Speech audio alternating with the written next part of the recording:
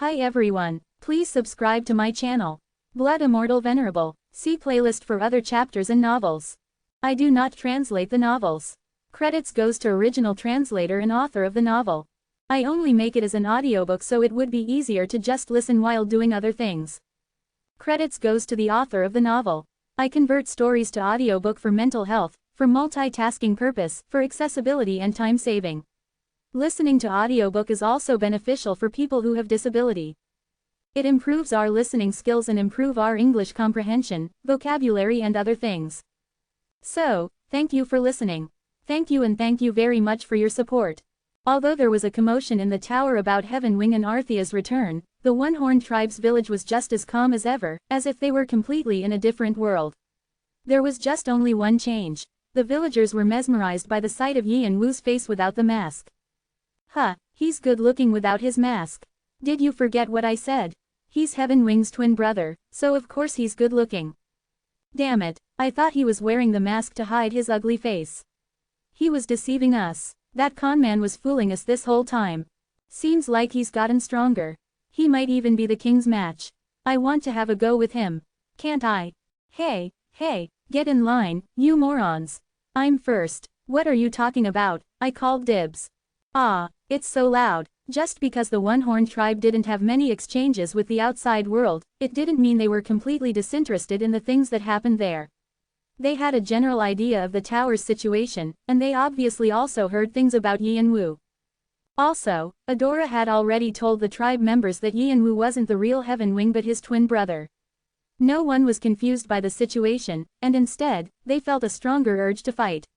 It didn't matter whether or not Yi and Wu was the real Heaven Wing, what mattered was that he'd been placed on the same level as their king. It didn't mean that they believed Yi and Wu was really the martial king's equal, but surely, he had some skills. As the tribe members were crazy about fighting, honor, and pride, they were tempted to fight Yi and Wu again. Yi and Wu didn't say anything, but the tribe members were already putting a queue of names together of people to spar with him. Those on the bottom of the list were making bets on how many victories Yi and Wu would win and how powerful his true abilities were. If Yi and Wu rejected their offer to spar, they were ready to charge at him. Get in line, idiots. Amid the mayhem, the head elder welcomed Yi and Wu heartily. Long time no see. It's been a while, sir. I heard you took your mask off. You're handsomer than I expected. Thank you. So, he trailed off, and looked Yi and Wu over as he pushed his glasses up. His eyes glinted with a deep competitiveness. Yi and Wu was so powerful now that even though he was relatively calm and reasonable for a One-Horned Tribe member, he couldn't contain his excitement either. Just what experiences had Yi and Wu gone through, what battlefields had he fought in, and how many times had he been on the brink of death to become this strong? The head elder saw in Yi and Wu's eyes a look that only belonged to those who had overcome the threat of death many times.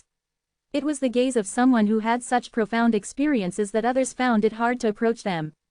Only the head elder and a few others in the One-Horned Tribe, the generation that experienced the Great War, had this look. He wanted to ask Yi and Wu what he had been through, and he was willing to wait until a later time if Yi and Wu couldn't do it now. Hey, the head elder is trying to cut in line. Get in line, sir. Boo, people in power should scram, boo. You fools. He glared at the noisy tribe members and sighed, opening a path for Yi and Wu.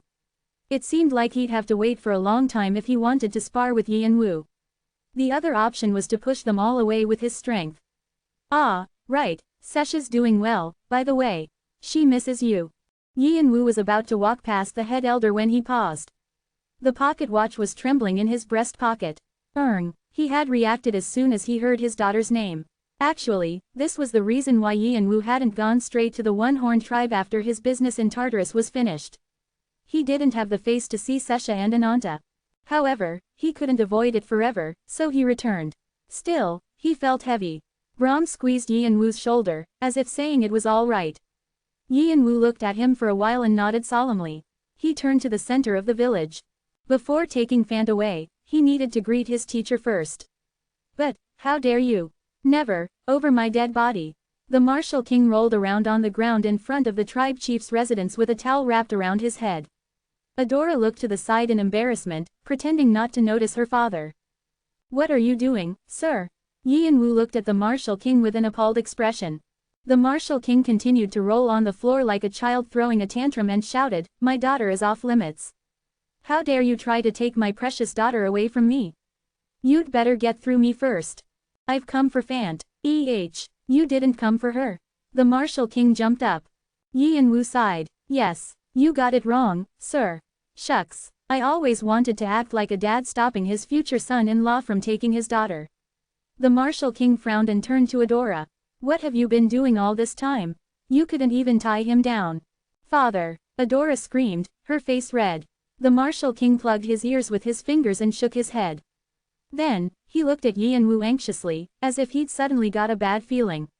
"Disciple, is it possible that you're not interested in Adora but you're interested in P?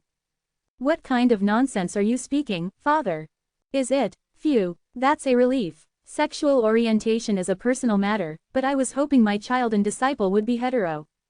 "Please, shut up, please." Adora's blushing face had turned into a flaming red color. The Martial King continued to plug his ears shamelessly.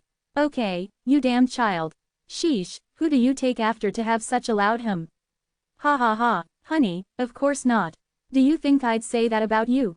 The Martial King excused himself in a panic. He'd clearly received a message from the psychic medium, who was watching them.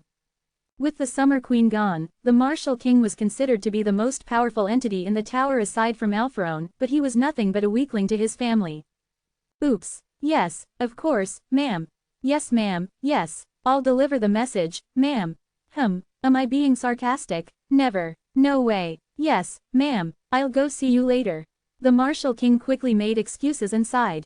Then, he shook his head with an exhausted expression and swiftly returned to his mischievous self again. "So you guys already did the dippity-doo-dah.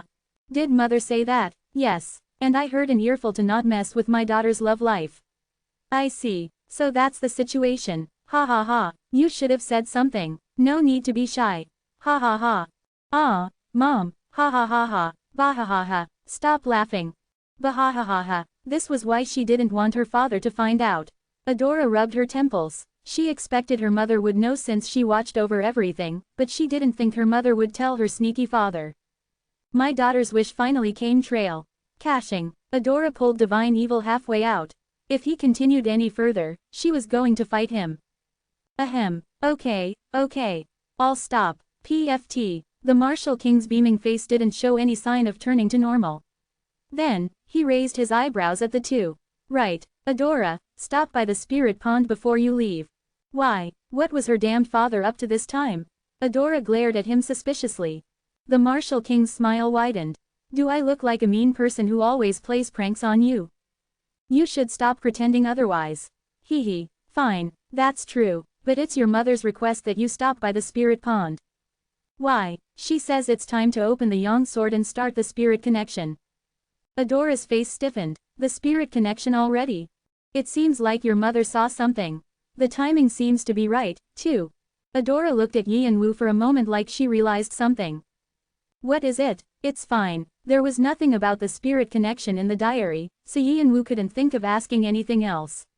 Adora smiled in an ironic manner and shook her head. Then, she turned back to the Martial King. She seemed to have steeled herself for something. "Okay, I can head over now, right?" The Martial King nodded. Adora sighed and said to Yi and Wu, "I'll be back soon, so you should find Fant first." "I will. I don't know what it is, but I hope it goes well." Yi and Wu didn't ask where the spirit pond was or find out more about the spirit connection. It seemed to be related to Adora's mother, the psychic medium, and not something he ought to be involved in. Adora's determined expression told him that it wasn't going to be an easy task, and all he could do was encourage her. Adora smiled, looking more at ease, and turned away. When only Yi and Wu and the Martial King were left, the Martial King smiled and looked Yi and Wu over. "You look more human now." His canines appeared between his slightly parted lips. The atmosphere around him changed instantly as well. He looked like a beast that wanted to play with an amusing prey. "Time to take a look. I have something to do. I'll receive your teachings later." Yi and Wu tried to get out of it, suddenly feeling anxious. Hee. "Are you saying you have dignity now that you're a leader? That's good." The Martial King's eyes flashed. "But it won't be easy." Yi and Wu immediately pulled out the magic bayonet and Karshina's dagger. Explosions soon followed. Boom. Arg, that effing chief cut in line again. Sheesh, That personality. The chief and Kane are going at it. Damn it. Everyone, just watch. The explosions from Yian-Wu and the Martial King's clashes instantly spread beyond his residence to the rest of the village. The red flames that followed were so fierce that they threatened to burn the entire village up, but the tribe members weren't concerned, as though they were only looking at a campfire. It wasn't something that would affect them, and they believed that the barriers around the village would prevent any damage. Even if a few houses did collapse, this happened so frequently that no one was bothered about it. However, they were indeed angry about something. Even though the order of combatants versus Yian-Wu had already been decided, the Martial King had jumped the queue. Boom, grr, rumble. However, Yian-Wu had no time to be concerned about such things. Amid the red flames, he couldn't predict where the Martial King's punches and kicks would come from, even though he had activated both his fiery golden eyes and philosopher's eyes. Vimalasitra watches in amusement. Sir Nunnos observes you and your teacher. I'm disappointed if this is your all, dear disciple. Easily ripping through the storm of flames of wave of fire, the Martial King's coldly smiling visage appeared. His eyes were dark despite his smile. If this was the best Yian-Wu could do despite being considered one of the 9 king, the Martial King wouldn't leave him alone, especially since that meant Yian-Wu had jumped into his revenge too hastily. The Martial King hadn't been surprised by Yian-Wu's face, which meant that he'd either already guessed his identity or seen through it. His gut feeling was probably almost close to precognition. Yian-Wu was grateful that the Martial King was treating him the same. However, he remembered how the Martial King had flatly rejected his brother's request, so he felt a bit of resentment. It suddenly occurred to him how satisfying it would be to land a single slap on his teacher's face. Sky Wings. Yian-Wu opened both the Wing of Death and Wing of Fight without any hesitation. The countdown began, and multiple powers focused on him. The power of the Throne of Death began to awake. Yes, now it'll feel great to punch you. I was frustrated because I couldn't do this in front of my daughter. The Martial King grinned with his teeth bared as if he were finally content and swung his fists. In an instant, a powerful storm churned around them. It was the power that had destroyed Kurum with a single punch. Crash. Open corner bracket few. The disciple wants to punch his teacher's face and the teacher wants to beat his disciple up. How can the two of you be so alike? As expected of King Temper's teacher. Then that should make him Emperor Temper, or maybe even God Temper. Shannon's voice rang out, full of enjoyment. Open corner bracket, it's a showdown between God Temper and King Temper. It's a party, a big party. Boom, the explosions that filled the air were so loud that it felt like his ears would fall off. The Martial King was too strong. Each step that he took made the ground quake, and each fist made storms gather. In his youth, before he'd gained the nickname, the Martial King, he had been called, the Walking Disaster. From the shockwaves each movement he made caused, Yian-Wu could understand why. And now, he was stronger than he'd been back then. Yian-Wu was fending off his attacks with vigor, his sky wings spread wide, but that was the most he could do. His draconic eyes tracked the Martial King's movements, but he didn't have time to predict their path. He couldn't even think about counter-attacking, and the fight ended with him just barely holding on. On the other hand, the Martial King looked relaxed the entire time. Try a little harder. He was only demonstrating a part of his power. Your abilities shouldn't stop there. Yian-Wu had heard this in the past before too. I thought you were finally growing a little more useful now, but is this all you amount to? You're still lacking. You have the vessel, why is this all you can do? Back when he was in danger of being crushed by Alpharon, the demonism said this to him with his nose in the air. He wondered why this was the best Yian-Wu could do despite all that he had. Technically, the demonism was right. Yian-Wu had a unique trait that had never been seen in the tower before, the demonic divine dragon body, and he had 2 soul stones. Viera Dune had managed to swallow Mother Earth with just 1 soul stone. In comparison, Yian-Wu's achievements were too pitiful. The demonism had shown him how to use everything he had to fight. At the time, Yian-Wu had been strong enough to stand against Alpharon. Now, with another soulstone and creation of the Stone of Sin, although his abilities hadn't necessarily grown in proportion, he had more potential. The Martial King saw this and wondered why Yian-Wu was so limited. The Martial King sought the most direct path and saw the greatest value in it. You have the same problem as in the past. The Martial King smiled mischievously, but his eyes flashed sharply. Your mental state doesn't follow your body.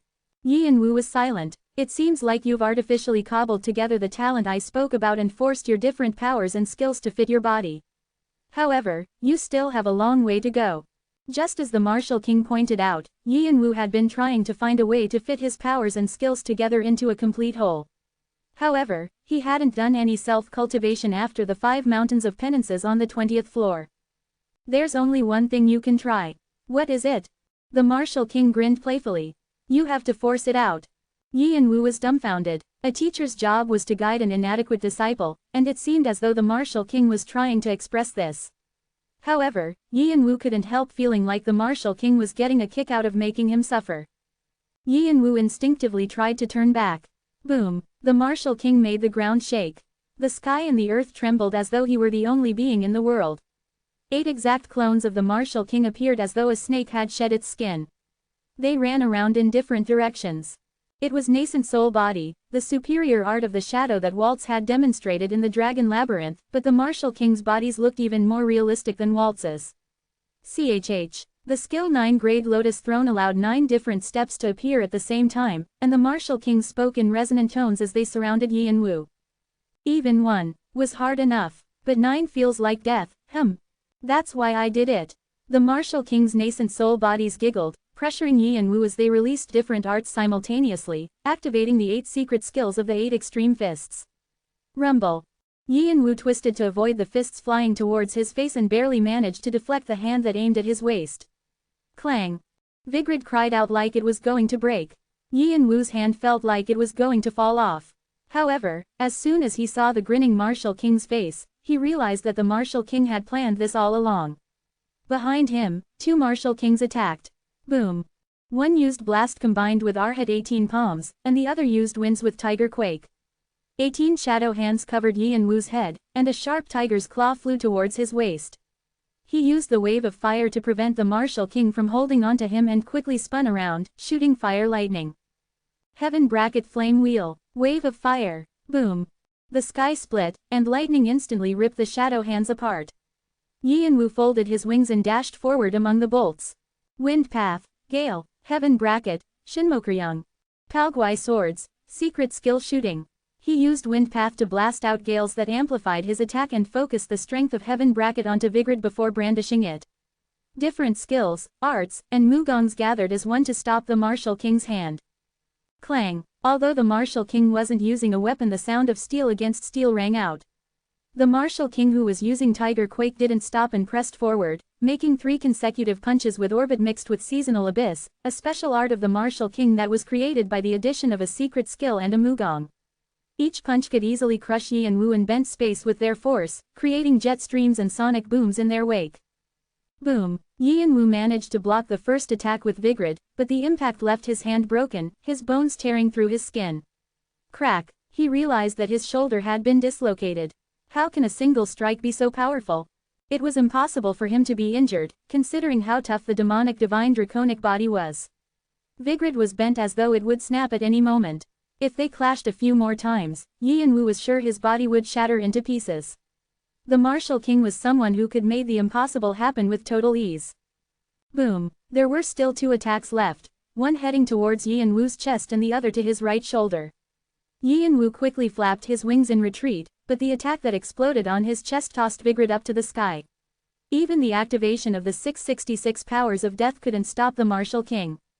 Nergal is shocked that his powers have been destroyed so easily. Esma Diva watches the situation with close attention. Hell bites his nails with an anxious expression.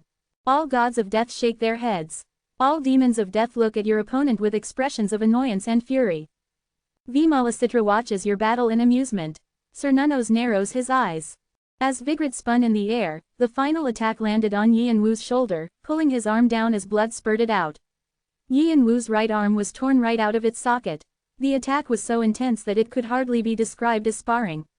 Yi and Wu's eyelids quivered. They say a sword isn't a part of your body and that it's just a tool. Bullshit. If it's in your hand, that makes it an extension of your hand. What else would it be?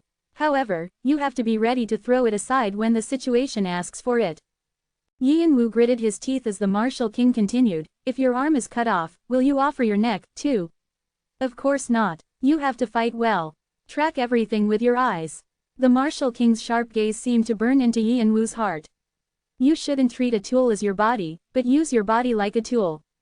Like a tool, the words echoed in Yin Wu's head in a nagging way, but he couldn't grasp them exactly. His thoughts were on a similar path. His skills, powers, and Mugong were just weapons to him. He hadn't been precious with them and didn't hesitate in merging them for various combat methods. People who were picky about martial arts were repulsed by this, but he didn't blink an eye. He knew he was correct.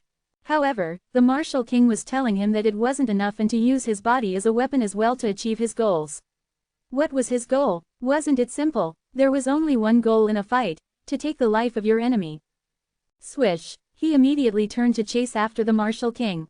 Like a tool, repeating the words in his head, he shot his left arm out to blast lightning strike. His dragon heart and the philosopher's stone squeezed out magic power. Whoosh! His body expanded and reddish-black scales appeared on his skin. Fifth step dragon body awakening. All powers have been released. Yin Wu cried out like a dragon roaring after waking up from a long slumber. Vimalasitra is astonished. Thunder and lightning rattled the world, the lightning bolts making yellow streaks in the sky and sweeping away everything in their path. Spark!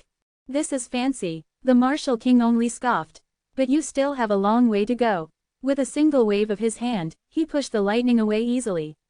Becoming a tool doesn't mean acting rashly. It means you should observe a situation coldly and without any fear, then come up with an appropriate response. You have to keep observing. Your eyes must always be on your enemy. The attack Yin Wu managed to squeeze out was futile in the end, but he didn't miss the opportunity and continued by making consecutive strikes with the 8 secret skills, from break heaven to iron ground. Since he had trained in the sword, he needed vigor to demonstrate his power properly, but the words of the martial king echoed in his head. Like a tool, he repeated them to himself over and over. Boom! Like a tool, if he didn't have a sword, he could use his fists. If he was missing his right arm, he could fight with his left. Why? Because he was a tool. With those thoughts in mind, he followed the martial king relentlessly. Eyes aren't simply for seeing. You must sense everything fully. Trust your senses. Gather your 5 senses, gut feeling, and 6th sense so that you don't lose your opponent. You'll see it if you track them correctly. Otherwise, you'll only be defeated. Yin Wu stabbed, blocked, and ripped. He didn't focus only on the attack but gathered all of his senses as the martial king had advised, concentrating on the martial king.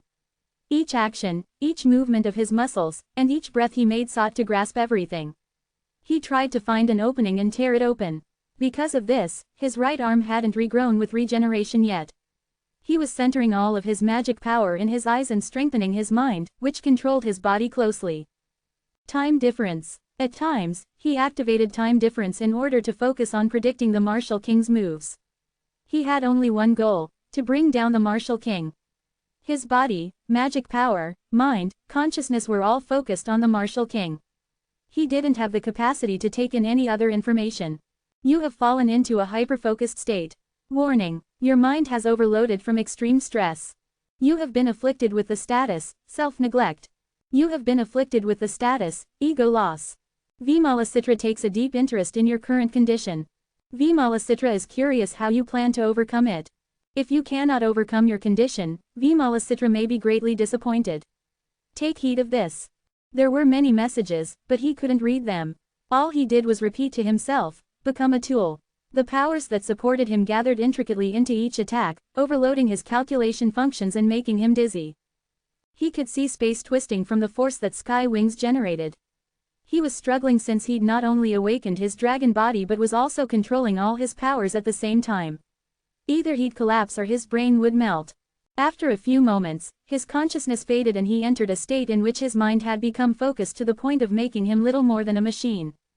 Become a tool. Focus on ending your enemy. These were the only thoughts in his head. No, there was more. Track with your eyes. Trust your senses. His attacks became more precise and honed. Anyone who even tried to stand close to him would be cut into pieces. The hell tribulation that wrapped around him flamed up more intensely, adding to his firepower. You have been heavily injured. You have been afflicted with the status, lightheaded. You have been afflicted with the status, critically injured. Your status, self-neglect, has escalated to brink of death. Although his ribcage had exploded, one of his eyes was dripping blood, and his left leg was nearly severed, he tenaciously looked for any vulnerability in the martial king. Finally, Yin Wu discovered different lines floating around him, 3 thick ones and dozens of thin ones. He instinctively realized what they were. Mugong, skills, powers, magic, graces, factors, and options. They were tangled up like a ball of thread but hadn't merged into one thing. Yian-Wu had believed he'd been using them all seamlessly, but it seemed like all he'd done was tangle them together. He hadn't done anything else. Now, he tried to combine them into one thing. It was a struggle, but he was sure he could do it. His eyes were focused on the martial king but his thoughts were on the lines until he managed to combine them into one line, an imperfection. Vimalasita is excited at the world you've discovered with his eyes. Vimalasitra nods vehemently and slaps his knees. He looks at you with warm eyes. Yian-Wu felt like he'd been slapped in the head. Others had imperfections, so why wouldn't he? If he'd only put in the effort, he would have seen them with his draconic divine eyes. And if he had erased them one by one, wouldn't he have grown faster? No. Then he shook his head. It's only now that I can see it. He had only seen it because he was in a state of egolessness, something he'd only managed to attain because of the insurmountable obstacle that was the martial king. If Yian-Wu hadn't fought him, how would he have a chance to see it? He might have gone through his entire life ignorant of it all. I have to face him directly and break through. Yian-Wu slashed the imperfections around him hesitantly. Vimalasitra agrees with your decision. The grace of Black Gubatera is always with you.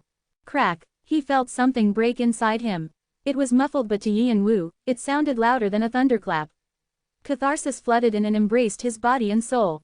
The prison of his body had been broken apart, and his trapped soul finally gained some freedom. The slowed time returned to normal. The martial king smiled at him proudly. You've finally managed to catch my tail. Yian-Wu understood what he meant. He had now just learned the right way to use his toughened body.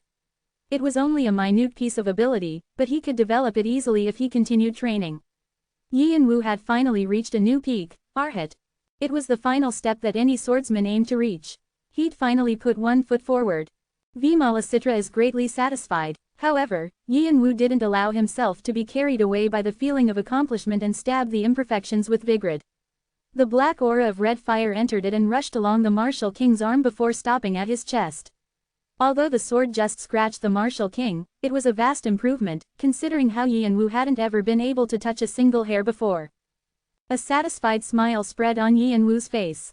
The martial king nodded in approval. You've done well. It is all thanks to you. Of course, it is. I'm so amazing that I whipped a fool like you into what you are now. Yian-Wu smiled wryly at the martial king's boast. Yian-Wu only grew stronger after absorbing all kinds of things, and unlike him, there was only one word to describe the martial king: genius. Yian-Wu must have been extremely frustrating to him. But, Yian-Wu looked questioningly at him. You dared try to see the blood come out of your gracious teacher's body? The martial king raised the corners of his mouth and cocked his head. Do you want to die? Yian-Wu realized that Vigrid's tip was still pressing on the martial king's chest. His expression instantly turned flustered. Just a moment, this is beyond my control. Shut up, I'll give you a beating first, disciple. The martial king pushed Vigrid aside with his left elbow and punched Yian-Wu in the stomach at the same time. Yian-Wu felt like the world was spinning. He couldn't breathe. The martial king whispered sweetly in Yian-Wu's ear, a cruel smile on his face. And I think you've forgotten something. Aside from the teacher in front of you, there are 8 more of us. Let's have a lesson. Before Yian-Wu could reply, the martial kings who had hung back all ran towards him and began to stomp on him. Rumble. The stone door of a cave opened, and Fant squinted at the sunlight he hadn't seen in a while, grinning. How much time had passed since he began to train in Blood Lightning? He had been so focused on his secluded training that he couldn't tell how long it had been. Still, he was aware of some of the news from the outside. Yian-Wu had finally returned and had declared war on the world with his mask off. He felt thrilled and excited. He knew how long Yian-Wu had been waiting for this moment. The fact that he had taken his mask off probably meant that he was ready to fight the world. The path in front of Yian-Wu would probably be filled with rocks and thorns. Fant was already anticipating how much he would grow and how thrilling the blood and battles would be. Also, he was curious how much stronger Yian-Wu had become. Fant himself had grown so strong that his past self was a pale shadow of who he was now. He was confident that he could stand toe-to-toe with his father's younger self, back when he'd been called a genius. He even worried that Yian-Wu might be weaker than him. If so, would they have to reorganize their hierarchy? Their difference in power was the reason Fant was the little brother, after all. Then, I can become the Hung Nim and take care of my little brother. He found himself smirking as he thought about it. It would be fun. Just then, he saw a man standing at the entrance. He wasn't wearing a mask, but those eyes were impossible to miss. Hung Nim, why is your face like that? Yin Wu's face looked a bit strange. His eyes were bruised black and blue, and his cheeks were swollen. His clothes looked like they had been stepped on. In fact, Yin Wu looked like he'd just been beaten up. Fant. Yes. Fant automatically took a step back, getting a bad feeling from the sound of Yin Wu's voice. Chills ran down his back. Thud, thud. Yin Wu walked closer like a zombie. I didn't realize it at first, but you really take after teacher. Fant was puzzled. A lot. What? Before Fant could fully respond, Yin Wu's punch came flying in. He was passing down the lesson of love. Do you feel wronged? I do, too. Uncle. Sesha's footsteps were loud as she ran into Yin Wu's arms. She seemed to have grown taller since the last time he saw her. Was it because time seemed to fly past at her age? Yin Wu felt a surge of affection and also apology. The pocket watch didn't react. It had been a long time since it had. He was going to pat her on the back when she suddenly pinched Yin Wu's cheeks and stretched them out. Sesha. You mean uncle, why didn't you show up for such a long time? I hate you. Things happened. You said you would visit soon. But it still took you a long time. I heard that you returned to the tower so quickly, too. Sesha stretched his cheeks out even further. Yin Wu ruefully smiled. She hadn't only grown physically. She was so clever that she probably guessed what Yin Wu had been up to. He had to face the music and not make any excuses. So how did it go? What you were doing? How did it go? It went well. Then I forgive you. Sesha removed her hands from his cheeks and placed them on her hips with an air of importance. She looked so cute that Yin Wu just hugged her tighter. Why is Mr. Fante's face like that? When she saw Fant behind him, she cocked her head. Fante's eyes were black and blue, and he was rubbing an egg over them as he glowered at Yin Wu. Yin Wu could hear him mutter something that sounded like, that damn temper. They say students become like their teachers, he's exactly like father. It's because he fell. Why are his eyes like that if he fell? I wonder. He was probably being careless. He should be more careful. Yeah, he does. Fant was astounded by their conversation, but Yin Wu pretended not to notice and changed the subject. What about your mother? Mom and I were reading together. I was reading it to her. I'm doing good, right? Sesha's all grown up now. You're even reading your mom books in case she's bored. Yeah, I'm all grown up now. It's fun learning with mom. Sesha jumped down from Yin Wu's arms and led him to a room where Ananta sat quietly in a rocking chair. There was a blanket over her knees and a book at her feet. Hee, Mom, Uncle's here, he gave me a present too. Sesha beamed as she skipped around Ananta, showing off the gift that Yin Wu had given her along the way. Ananta's eyes were still unfocused and blurry, but Sesha continued to chatter as though Ananta were smiling at her. Yin Wu wordlessly watched Ananta. The pocket watch finally trembled, and he knelt down to look Ananta in the eyes. Ananta. There was no response. I don't know what dream you're having, but you're probably happy there with Jungwoo and Sesha, right? Brahm had once mentioned that Ananta was showing progress, but the reason she wasn't responding mentally was that she was trapped in a dream. She was probably avoiding the trauma and stress of the outside world by immersing herself in the happy scenes she longed for. Perhaps that was why she refused to come back to the real world. She was afraid of the shock she'd get. The only way for her to awaken was to break through her fears. It wasn't something her father Brahm or daughter Sesha could do. She needed someone else who could hug her, comfort her, and let her out. That was why Yin Wu placed the pocket watch on Ananta's palm. With a click, the case opened. Tick, tock. I don't know how Jungwoo's doing in there, but in the future, he'll protect you. So don't be too worried. Ananta was still silent, but Yin Wu believed that she heard him somehow. He left the pocket watch in her hand and slowly stood. Sesha grabbed onto his sleeves. Uncle, is Dad coming? Yes, he'll come soon. Whoa, really? When? Just wait a little longer. He's so far away that he says it'll take a while to get here. Yin Wu rubbed her head, looking at her sparkling eyes and thinking about his brother's wish to hug Ananta and Sesha. It's so precious to you. Are you sure it's all right to just give it away? On the way to the cottage to play with Sesha, Brahm looked at Yin Wu with a slightly concerned face. He knew how important the pocket watch was to Yin Wu. It was the only thing he had from his brother. I didn't give it to her. Yi and Woo just grinned and shook his head. I only made sure that those two had some time together. His brother had wanted to see Ananta and Sesha. It was a bit late, but he was trying to grant that wish. Yi and Woo paused and looked at the cottage. After Yi and Woo left, the pocket watch was the only thing that made a sound in Ananta's room. Tick, tock. Just then, Ananta's unfocused eyes fell on the pocket watch. However, she wasn't really looking at it as the sound of the second-hand made past events flashed through her mind. Ananta, right, nice to meet you. Ananta, Ananta. Thank you. Go, don't show yourself again, ever. She remembered the first time she met Jung Woo, how flustered he'd been when she confessed her feelings, and his anxiety when she rebelled against her father. Then other memories followed. Realizing that he didn't have the heart to open up to her, her decision to move on, and the laugh that made her take back that decision. She remembered the way he'd raised his voice to tell her to leave after she'd told him that she would take care of Sesha. I'll do anything I can to protect her. The words she had said to him became her chains.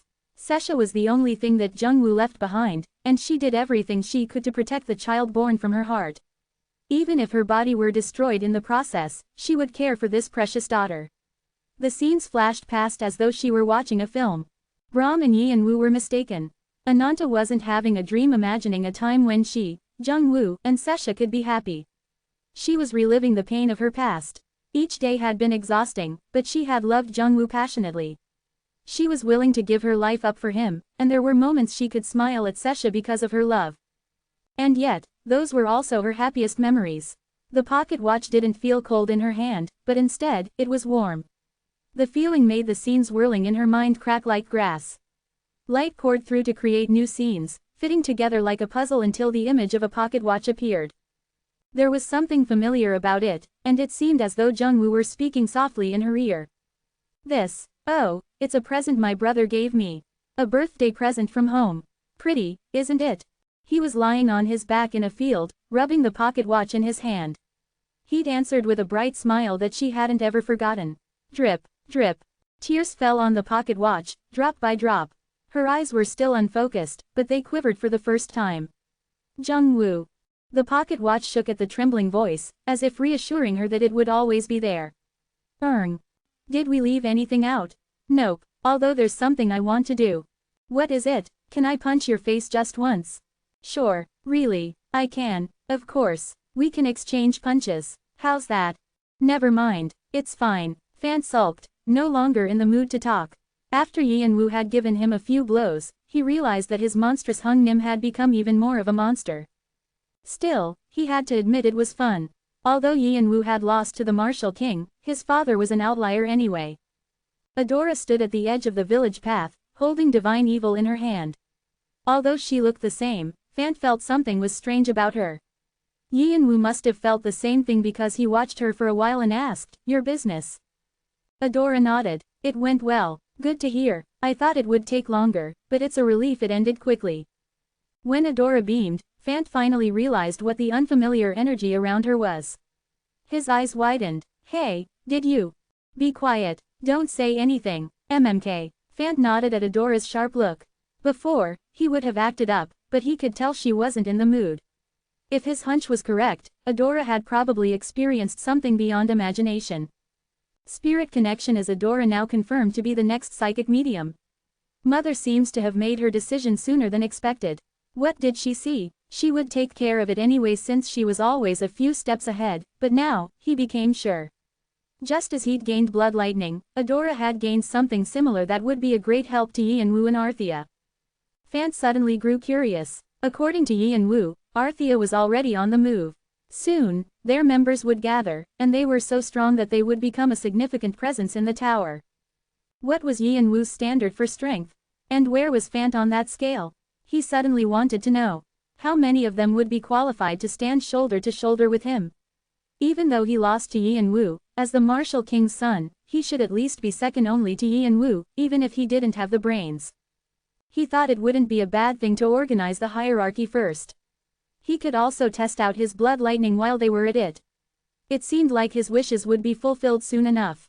Normally, he would have been preoccupied by the floating castle that cast a shadow over nearly the entire outer district, but instead, he was distracted by a fight that was brewing right in front of his eyes.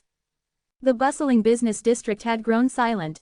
Two groups of people stood facing each other, their swords pulled out.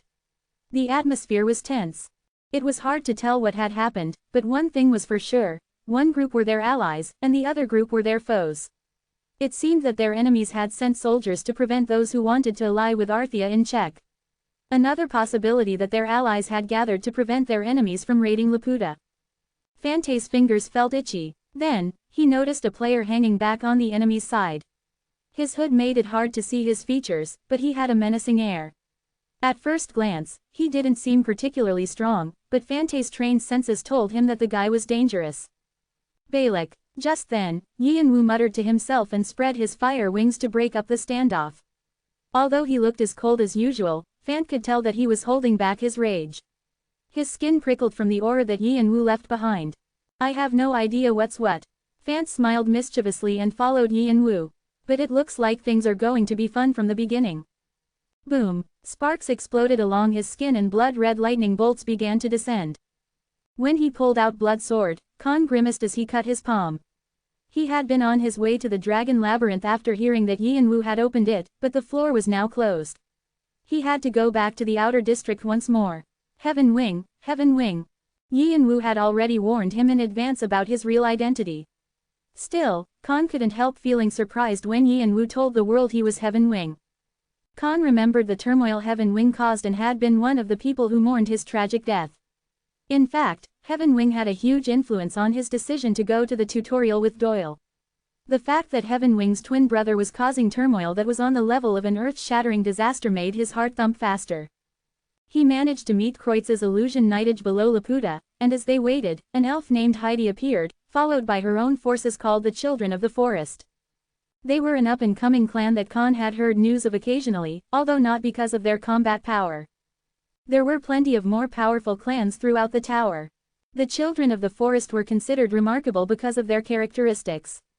They were always everywhere. They weren't picky about new clan members. They accepted them all, from the dropouts of the outer district to merchants and inhabitants on each floor. The members all had different jobs, as well. They included bards, scientists, poachers, traffickers, mercenaries, knight-errants, magicians, and members of different tribes. They had nothing in common, not even their home worlds, backgrounds, goals, and missions in life. Only one thing tied them together: they had been abandoned by the world. They'd all put their weapons and pride down at some point and could no longer be considered players. Most clans had clear goals: to subjugate floors, expand their forces, or gain more power, but the Children of the Forest didn't do any of that. They only provided shelter to those who needed it. "The world may have abandoned you, but we will not," was their slogan. Those who were exhausted from the extreme competitiveness of the tower and longed for the warmth of companionship began to join, and the number of clan members grew exponentially. When those who had been at the top of their fields before retiring joined, the power and numbers of the Children of the Forest grew by leaps and bounds. Because their clan members were scattered through each floor, they were able to synchronize with each other. They gathered information from various sources to learn important things and manipulated public opinion. Players who used martial arts gathered teams to clear floors. Not only did they have an intelligence network, they also had independent forces. As the large clans clashed with each other, the influence of the Children of the Forest grew day by day. And now, their leader had come in person to become a subordinate to Arthia. Khan was taken by surprise. Heidi said that she was here to pay back a favor she owed Wu.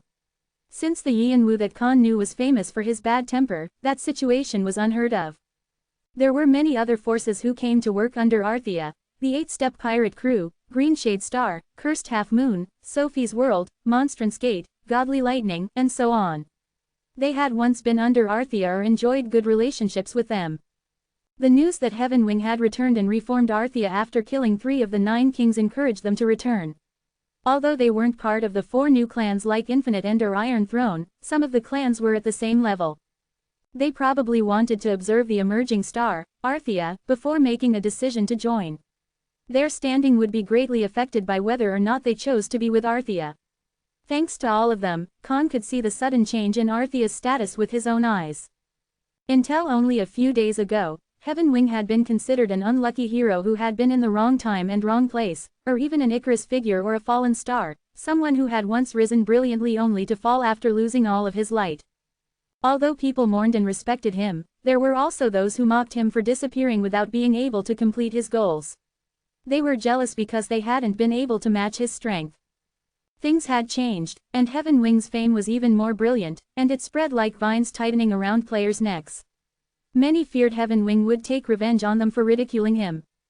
However, Khan, who knew who the real Heaven Wing was, felt melancholy. The group of people that had appeared were nothing more than a bunch of hyenas trying to feed off Heaven Wing's former glory and honor, unable to sense the danger lurking in the darkness. Still, he knew that they were needed as a stepping stone for Arthea to become a large clan, and Arthea would need them to get through the long war that was coming. In the end, he didn't say much and just observed them. It was around that time that forces hostile to Arthea's allies arrived, the Elohim and the Devil Army. Khan was struck dumb. As far as he knew, it was impossible for the two clans to cooperate. The Elohim were second to none with their elitism, and they considered themselves descendants of gods. On the other hand, the Devil Army believed that they worshipped the true God and all other gods and demons were false idols. They could never work together. Although they had worked together to destroy Arthea in the past, it had been more of a mutual understanding rather than a direct alliance.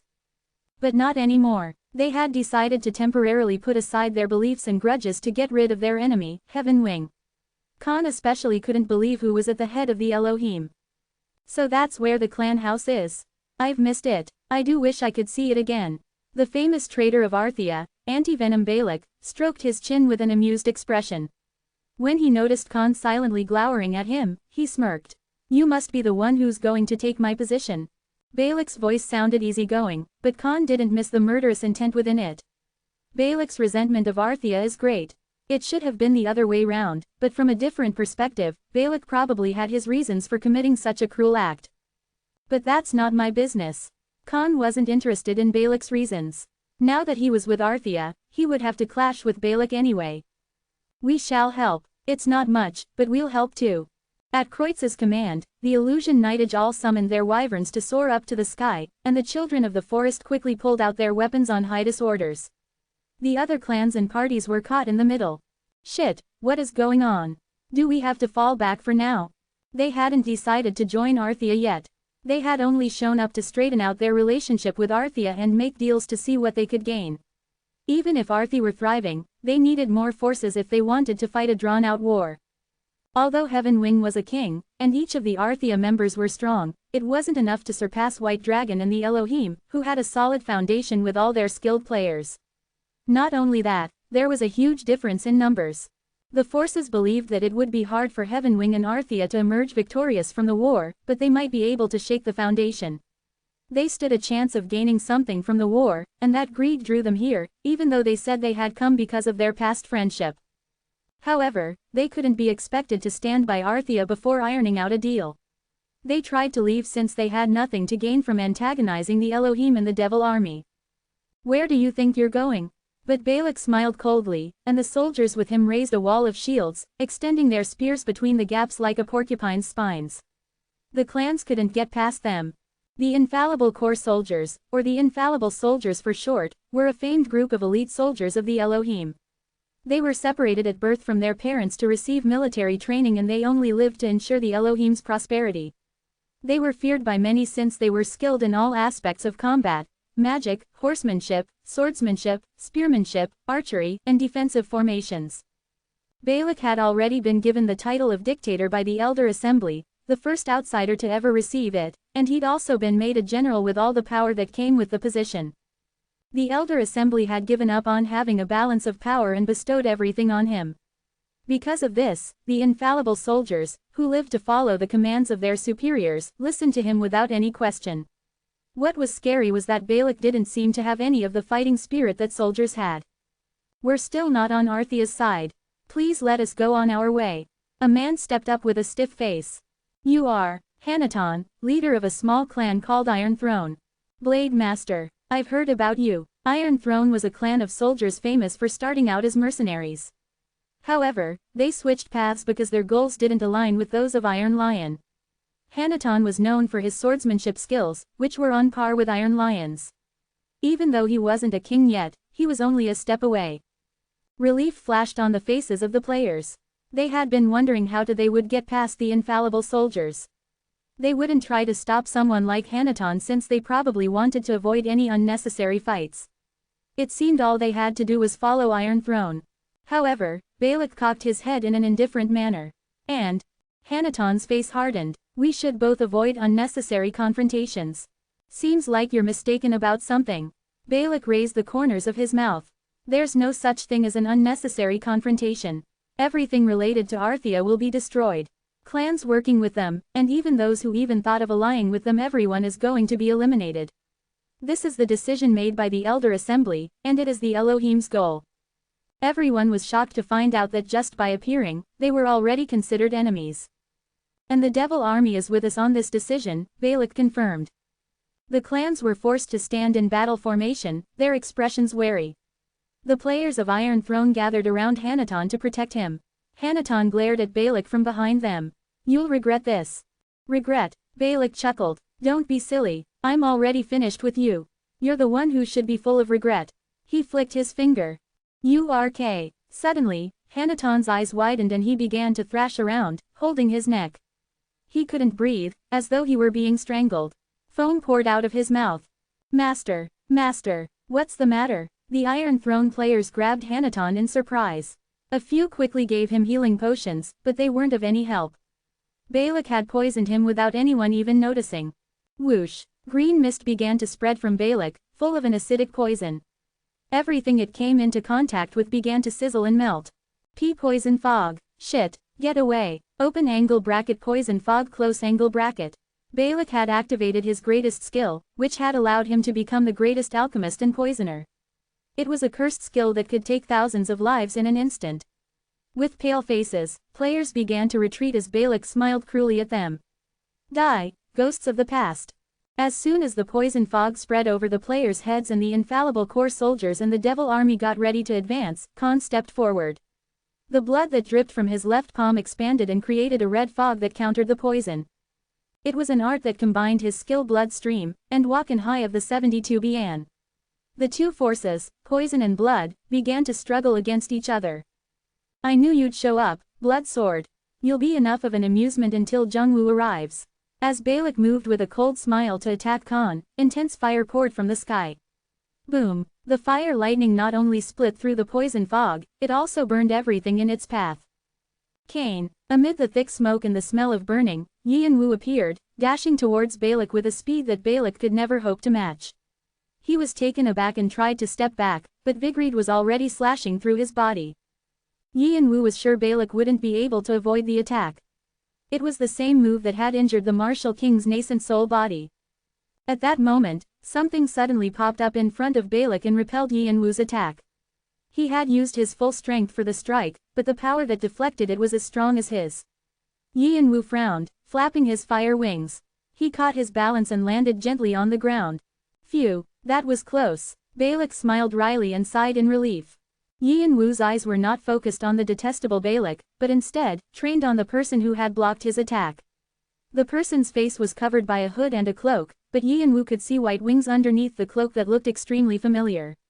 No way. Several thoughts quickly flashed through his head, but he suppressed his rising anxiety and glared at Balak. Who is that? Oh, this, haha, actually, it's my present. Balak laughed, holding the cloak of the mysterious figure. It's been a while since you've seen it, so I wanted to surprise you.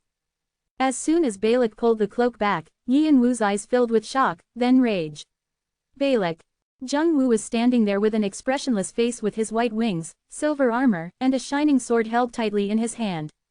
Even though Yin Wu had painstakingly searched the Balak's lab on the 28th floor and scanned through the research notes and experiments, he had no way to truly understand what Balak had been doing. All he could guess was that the research was wide and intensive, and it was probably related to the divine human he was obsessed with.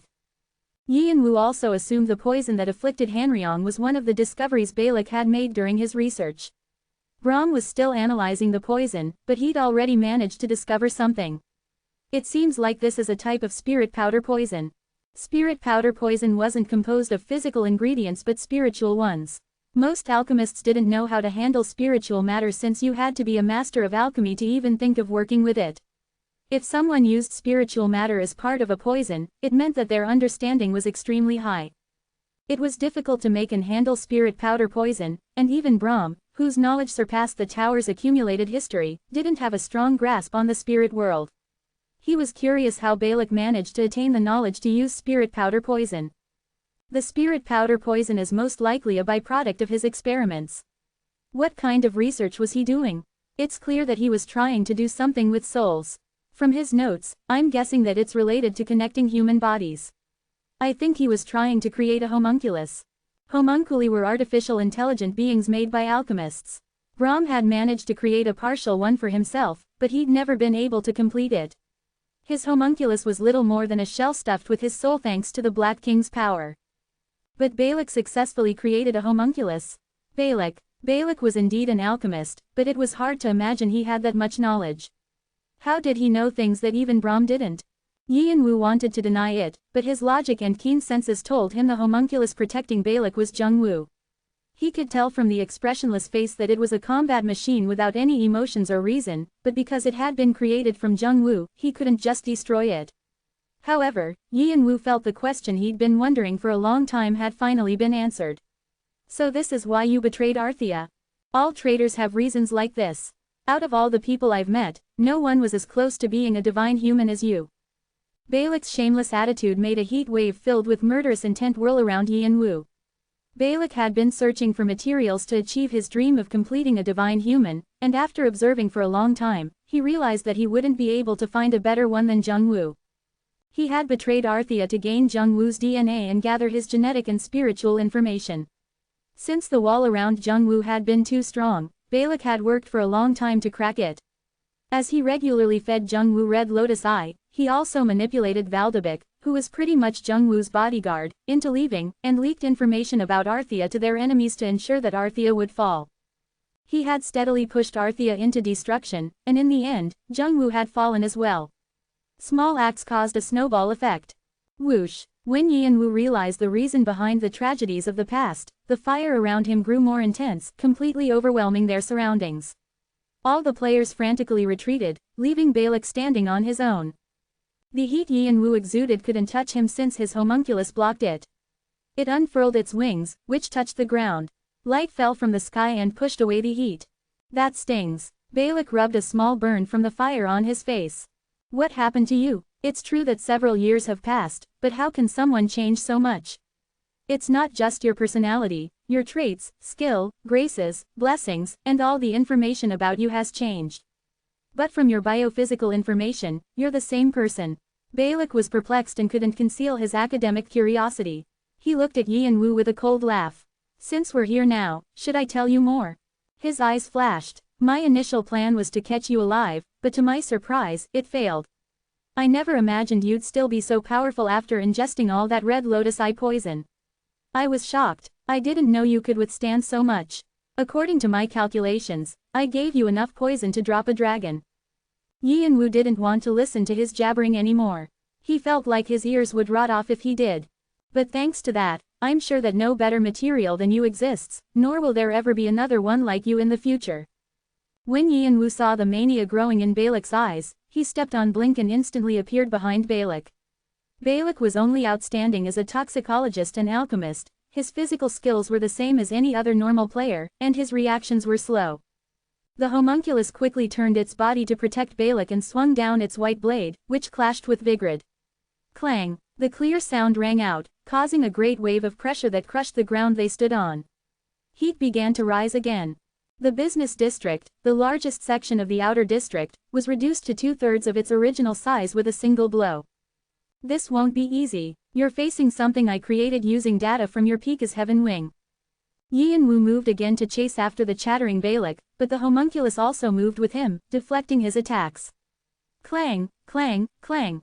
Boom. Broken auras sparked around them, and the fire created craters on the ground. Yin Wu and the homunculus were equal matches.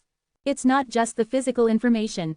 The blessings, powers, graces, and skills wasn't able to copy everything, but the level isn't embarrassing. I think I got 70 to 80%. The Elohim were quite helpful in this matter. Even in the hellish atmosphere, Balak didn't lose his cool as the air around him sizzled. Essentially, crack, you're facing your past self. Rumble. After another great explosion that left smoke and dust spinning around them, Yi and Wu wet his lips, thinking of a way to eliminate Balak. Shannon, Hanryong. Open corner bracket good, I was getting pretty annoyed because he kept on blabbering so loudly. Open corner bracket I shall do whatever it takes to cut his throat. Swish. At his order, his shadow stretched on the ground and shot up to the sky to capture the retreating Balak. The homunculus quickly tried to chase after them, but Yi and Wu twisted to stop him. However, even though Yi and Wu's shadow was reaching out after him like a tentacle, Balak didn't seem flustered at all. He laughed, as though he were enjoying the whole thing. Since I managed to create this, do you think I would have stopped at only one? As soon as he finished, Balak's surroundings shook, and 2 rays of light appeared, blocking the shadows instantly. Clang! The shadows turned into Hanryong and Shannon, whose inferno sights widened at the sight of 2 more homunculi with the same face and abilities as the one fighting Yi and Wu. Open corner bracket what is this? Open corner bracket those crazy bastards. It was only then that Yi and Wu realized how unforgivable Balak and the Elohim's ruthlessness was. Their plans to restore the ancient species through their obsessive experiments were so insane that words failed him. However, there was something he didn't understand. If Balak and the Elohim had the ability to create more than one homunculus of a high ranker, why didn't they just steal the DNA of high rankers and kings to create an army of homunculi? If they'd done so, the Elohim would have been controlling the tower by now. But why hadn't they been able to do that? Questions led to more questions, but Yi and Wu couldn't regain his composure as he faced his brother's homunculus. You have been afflicted with the status, agitation. The trait, cold-blooded, has failed. The trait, cold-blooded, has failed. Space continued to rumble and homunculi that looked like Jung Wu continued to appear. 4, 5, 6 By the time he counted 9, Yi and Wu completely lost all ability to think logically. Balak. 5th step Dragon Body Awakening. All powers have been released. Crack. Dragon scales appeared on his skin. The scales were still with fury and emanated a dense heat. All the powers connected to his channels began to strengthen. Heaven bracket. Lightning strike. Wave of fire. Black Gubatera. As soon as he brought Vigrid down, there was a loud crackle and fire lightning rained down. Boom. The fiery lightning spread through the sky in a complex pattern like a spiderweb. The sight was overwhelming. The fire was aiming for the homunculi as the draconic divine eyes combined with fiery golden eyes searched for their imperfections. However, the homunculi weren't completely vulnerable. Expand. Open angle bracket spirit powder poison wings close angle bracket. Open angle bracket spirit powder poison wings close angle bracket. At Balak's command, wings similar to sky wings grew out of the backs of the homunculi, unrolling ominously. The bright white wings were filled with various types of poison that squeezed Jung Wu's genetic information out and drained his lifespan to increase all possibilities. Although the wings were below the level of sky wings, they were destructive because they were using up all of Jung Wu's potential. Since there were 9 homunculi, the light they radiation was bright enough to blind people. Yi and Wu was even more enraged. Balak was treating his brother's homunculi as nothing more than disposable objects, forcing them to use up their already short lifespans. Whoosh. Open angle bracket wave of spirit powder poison close angle bracket. The homunculi gathered poison in their hands as though it were a wave of light and sent out a poisonous explosion that melted half of the outer district. However, something blocked the wave of spirit powder poison, preventing it from spreading farther. Yi and Wu added more firepower to wave of fire, which shot up to the sky to create a column of fire that swept the poison aside. Roar. When the fire settled down, 4 of the homunculi were completely swept away, and 2 could barely stop Yi and Wu. The rest of the homunculi protected Balak and tried to take him away from the battlefield. For the first time, Balak's relaxed expression was mixed with surprise and annoyance. He was already so monstrous, but he's grown even worse. Even though the homunculi have been made with the crawling chaos, gray fragments, they were defeated so easily. The ancient wisdom of the Elohim, Balak's experience, and the items the crawling chaos gave him due to their contract had created a more profound system of knowledge than the Emerald Tablet. The Elohim had used up their entire resources on these treasures and half of them had been blown away by a single strike. Is it that difficult to deal with him now? I must add more to the collection. Balak muttered to himself and vanished within some energy that had been set up before Yi and Wu's next attack could reach him. He disappeared with all of the infallible soldiers as though they had cut space itself, and his right arm and 2 of the homunculi's severed heads fell powerlessly to the ground. Thud. Agariz looks down at the lower world with incredulous eyes.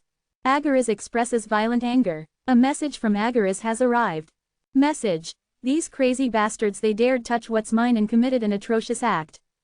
A message from Agaris has arrived. Message. I didn't know anything about this since even someone like me can't watch over all of the lower world. However, I can neither forgive nor accept this. I will never forgive them. Agair's fury is announced to the heavenly world. At Agair's fervent request, less than l'infernal greater than enters a vote about this issue. Most demons reject interfering with this issue of the lower world. Agair's furious gaze is directed at them. The lower demons are horrified. Most of the demons have changed their opinions. The vote is conducted again. With the exception of one vote, all votes have changed to affirmative. The demonic society less than l'infernal greater than has expressed their enmity towards the clan, Elohim. A message from Agaris has arrived. Message. Until this business is finished, our blessings will follow you. The demonic society less than l'infernal greater than has given you its blessings and graces. As long as Arthea is hostile to less than Elohim greater than, these blessings and graces won't disappear. They will continue to follow you. Agaris were furious by the creation of Jungwoo's homunculi. The injuries he'd sustained from Hermes and Athena made him lose a significant amount of strength. He was despised even within l'Infernal, but he still had power and influence fit for the position of Grand Demon Duke of the East. When he was truly angered, all of l'Infernal changed their minds to agree with him, shaking with fear. Of course, there were limits to his interference in l'Infernal because of the laws of causality, but even a small difference could lead to great change. The Elohim were hit with a bolt from the blue. Yian-Wu put the series of messages behind him and clenched his fists. It's a relief I didn't bring the pocket watch. The burnt remains of the homunculi lay around him. They were loyal combat machines, and Yian-Wu gritted his teeth even harder and stepped on them with all his might. They scattered into the air as black ash with a crumbling sound. He had only hesitated at the start before fighting the homunculi that looked like his brother. It hadn't been too hard afterwards. Even if they had his brother's face, they were merely clones made from his brother's data. They weren't really him. And so, it wasn't that hard to deal with the homunculi that remained in order to help Balak escape. He even captured them alive for Brahm to analyze. However, the wrath that burned in a corner of his mind didn't stop. Balak, Elohim, you don't change at all. Yian-Wu gritted his teeth. His eyes flashed with anger. All right, if that's how you're going to come out, I'll have to do the same. Yian-Wu greeted Kreutz and Heidi half-heartedly and immediately headed up to Laputa. The Arthea members, the Illusion Knightage, and the children of the forest followed him without any hesitation, thanks to the stairs that descended to the ground. The Iron Throne and Infinite End had become the odd ones out. Their plans to negotiate with Heavenwing as equals and take advantage of his need was ruined after the Elohim and the Devil Army appeared. Furthermore, they had been shocked by the display of Yian-Wu's martial arts. The way he had dealt with his homunculi demonstrated that he'd grown stronger than his past peak. The exploding fire that burned nearly all of the outer district still wavered in front of their eyes. None of the players naively believed they'd be able to dictate favorable terms anymore. They were already afraid, so what grounds did they have to negotiate? All that remained was a bit of pride. If they followed the Illusion Knightage and children of the forest like this, it meant they would serve Arthea unconditionally. They would be little more than errand boys, unable to gain anything. Just then, Hanaton, exhausted from the poison Balak left behind, stood up with his teeth clenched. We will go up. He was barely conscious after being suffocated by the poison, and only survived thanks to the antidote Brahm had created and Yian-Wu had given him. Although he looked fatigued and lost much of his strength, his eyes were glowing more fiercely than ever. His close call made his resentment and rage blaze. It was the same for the Iron Throne members that followed him. They might once have been a mercenary guild motivated by greed, but they lived with a sense of honor and pride in themselves. However, Balak and the Elohim had stepped all over it. We must express gratitude for our savior, and until this humiliation is repaid, Iron Throne and I cannot live under the same sky as the Elohim. Let's go. Hanaton shouted through gritted teeth and began to climb the stairs with his clan members. All right, let's do it. We've come to atone for the past anyway. We can't go back and still consider ourselves humans. Groups that had received help from Heavenwing and Arthea in the past and hadn't been able to repay the kindness stood up with determination after Hanaton's speech about gratitude. The hope that Heavenwing wouldn't fall again like he'd done in the past made their footsteps light. As they climbed the stairs one by one, the other clans soon followed, glancing at each other. Many of them had passion in their eyes. There were also followers who believed they'd be able to see something great if they climbed the tower with Yi and Wu. What a lot! Yi and Wu was watching the scene on a screen in the control room. He had sent Laputa over the outer district to create a division between his allies and enemies and win over those who came as friends. It had been a success. Open hollow corner bracket. They're not simple clones.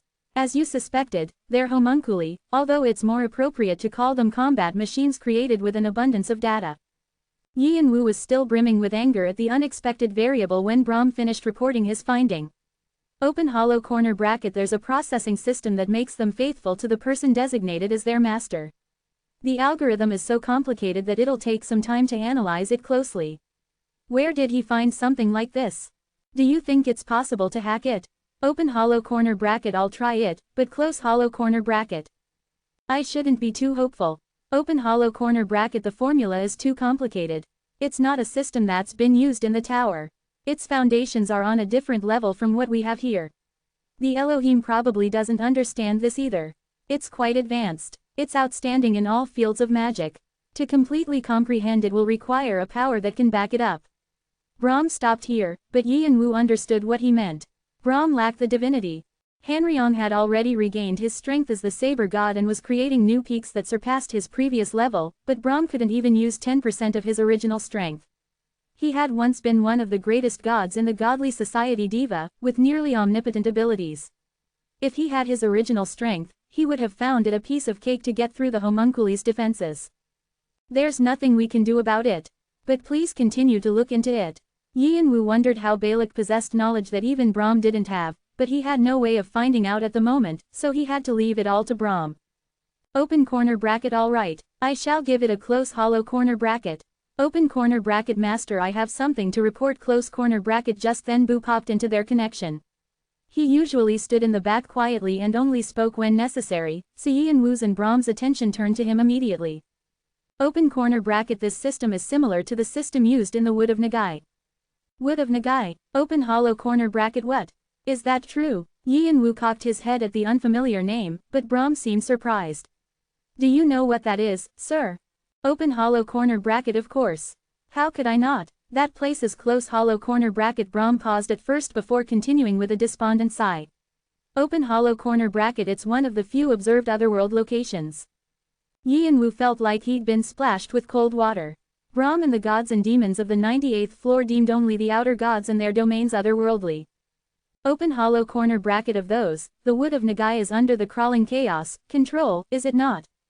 Open corner bracket. That is so. The crawling chaos again. From Boo Faust to Kalitas, and now to Balak, the crawling chaos influence was all around him.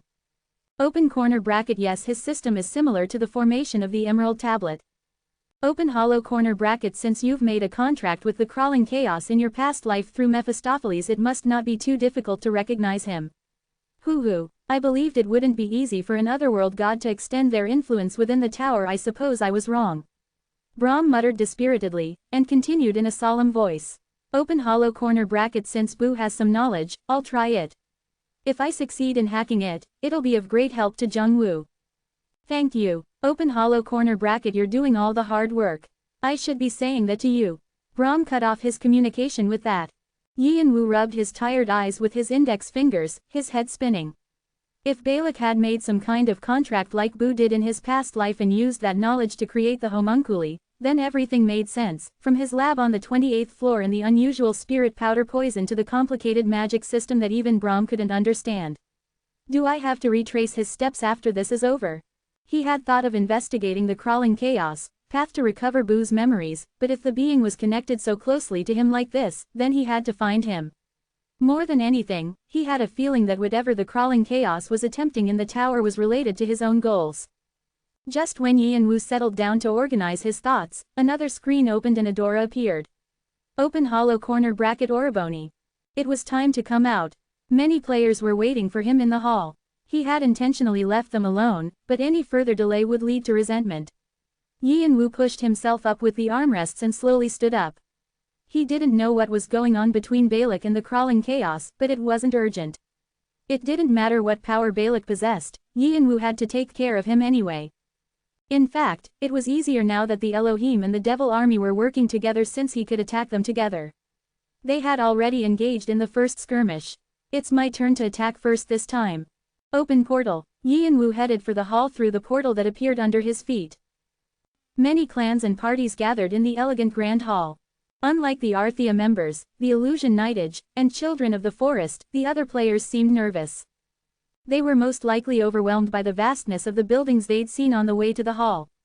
Since it had been the base of the last Dragon King, even experienced rankers couldn't help being shocked. Also, Laputa was within Yi and Wu's sphere of influence, and as soon as they entered, the players were unknowingly submitting to him. Their shock and nervousness were slowly turning into fear of Yi and Wu. When he appeared at a platform above 77 flights of stairs in the center of the hall, the murmuring stopped. All gazes focused on him. There was a moment of silence, then Yi and Wu broke it with a thunderous voice that echoed through the hall like a beast's roar. I'll make it short. From today, I'm going to start a war. There had indeed just been a battle, but they were going to war so immediately. Everyone had a shocked expression. The Arthea members looked at Yi and Wu in surprise, not expecting that they would move so quickly. Yi and Wu just continued with a cold attitude. It's a war of life and death. I don't know how long it'll last. Right now, I'll give you your last chance. Those who are afraid should leave. After this moment, anything other than absolute submission will be met with death. After some silence, Hanaton stepped forward and planted his sword in the ground, prostrating himself. I'll follow any path you walk on, Shadow King. The clan members of Iron Throne followed their leader and prostrated as well. He was the first of many. I shall follow the Shadow King. I will follow you. Please lead us as you've done in the past, my lord. Those who had been acquainted with Heaven Wing in the past bowed, and the other players all followed, raising their voices. Shadow King, Shadow King, Shadow King, Shadow King. The title, Shadow King, became a chant that rang throughout Laputa. With the title of the King of Shadows or the Shadow Lord, a new king had been born. Please think of our past together and forgive us, Baihi. Please. The Spring Queen, Waltz, hardened her expression as she looked at the players kneeling in front of her. Delusional Ghost Garavito, Chancellor of Blood and Iron Bismarck, Lionheart Richard, Murderer Twins Jack and Ripper, they had once been the eyes of Red Dragon's 81 Oculus and ruled the tower. They had once been Waltz's trustworthy comrades, and after she took over Red Dragon, she believed they would become her hands and feet. They once been so lofty and arrogant, but now, they were pathetically begging for their lives like defeated soldiers. They had left her and gone over to Black Dragon to follow Tom, raising their swords against her. She wanted to sentence them to death immediately and ignore their pleas. But whether due to the fragility of life or her past relationship with them, her hand didn't move. However, Waltz's face didn't show any signs of softening. Hawkeye. Troy's shoulders trembled at the sound of her quiet voice. As mother's eye, you led the Oculus. Why did you leave me, the legitimate heir, and serve Tom? Troy raised his head to look at Waltz. Sadness flashed in his eyes and a hollow smile appeared on his lips. Nothing will change even if I make excuses now, but it's because my eyes only followed what was in the distance, and not what was right in front of me. Please take my foolish eyes, but forgive the rest. The only sin they've committed is trusting my wrong judgment. Troy pleaded with a sad gaze indicating at comrades. As Great Mother did, please embrace your prodigal children with love and mercy. Waltz didn't reply. Troy didn't raise his bowing head, as if that was truly his only desire. Waltz silently looked at him and turned to the others. The rest of the eyes all looked away, unable to meet her gaze. The two who'd supported the Summer Queen for a long time, Old Sword Hanan and Chancellor of Blood and Iron Bismarck, no longer seemed to have any attachment to life. They seemed willing to follow in Troy's footsteps. However, even though the rest avoided Waltz's eyes, they peered at Troy with desperate hope. They seemed to expect that his sacrifice would help them survive. Waltz couldn't help smirking. What else could she expect from them? In the end, they were nothing more than fools that behaved arrogantly because her mother was behind them. Garvito, Jack, and the others lifted their head with optimism, mistaking her smirk as a smile. Waltz raised her fist without hesitation and struck them. All the eyes excluding Troy, Hanan, and Bismarck, fell to the ground without their heads. Ah! Troy sighed with despair as he looked at the corpses. His eyes were shaking. Waltz scoffed, back then and even now, no one's better than you at knowing how to switch teams, Hawkeye. The sadness in Troy's face disappeared and his mouth curved. You could tell. I prize you for your villainous intelligence. The reason you followed Tom was that you considered him to be the most like mother since he ate two of his brothers. No. Troy's smile disappeared and he placed his forehead on the floor. As I said, I was blind back then. This can be resolved if your vision has returned. But although I may forgive you once, I won't allow a second time. Thank you for your mercy. Hanan and Bismarck, flustered by Troy's sudden change, collected their wits and bowed again, unable to muster up the courage to look at Waltz. They could sense the Summer Queen's charisma and spirit that overwhelmed crowds from Waltz. They realized how wrong their choice had been. Although she lacked age and experience, Waltz already had the ability to be a king. Time would naturally fill out the qualities she lacked. When that time came, White Dragon could call itself the new Red Dragon. JNNG. They realized that an invisible string now connected them to Waltz. Open angle bracket loop of subordination close angle bracket. It was the magic that bound the Summer Queen to the 81 Oculus. In return for her power, she could take their lives when she saw fit. Now, as Waltz's subordinates, they were dogs that barked when commanded. As I said, I won't give second chances. Follow Hawkeye to get rid of everything Tom left behind. As you wish. As Bismarck and Hanan moved with Troy to get rid of the remaining forces, Waltz wiped the blood from her hand with a handkerchief and turned to a subordinate standing quietly behind her. That's it for now. More importantly, the Elohim and the Devil Army are officially working together. Yes, I heard so. Incapable ruler Warshan quickly looked down to avoid Waltz's eyes. Even though he was her ally, he knew that it was dangerous to look into Waltz's eye at this moment, especially her left eye. Open angle bracket copycat close angle bracket. Waltz's hidden innate talent analyzed objects or people she saw, and even if she only encountered them once, she could imitate their actions and habits. The deeper her understanding of the target, the better she could copy them. She could assess her enemy's weaknesses, and she stole the knowledge of her allies to use for her personal growth. It was the reason she had managed to survive in the slums filled with malicious people who preyed on young and vulnerable girls like Waltz had been. However, Waltz had used her talent to knock down anyone who tried to do something to her and struggled to survive. It was a dirty and ugly world, but the happy memories her parents left behind from her younger days held her up. Her goal to return to One Horn Tribe and make them pay continued to push her forward. The Summer Queen had observed her and saw that Waltz's talent and potential were limitless. She took Waltz in as her daughter and helped her potential grow to its fullest, adding her blood to the One Horn Tribe's blood. Thanks to her, Waltz was able to grow as the eldest of the 9 dragon sons, possessing a dragon body that combined with the body of a One Horn Tribe member. After succeeding with the 6th step of the dragon body awakening, she attained a new ability that surpassed her talent. Open angle bracket Dragon Saint's left eye close angle bracket. The single-digit skill was Waltz's secret unique skill that was created from combining draconic eyes and copycat, and it worked on both the living and the dead. With it, Waltz could order the clan to close their floors off to rest and step away from the battlefield while secretly invading the territories of Green Dragon and Black Dragon. Unlike White Dragon, who controlled floors, the Elohim, the Devil Army, and Bloodland were based in outer spaces. She predicted that if Arthea declared war, they'd fight the other 3 clans first. No matter how skilled Heaven Wing was, she didn't think a rookie ranker who just cleared the 50th floor would be able to get to the 76th floor that quickly. Her prediction had been accurate. Bloodland fell, and the Elohim sustained a lot of damage. On the other hand, White Dragon didn't receive any additional damage. Now that the angered Elohim decided to work with their enemy, the Devil Army, all Waltz had to do was watch them fight from the 76th floor. She could take her time and play them against each other. In the meantime, she gathered her forces as much as she could. She tried to reunite the divided Red Dragon. Since the leaders of the splinter clans were gone, she believed that it would be easy to take them back. She attacked Black Dragon first, and it wasn't hard to get them under her control since they were already fighting among themselves. She was now dealing with the results. Also, Waltz didn't hesitate when it came to purging people. She cut off anyone who seemed unnecessary or a potential source of trouble.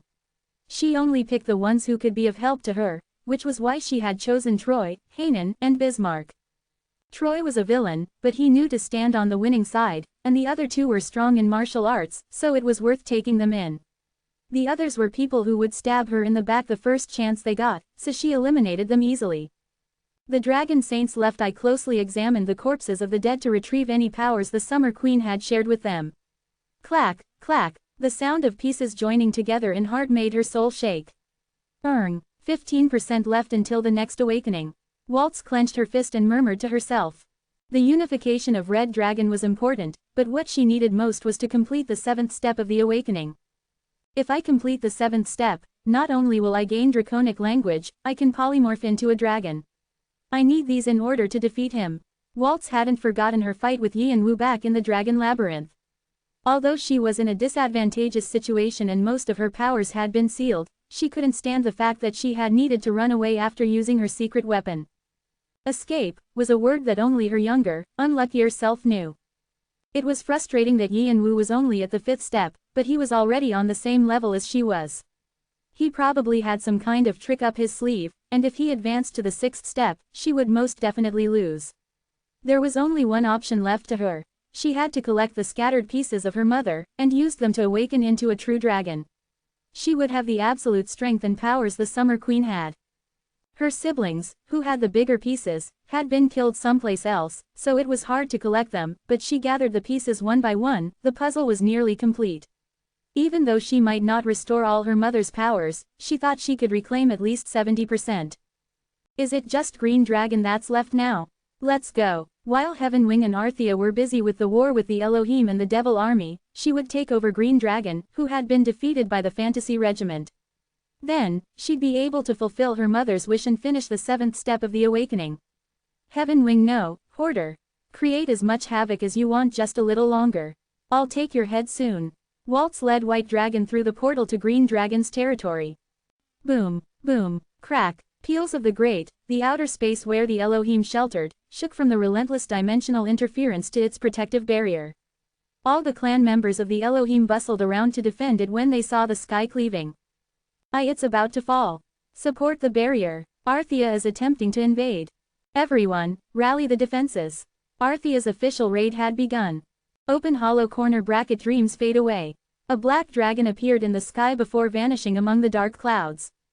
Open corner bracket lowly beings close corner bracket Boo's inferno sight appeared behind the floating castle.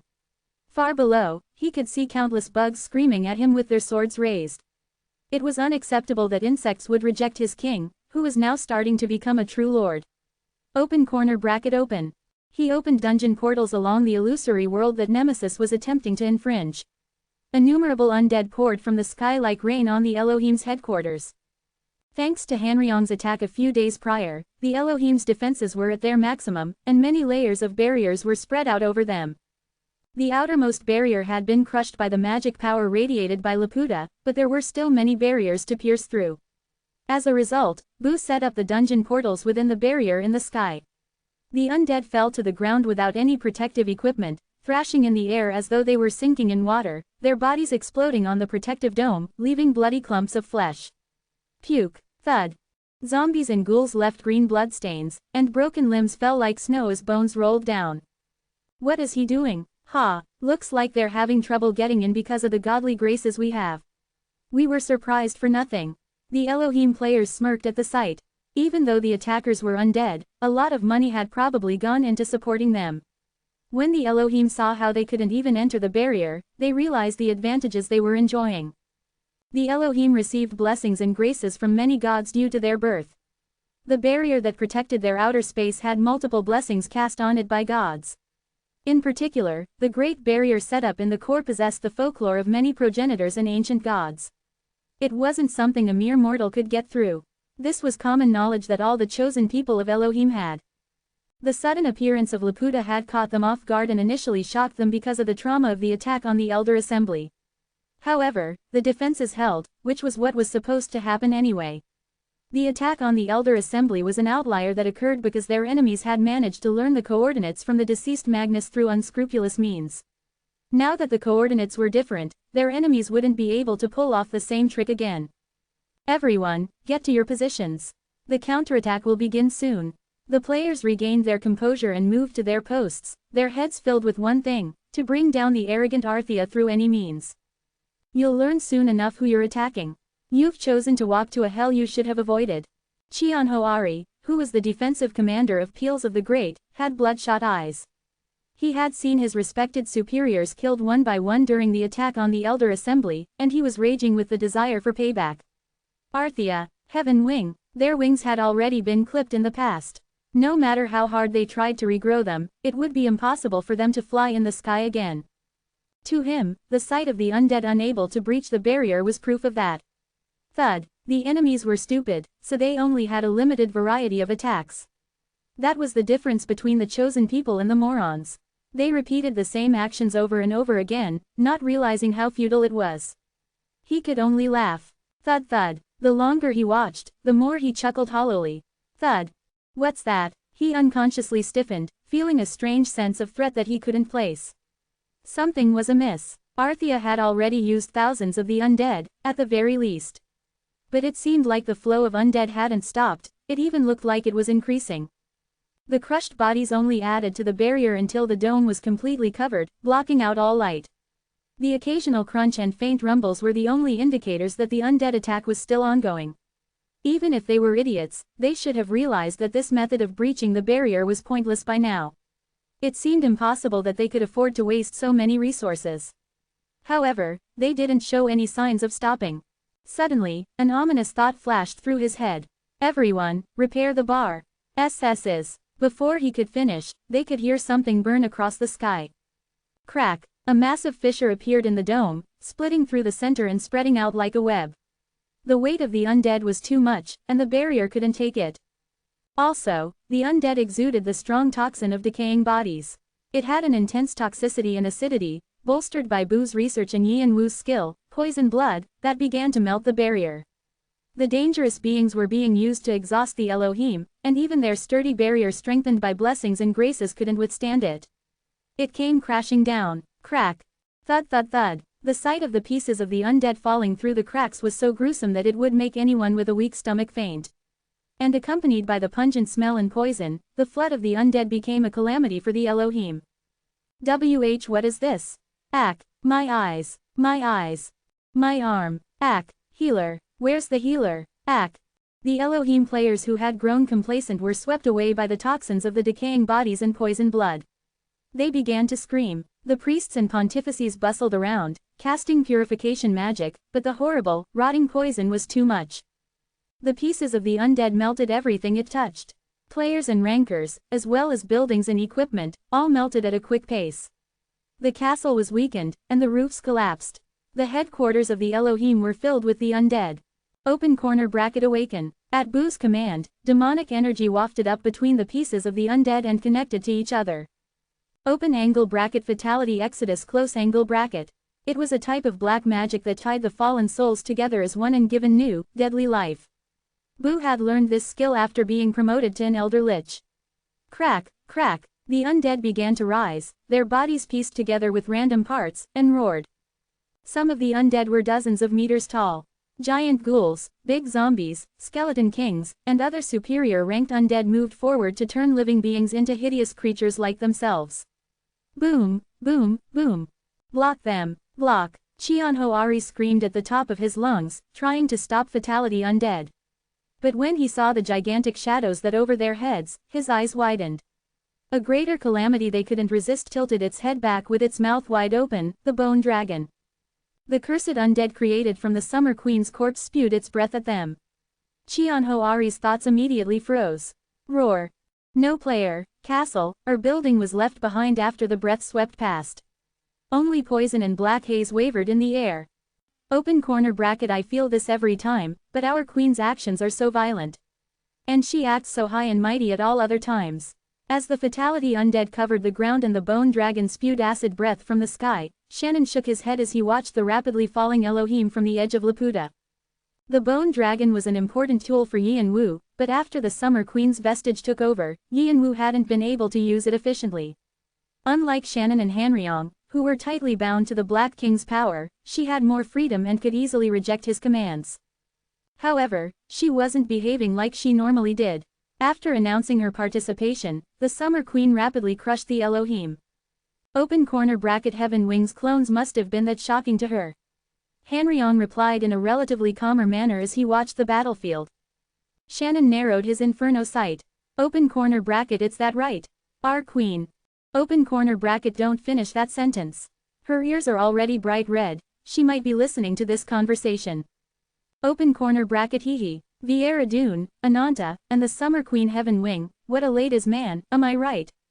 On the other hand, King Temper is always popular with the guys. I don't know how twin brothers can be such polar opposites. Shannon grinned, thinking of Yi and Wu, who was probably in the middle of a bunch of men at the moment. Hanryong slowly began to pull out his swords. Open corner bracket always with the gibberish. Let's get started, as well. Open corner bracket, let's do it. Shannon turned to look at the orderly Dis Pluto standing behind him. They were all sitting atop phantom steeds and deceased flyers. Open corner bracket, all right, let's all wreak havoc. Let the party begin. Open corner bracket, the blessing of death to everyone who falls in love with our Lord. Open corner bracket, the blessing of death. Open corner bracket, let's go. With Shannon and Hanryong at the lead, Dis Pluto descended onto the land of death with Nemesis blessing. Behind them, shadows flickered, and spirit gui dispersed. The other clans under Arthea grew drunk with excitement as they watched. Are you gonna let them take everything? Let's prove ourselves and bring victory to our Lord. We had to live with stopped breaths after the fall of Arthea, this is our chance for revenge. Brothers, rise. Using the shade wing given to them by Brahm, they moved speedily and laid traps in the sky. How dare you, lowly scumbags! Gods, please bestow blessings upon me. Meanwhile, the members of the Elder Assembly furiously prepared for battle, their auras mixing and spreading along the ground. They cherished this ancient territory that had been passed down with the spirit and soul of their ancestors. They couldn't allow mongrel riffraff to step foot on their holy land. They stomped on the ground and soared up to the sky. Boom! Both sides clashed in midair. However, some things began to stand out. Rumble. Among the fancy effects, blood-red lightning bolts tore 3 of the elders apart and tossed them to the ground.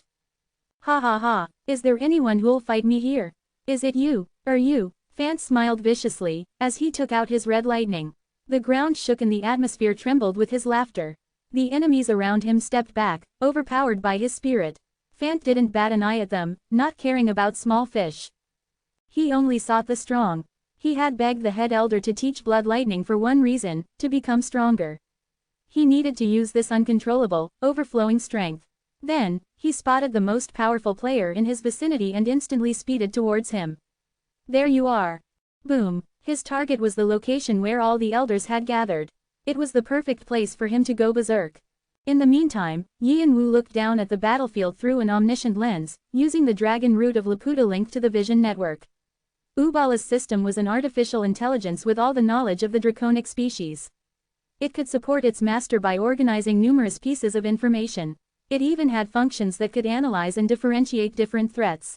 Yi and Wu managed to spot several suspicious locations where the leaders of the Elohim and the Devil Army were gathered. I don't need to go easy on them at all. He had no intentions of hiding his full power. He was going to crush the Elohim and the Devil Army with Arthea's maximum power, anyway. He needed to push them from the beginning and tighten his grasp on their necks. They wouldn't know what struck them. Come, he unfurled sky wings, and out of the corner of his eye, he saw 666 messages and a small timer pop up. Crunch. Nergal accepts your summons. King of 7 Hells accepts your summons. Osiris accepts your summons. All gods of death are with you. All demons of death are with you. Your divine position, throne of death, has awakened. Feeling the enhanced strength of the demonic divine draconic body and the holiness of the throne of death, he brandished Vigrid, which vibrated as if it would break any moment. The power bound to the throne of death, hell tribulation, is being displayed. The hidden true name of Vigrid, Durandal is released. Folklore. Gust of wind. Hellfire plummeted to the ground. Whoosh.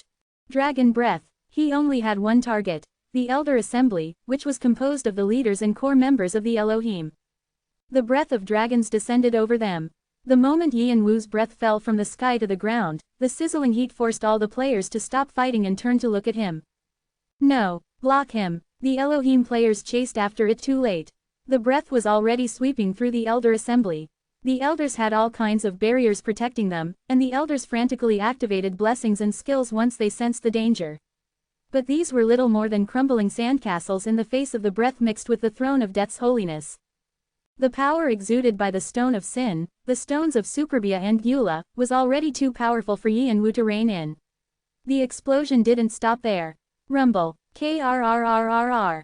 The sparks caused consecutive blasts, and the lightning that rose from them connected to each other, tearing up anything that was left behind. Tornadoes of fire blazed multiple times, shaking up the Elder Assembly's building and everything around it. The players could barely protect themselves from the aftershocks, staring in disbelief. Dark clouds stretched up to the sky and bubbling magma flowed like a river among the burnt rocks. It was already difficult to approach, much less survive. It was hell. A building whose history spanned thousands of years collapsed anticlimactically. No way. Everyone was shocked, and there was still a heavy silence when Yi and Wu descended. Swish. Yi and Wu's face was expressionless as if there wasn't anything out of the ordinary.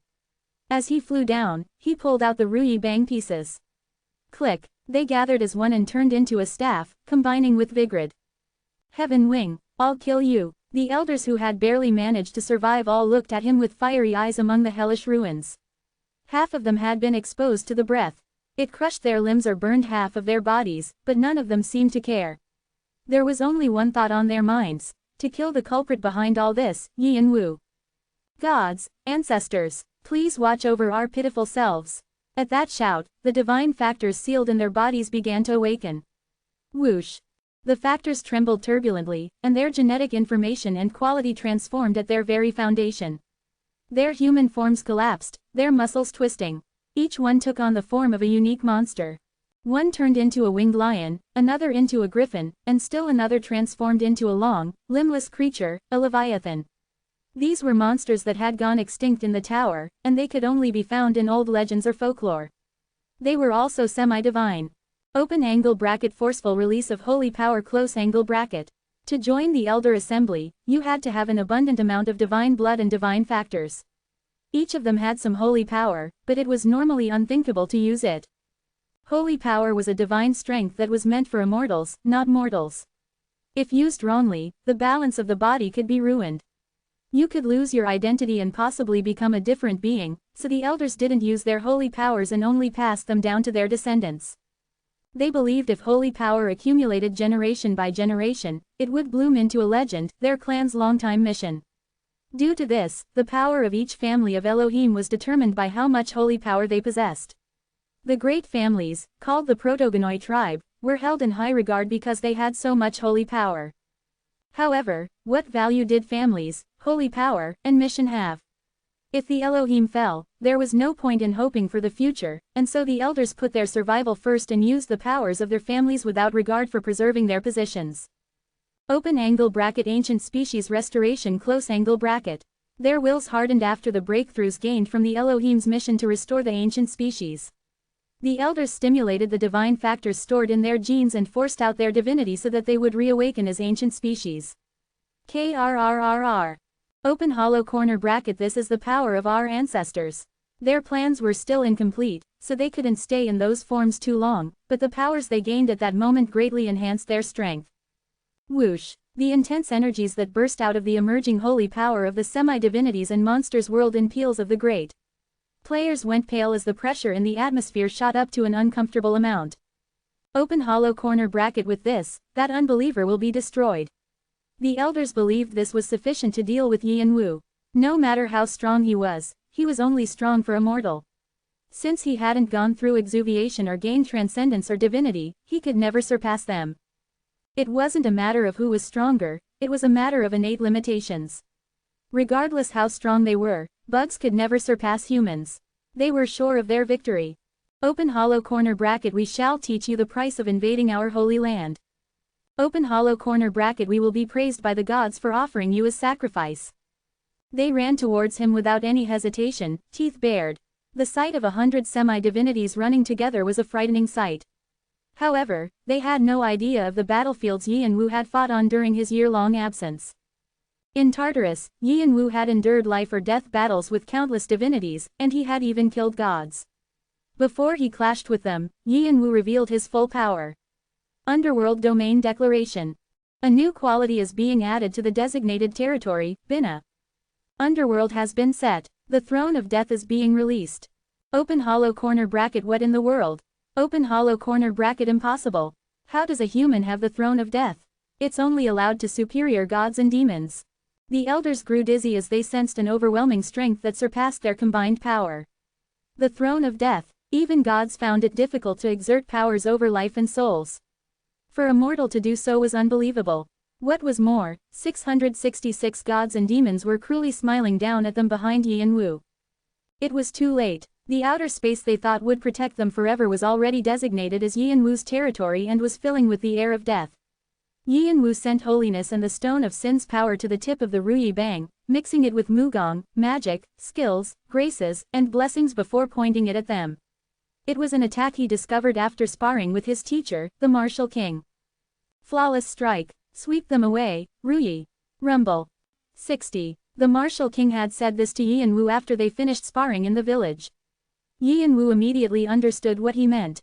It was a score. He would only get 100 when he managed to catch up to the Martial King. Yianwu had smiled hollowly, thinking he still had a long way to go. Then, he grew curious about something. The Martial King had had 3 disciples. 2 had been excommunicated from the tribe, but it didn't change the fact that they had received the Martial King's instruction. The Sword God, who was thought dead, was actually still alive as faceless. Yianwu had never fought with Nocturne, but it was clear that he was a hidden master. If he revealed his true strength, Nocturne was possibly the strongest among them. Yianwu was curious about the Martial King's assessment of the other 2, who had the same passion as he did to catch up to the Martial King. Can I ask what score you gave the other 2? The chatty Martial King pressed his lips together for the first time. Then, he spoke with a grin, 55 and 80. His words were seared in Yianwu's mind because it seemed like he was implying that Yianwu still had a lot to learn. From that moment, Yianwu did everything he could to improve flawless strike, practicing time difference any chance he could get. He succeeded in achieving a satisfactory outcome, and it wasn't simply because of what the Martial King said. He also sensed and hoped that this would help him open a new path. He had surpassed the Sword God with the incomplete flawless strike. If he completed it, he could reach Nocturne's level or even beyond. Another path will open. He'd believed that he couldn't go past the Arhat level, but if he continued to grow, he would be able to find a new path. Yianwu believed flawless strike was a chance to improve and perhaps even reach the goal the One-Horn tribe had long been aiming for. Yin Sword. It was the sword that had never shown itself to the world, unlike Adora's Yang Sword. Krrrr. The Ruyi Bang and Vigrid tore through space violently, ripping it apart. 1/3 of the elders who'd been running at him collapsed to the ground, spurting blood. Open hollow corner bracket kayak. Open hollow corner bracket. It didn't even make contact, but how? Open hollow corner bracket. He divided space with his will. It's impossible unless one's reached the peak of martial arts. Those who didn't die had burns all over their bodies from the heat of the aura. Yianwu landed on the ground, holding his spear. Next, he directed his draconic eyes and fiery golden eyes at the elders. The elders found themselves frozen, unable to say anything. They remembered what it felt like to be overwhelmed by the Summer Queen Ismenios when she'd visited the Elder Assembly in the past. The air and authority that only transcendental species possessed whirled around Yianwu. They were stunned speechless. To the elders, divinity was a wall that was impossible to climb. They had many talents because of their divine blood, but it was also the reason they couldn't escape the limits of their status. They realized that they would never surpass Yianwu. His throne of death and trait already made him close to being a transcendental species. The power of the demonic divine draconic body tightened around their chests. No one. Yianwu lifted the corners of his mouth. If no one's up for it, I'll go first. Boom. Yianwu kicked off the ground into the sky. In that instant, space opened, revealing one of Zhengwu's homunculi, which blocked his path. Too late. By the time Balak arrived, half of the elders were already dead, but the elders still seemed to be relieved. However, Yianwu was expecting the homunculi to appear, so he had no hesitation to get rid of it. He was disgusted at Balak for tossing these puppets at him without showing himself. He'd have to get rid of the elders first before chasing after him. No matter where he ran, Yianwu would follow him to the ends of hell. He retracted the Ruyi Bang and hurled it. Boom. Open angle bracket vortex close angle bracket. The homunculi were all destroyed by the explosion of the whirlpool of power. There you are. Yianwu managed to discover a fading connection to a homunculus with his fiery golden eyes. He quickly calculated the coordinates with Laputa's Ubala system and swung Ruyi Bang in that direction. Crack. He crushed space, which revealed a research lab with countless glass tubes containing incomplete prototypes of the ancient species that the elders had transformed into giants, griffins, leviathans. However, he was riveted by only one thing: clones that looked like Zhengwu. They were probably failed prototypes, but the sight was enough to fan his anger. So you came all the way here. How rash. I'm still not finished with the improvements. Balak stood at the end of a hallway. His face was flushed with annoyance, but he still had a twisted smile. Thump, thump, did he awaken the power of the crawling chaos? A mysterious, sinister strength was squirming inside him, and it seemed like his body had already been partially taken over by it. It was similar to how Laputa had been taken over by the crawling chaos. Yi and Wu could tell that he was in the middle of something. The moment he stepped inside to kill Balak, he felt a familiar gaze, one that he never wanted to feel again. How was your meeting with your old lover? Although it seems she's not happy about it. Mother Earth is watching you. Vieira Dune's will was present. Oh wow, Doyle, are you awake? Doyle forced his eyes open despite a head-splitting migraine. He felt as though he was struggling out of an endless darkness, and he didn't even know how it was possible that he was breathing. When his vision cleared, he could see Khan and Victoria looking down at him in concern. They were like a brother and a sister-in-law to him, more of a family than his father. Where am I? It doesn't look like Tartarus. The last thing he remembered was the god he served, Persephone, manifesting, and as she revealed the power of Mother Earth, his magic power had gone wild. Apostles were like the high priests of their gods. They could never refuse their will, and he'd been forced to go along with her wishes. It was a painful memory. From the heavenly demon to Mother Earth, why was he always being used by these divine beings? He felt wronged. It wasn't like he had chosen to be born this way. Then, Doyle realized that his body had changed drastically. What? It's gone. He was either always connected to some great spiritual being or wary of interference from those targeting him. But there wasn't any of that now. There was nothing. Not a single being was trying to possess him or interfere in his business. The heavenly demon, Mother Earth, and everything else, it was all gone. No, there was something. Just one thing that was still weak, but it embraced him with warmth, like a mother bird protecting its chicks from the cold. It removed the interference of all other spiritual beings. Although it was like a small spark compared to the heavenly demon and Mother Earth, something powerful squirmed inside it. It was familiar to Doyle. At that moment, the small spark expanded and blazed. Kane hung. Khan nodded solemnly. That's right, Kane helped. This is his clan house. Only then did Doyle realize what had happened while he was unconscious. Kane hung cut all my channels for me. Yeah, it must have been quite difficult. Khan didn't say anything in reply. Doyle's condition was so bad that even Anastasia said he couldn't be healed anymore. Still, Khan had searched for Yi and Wu to find another method. Yi and Wu had examined Doyle for a while, and quietly murmured, "I'll try." Khan didn't know what Yi and Wu had done. All he had seen was Yi and Wu moving his hands, and Doyle's expression immediately looked peaceful after. However, Anastasia, who was watching with them, muttered under her breath that they were all crazy, and left. When he turned to look at Victoria, she didn't seem to know the details either. I had remnants of the holy power the heavenly demon and Mother Earth left behind. When the channels were forcibly disconnected, what remained was infecting or messing up my soul. Kane Hung took care of that. It couldn't have been easy. Khan finally understood what Doyle was saying about the complete elimination of the remnants. It was easier said than done. Doyle's soul was probably fully synchronized with their holy power. If anything went wrong, Doyle's soul would be damaged. And it wasn't just one but two beings. To make it worse, they were the heavenly demon and Mother Earth. Mere mortals wouldn't even be able to handle the difficulty, but Yi and Wu managed it.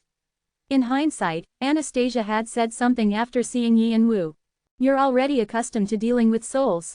So, it seems you didn't gain pieces of holiness and ascended to a divine position for nothing. I wouldn't be surprised if you exuviate soon. She was saying it wasn't a coincidence that Yi and Wu had received Hades, Throne of Death. He had the qualifications to back it up. In the entire history of the tower, and probably even in the future, there likely wasn't anyone who could surpass Yi and Wu when it came to handling souls. It was the reason why he'd succeeded in treating Doyle. But it would be dangerous for me if the remnants weren't replaced, so I think he filled the vacuum with his. Are you saying? Yeah, it seems Kane Hung made me his apostle. With that, blackish blue flames burned above Doyle's palm. Whoosh, it was holy fire, Yi and Wu's trademark. I'm probably the first to be a mortal's apostle. Not bad. Doyle smiled faintly. Compared to gods and demons, Yi and Wu's level was beyond lacking, but he was still qualified to have apostles. Perhaps he was even overqualified because even though he hadn't even reached his full potential, he already had the Throne of Death. Is he trying to create a new religion with me as the start? Appointing an apostle, who was practically a high priest, meant he could found a new religion. The greater the followers, the more faith would expand, which meant it was a significant source of support for gods.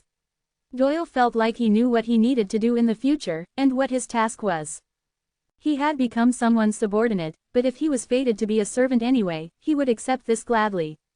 Compared to the mysterious heavenly demon and the conniving Mother Earth, Yi and Wu was much more trustworthy. And from what he could see, Yi and Wu was someone with limitless growth. He wouldn't be satisfied simply being a king.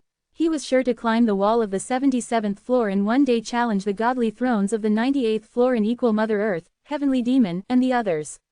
By serving him, Doyle would be able to grow as well. Others might say it was crazy, but Doyle had seen many gods and demons, and he was even more certain about it. Was it because he decided to be at peace with it? Yi and Wu's flame burned in his mind and purified his dizziness, pushing away the darkness.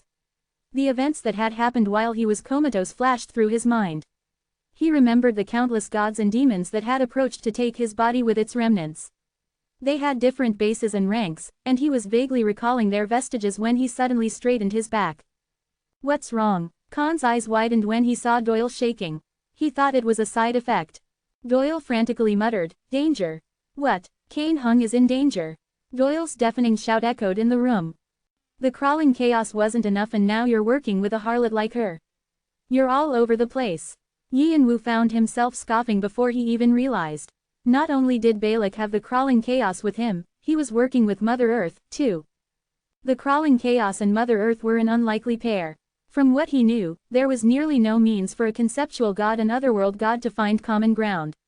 Conceptual gods set the laws and truth of the tower, and otherworld gods were reliant on external disorder and chaos. There was no way they could meet, but Balak seemed to be handling it well. But then, since it was Viera Dune who'd taken over Mother Earth, was it possible that he had done this with that knowledge? Mother Earth is watching you. Mother Earth wasn't showing any particular reaction, she only observed Yi and Wu. It was unpleasant. Balak replied, "A harlot. She's someone you used to sleep with. Isn't that too harsh?" Did Mother Earth not reveal his true identity? Balak didn't seem to know about Yi and Wu, but Yi and Wu didn't feel the need to correct him. Balak continued, "And I'd like to correct you. You got the order wrong. I began working with Viera Dune first, raised her to become Mother Earth and was able to make a contract with the crawling chaos after. When you were still in Arthea. That's right. A traitor and a harlot, what a pair. Wow, how could two people so perfect for each other join forces like this?" Yi and Wu was able to realize the truth.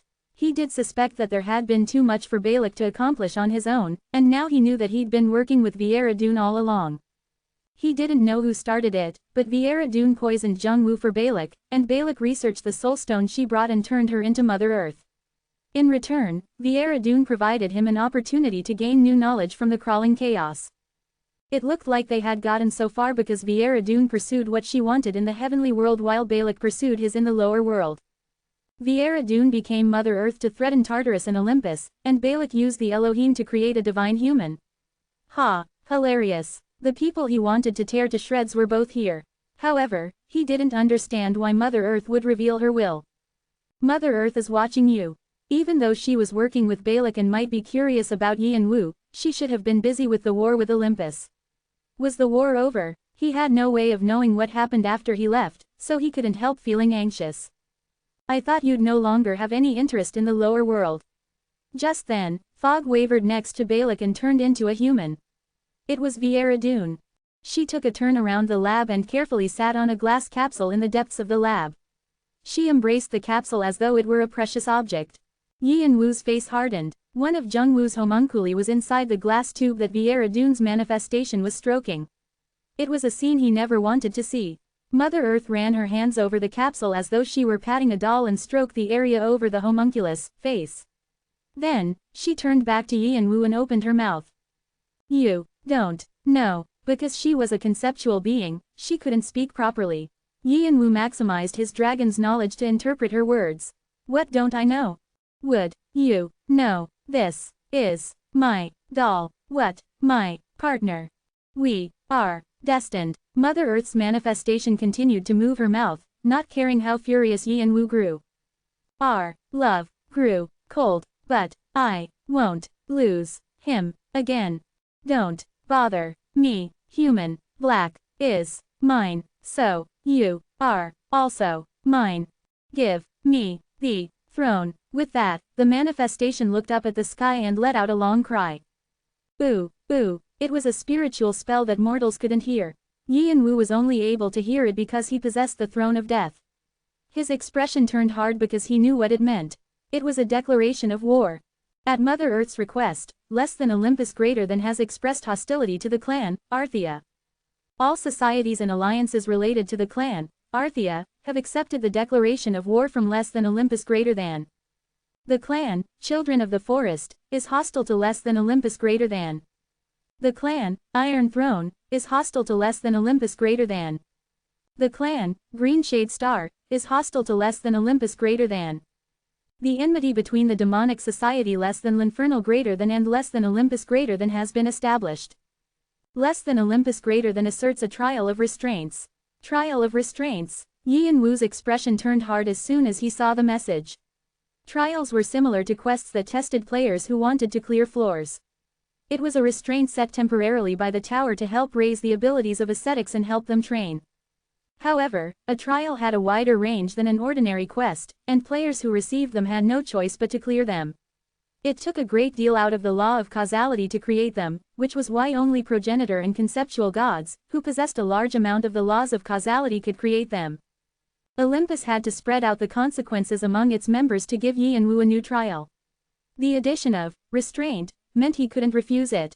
Yian-Wu felt like invisible chains were wrapping around his soul. The trial throne of death has been created. The trial of less than Olympus greater than is beginning. Trial, less than Olympus greater than is one of the largest godly societies in the heavenly world. Due to this, less than Olympus greater than has been challenged frequently throughout its history. Its rulers have defeated most of the challenges, but at times, they lost and gave up their thrones to the victor.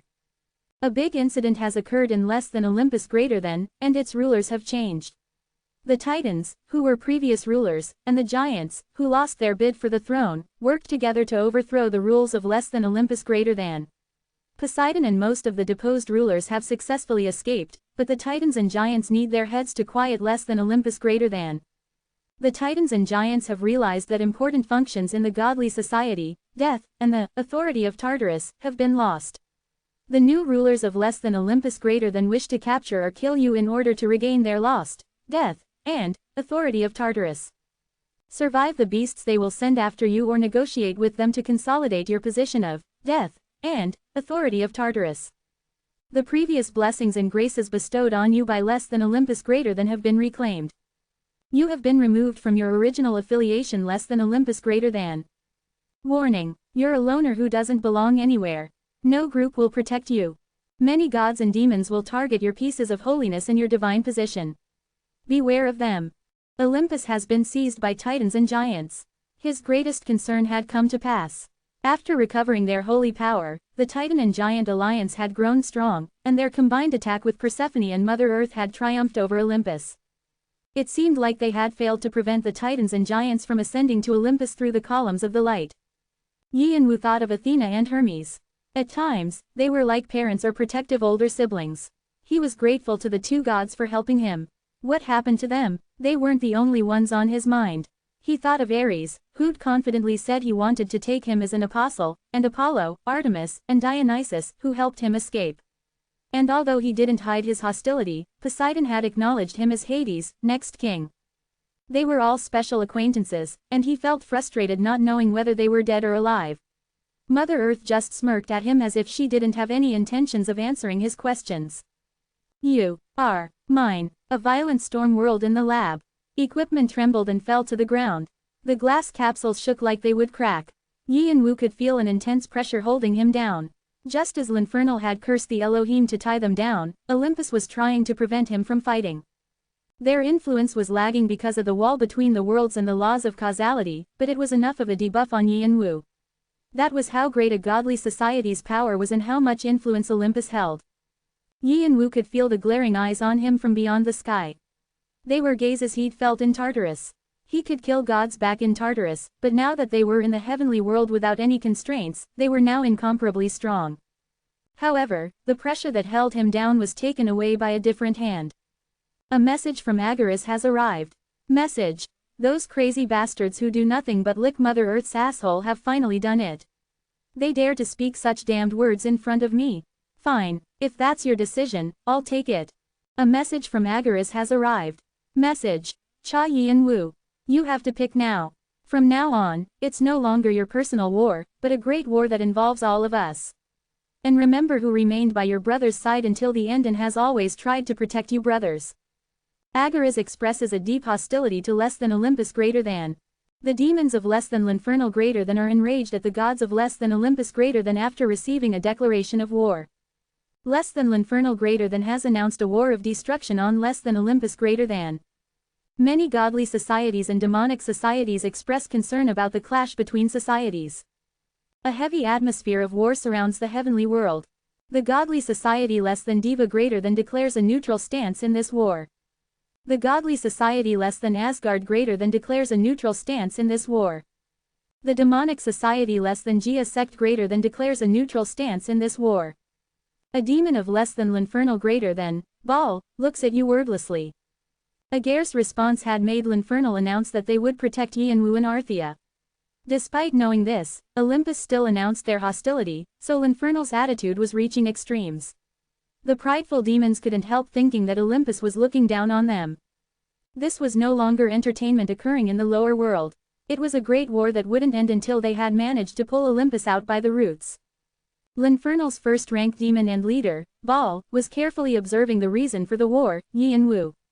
But he didn't do anything and took away his gaze. The war of destruction between less than L'Infernal greater than and less than Olympus greater than is commencing. KRRRRR, KRRR, KRRRRR. The outer space suddenly began to shake turbulently, as if it were about to be destroyed. The clash between the two societies that began in the heavenly world was going beyond what the laws of causality could handle and was starting to influence the lower world. Even after committing such a despicable act, Mother Earth's manifestation just glanced at the trembling air in front of her. There was a cold smile on her lips, as if she had been hoping for this. Yianwu could faintly guess what she was thinking. Is she trying to take over the heavenly world? Mother Earth was a being who was at odds with all the gods and demons, and Viera was a passionate being who wanted to possess the heavenly world. It made sense that they would want to take over the heavenly world. The titans and giants were only the vanguard. The beast wouldn't stop at Olympus and L'Infernal. It would raise its sword at the neutral Diva and Asgard, or maybe the Gia sect. Unconcerned, Mother Earth calmly turned back to Yianwu. Give me the Black King and throne. At that shout, the shaking glass capsules opened.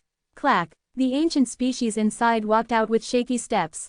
Their eyes were unfocused, as if they had no intelligence, but their auras were all ferocious. Their legends didn't do them justice.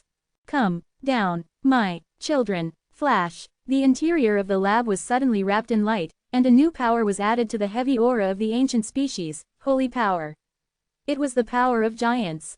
Rumble. The holy power didn't just blow the lab up, it also swept away most of the Elohim buildings. As if the throne of death Yianwu was exuding meant nothing, the holy power from the giants overwhelmed the outer space, making it almost hard to breathe. It was a manifestation. The giants descended into the ancient species at Mother Earth's call.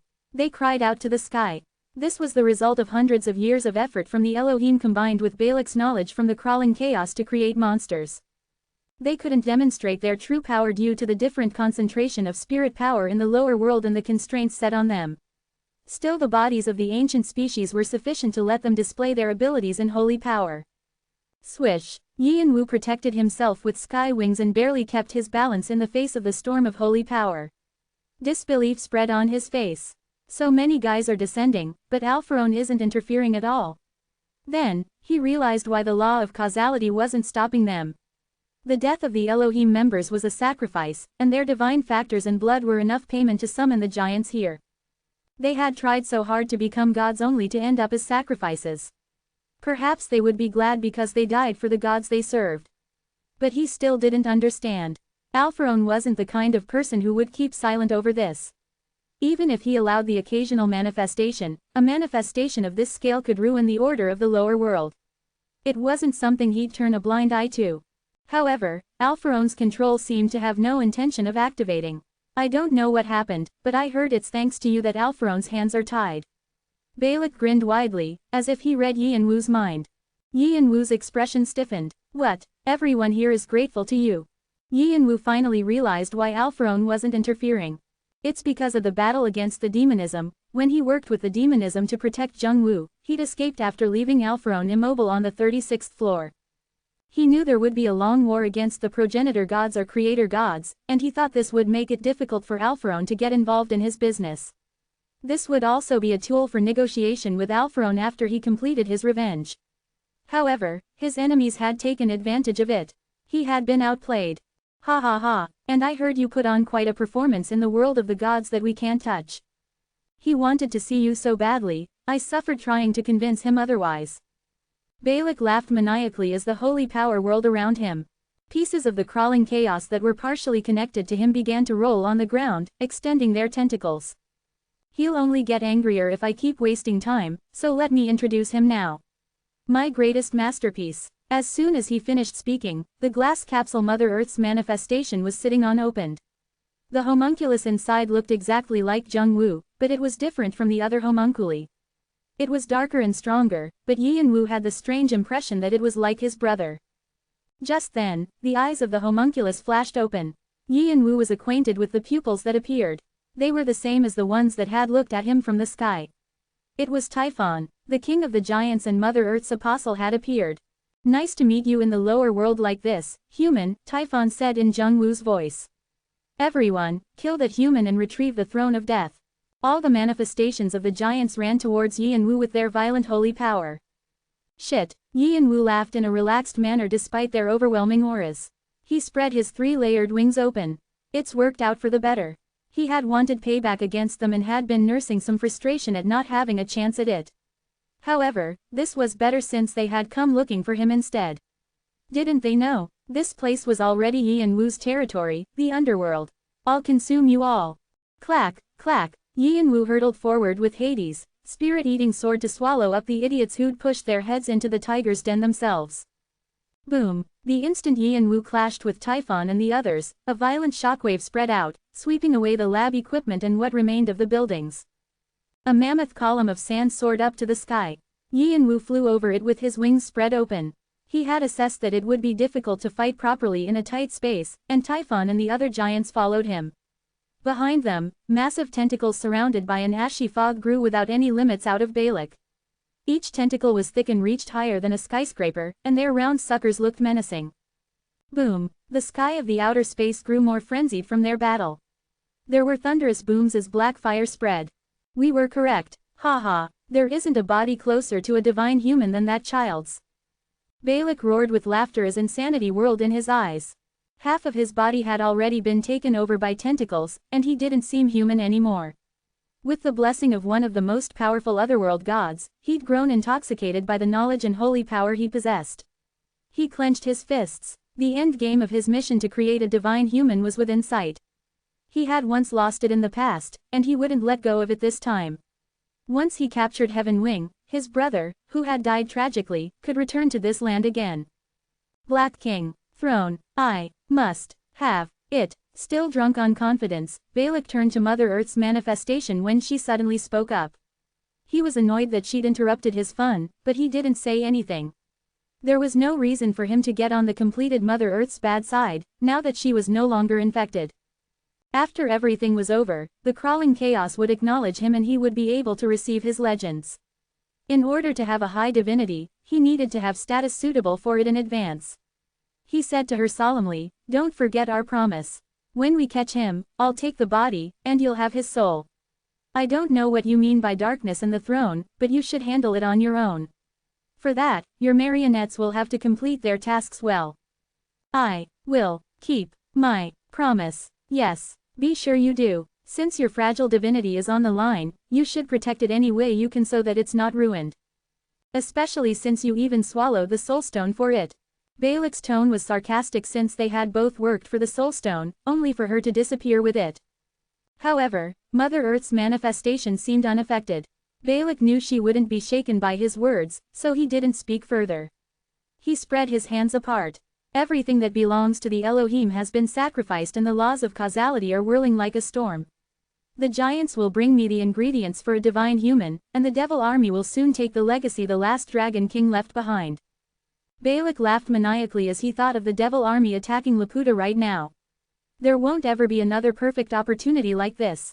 I will succeed in everything.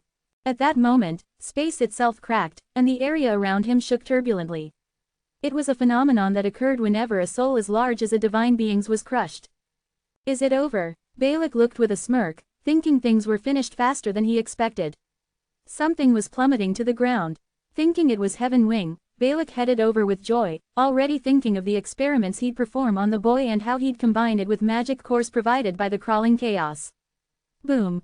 What? His face stiffened when he saw the snake-like body at his feet. It was a hoop snake, one of the ancient species he'd restored. One of the giants had probably descended into it, but now, the unfocused eyes were bereft of holy power, and the snake's body had deflated like a balloon.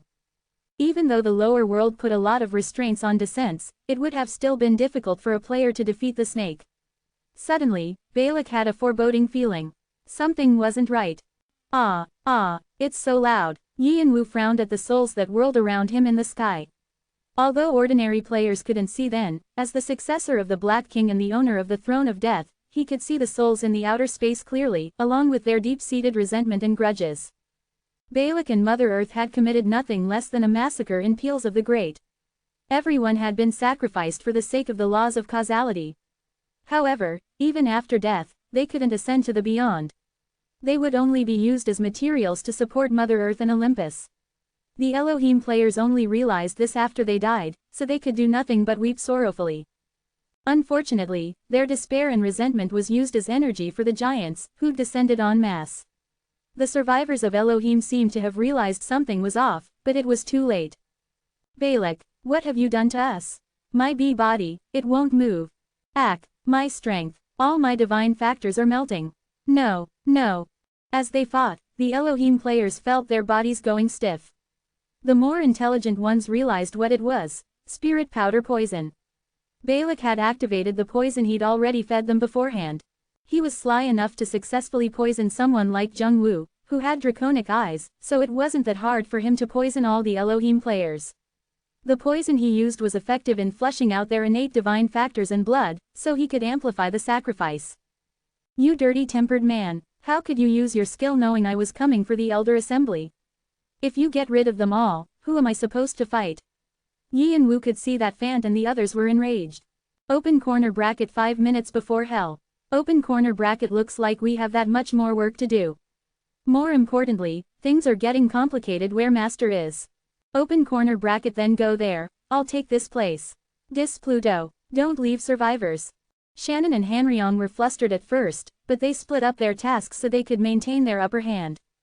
Father, why are you here? Meanwhile in Laputa, the Devil Army, which had been lying low, suddenly began their attack. Khan, Doyle, and Victoria became busy. Yi and Wu didn't worry about them too much because of Khan, who had mastered Bian, but Doyle seemed to be uncomfortable once he encountered the enemies. His father, who had given him up to the head bishop to be a vessel, was among the intruders. Yi and Wu's channel with Doyle was trembling. The outer space Peals of the Great was completely under his jurisdiction now, and he was receiving input from all of the events in real time through extrasensory perception, including of the giants who had descended. Open hollow corner bracket. I don't know if it's because we're in the lower world, but you've become quite strong. Or is it because you've gained something else since the last time we met?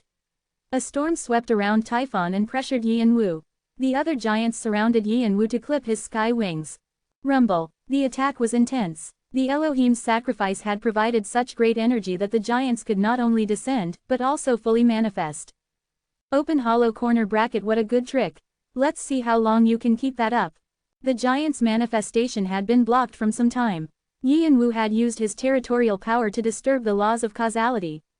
The giants were frustrated because things weren't going as planned. Their descent had been slowed, and they couldn't demonstrate their power as they could in the heavenly world. It was exceedingly uncomfortable. In contrast, Yi and Wu had rolled out his sky wings, released the Stone of Sin, Dragon Heart, and the Throne of Death. He was bursting out with power that was comparable to that of a divine being. His counterattacks even occasionally forced the giants out of the bodies of the ancient species, like the Barbaroi that had just fallen. It seemed like the giants wouldn't be able to touch him, much less steal the Black King's power and the throne of death. They'd have to return to the heavenly world empty-handed. They would have taken a pointless risk to descend to the lower world just before their war against L'Infernal. Unlike the anxious giants, Yi and Wu calmly used time difference and demarcation to defend against them. However, things weren't entirely smooth, either. Seems like it won't be easy. Even though the laws of causality disturbed the accumulation of power, it was impossible to stop it completely. Focusing on the battle with giants was already pushing him and Laputa to the limit. Furthermore, the tentacles of the crawling chaos continued to search for chances to swallow him while Mother Earth attempted erosion to dislodge his demarcation. On top of that, time was ticking for Sky Wings. The consequences of lacking holiness were apparent, and if they began a battle on the ground, Yi and Wu would be at a disadvantage. It wasn't that he didn't have other options available to prevail. If he didn't, he wouldn't have tried to fight the giants in the first place. He would have sacrificed the Elohim and retreated. There was no shame in that. Taking a step back in order to take 2 steps forward later was a strategy he'd already used before. The reason Yi and Wu was using up the last seconds of Sky Wings was so that he could find an answer to the question that had been bothering him. It's not just 1 or 2 strange things. He didn't quite understand 3 things. First, what had given the giants the confidence to descend in such large numbers to the lower world right before their war with L'Infernal? Even if the titans and giants had more power than they had in Tartarus, beings like Agaras and Baal in L'Infernal couldn't be underestimated. It would be a life-or-death battle. And yet, they'd still tried to descend to the lower world with their leader Typhon and their greatest benefactor Mother Earth. Was it purely to take the Black King's power and the throne of death? Everyone's response to Mother Earth is strange as well. The second question was why Asgard, Diva, and the other societies refused to interfere when Mother Earth appeared. She had fought long wars with many societies and was their common enemy. Now that she had taken over Olympus and shown up in the heavenly world with a bang, the other societies ought to be wary of her. But they were only watching from a distance without even trying to organize together. Even though they were aware of Mother Earth and the giants' mission, they seemed to accept the situation as though it weren't anything out of the ordinary. It was evident there was something going on between Mother Earth and the other societies. And the third question he had was, why are the gods and demons just watching too? The 666 gods and demons connected to Sky Wings, and the 5,000 gods and demons who'd given him powers weren't budging. They normally looked on him with favor, but today, they were only bystanders.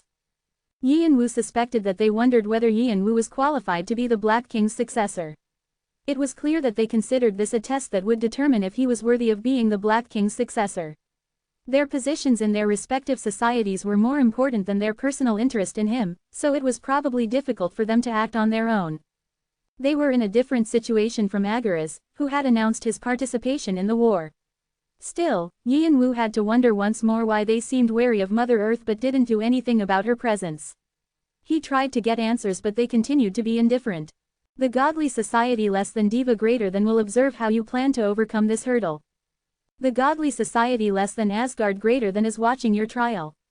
I was going to do this after all my questions were answered, but 0 hours 2 minutes and 11 seconds. 0 hours 2 minutes and 10 seconds. His eyes flashed as he looked at the countdown. Oh well, there wasn't much time left. Now that he couldn't hide his cards any longer, he had to step forward. Boom! Yi and Wu deflected Typhon's attack that was headed to his face and landed on the ground. The large, dignified building that had been standing there just a few minutes ago had been reduced to black ruins. Open hollow corner bracket, are you out of tricks now? Typhon smirked at him. He knew that Yi and Wu had used up a lot of his power. However, Yi and Wu just smirked back. No, we're only getting started. Open hollow corner bracket, there must be limits to how long a mere mortal can handle that strange cluster of powers. Limits? Of course, there are. But thanks to you guys, I can try something I don't normally have the chance to. Open hollow corner bracket, what kind of nonsense? Black King. Typhon was puzzled. Did you understand when I said it? Typhon frowned at Yi and Wu's words first before he suddenly realized what Yi and Wu meant. He shouted, open hollow corner bracket, stop him. The giants didn't know what Yi and Wu was planning, but they knew that something unusual was happening. They opened up space and tried to approach him. Stand. At Yi and Wu's command, the range of the demarcation shrank. The shadows focused on Yi and Wu and created a wall that cut him off from the outside. Wall of the dead. Kya, thump, thump. The shadow wall made up of thousands of souls prevented the giants from approaching closer. Yianwu spread his left hand and thrust it in the air. With a crunch, sharp canines latched onto the space. Small cracks appeared on his palm. Devour. Hades' spirit-eating sword. The whirling shadows were sucked into the teeth at a rapid pace, like water flowing down a drain. It seemed like a silly act, as though he were taking back the shadows that he'd sent out, but Hades' spirit-eating sword was eating more than the shadows. The wandering souls that had lost their way in the outer space, the souls that were meant to be sacrificed for the laws of causality were being stolen. Open hollow corner bracket, you crazy bastard. Typhon couldn't contain his anger and attempted to force a manifestation. At this rate, the laws of causality they needed to gain through any means would be stolen. Even if Alpharon stepped in to limit them afterwards, he needed to stop it. The body he was in couldn't bear the pressure and scattered in the air as an intense storm of holy power raged around him.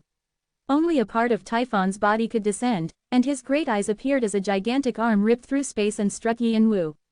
Boom! The extraordinary amount of holy power pressed on Yianwu in the ground. It was a strength that could destroy the rest of the outer space. Pieces of space rained down from the cracks that grew along the outer space. Open hollow corner bracket, I am possible. However, Typhon's huge palm couldn't even crush the ground. It had been met by a strong force. It was the wall of the dead that protected Yianwu, who had nearly completed his absorption of the laws of causality. His soul collection was filled to the brim, ready to burst any moment. Not only did it contain the Elohim's souls, but also thousands of souls from the Bloodland, the Lion Alliance, and the Devil Army that he'd taken in the Dragon Labyrinth. They were all weeping together. From the start, he already possessed more sacrifices than Balak and Mother Earth. The amount was more than enough, and he even had rancors that gods and demons would covet.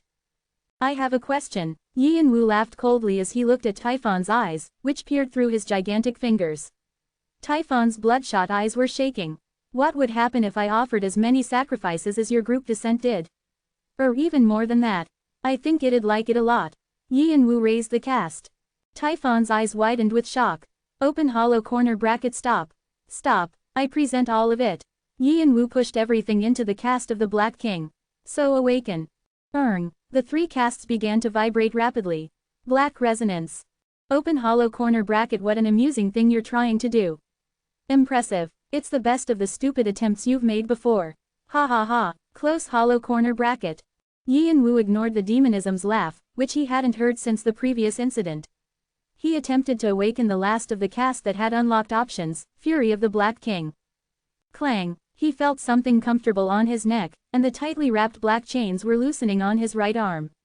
Clack. The chains started to unspool like yarn, exuding a black mist. Open hollow corner bracket, go ahead and play. I'll just amuse myself watching you.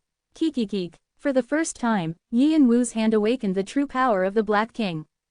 0 hours 1 minute and 57 seconds _ 66. 0 hours 1 minute and 57 seconds _ 65. CHH. As he was surrounded by black mist, Yianwu exuded an eerie, ominous feeling. Those looking at him felt as though they were drowning. His eyes that had been bright and golden with fiery golden eyes had turned into black pools reminiscent of a dark abyss. Looking into them gave one the sensation of being sucked into a void. Typhon and the other giants felt trapped in emptiness for a while. In the short amount of time given to him, Yianwu managed to proceed to the next stage. You have successfully fulfilled some conditions. Insufficient conditions. Insufficient conditions. You do not meet the requirements. Part of the seal has been revealed. You have acquired viewing permission. Fury of the Black King has merged with the information window of Cast of the Black King. Cast of the Black King. Category. Set. Rank. Description. The past were supernatural beings who were heirs to the will of the world. They were prophets that ruled over the universe's many civilizations, but they were always fearful and respectful of their great king and God who ruled over death and darkness from another side of the universe. In the end, they couldn't overcome their fear and betrayed him, confining him in a deep abyss. The past king and God ground his teeth in betrayal through unimaginable eons. At first, he despaired, then, he fell into grief, and finally, he exploded in fury and decided to punish all the traitors after escaping from the abyss. The three frames binding him were corrupted and became his servants. When he tears through the abyss, the world will meet its end. Until then, the manacle represents him in souls, the fetter in death, and the pillory in darkness. Soul usurper. All souls killed by the user or are within their territory can be collected. The collected souls will be corrupted and lose the strength they possessed during their lifetime, leaving only deep resentment. They will be bound to the soul collection as the user's slaves for eternity.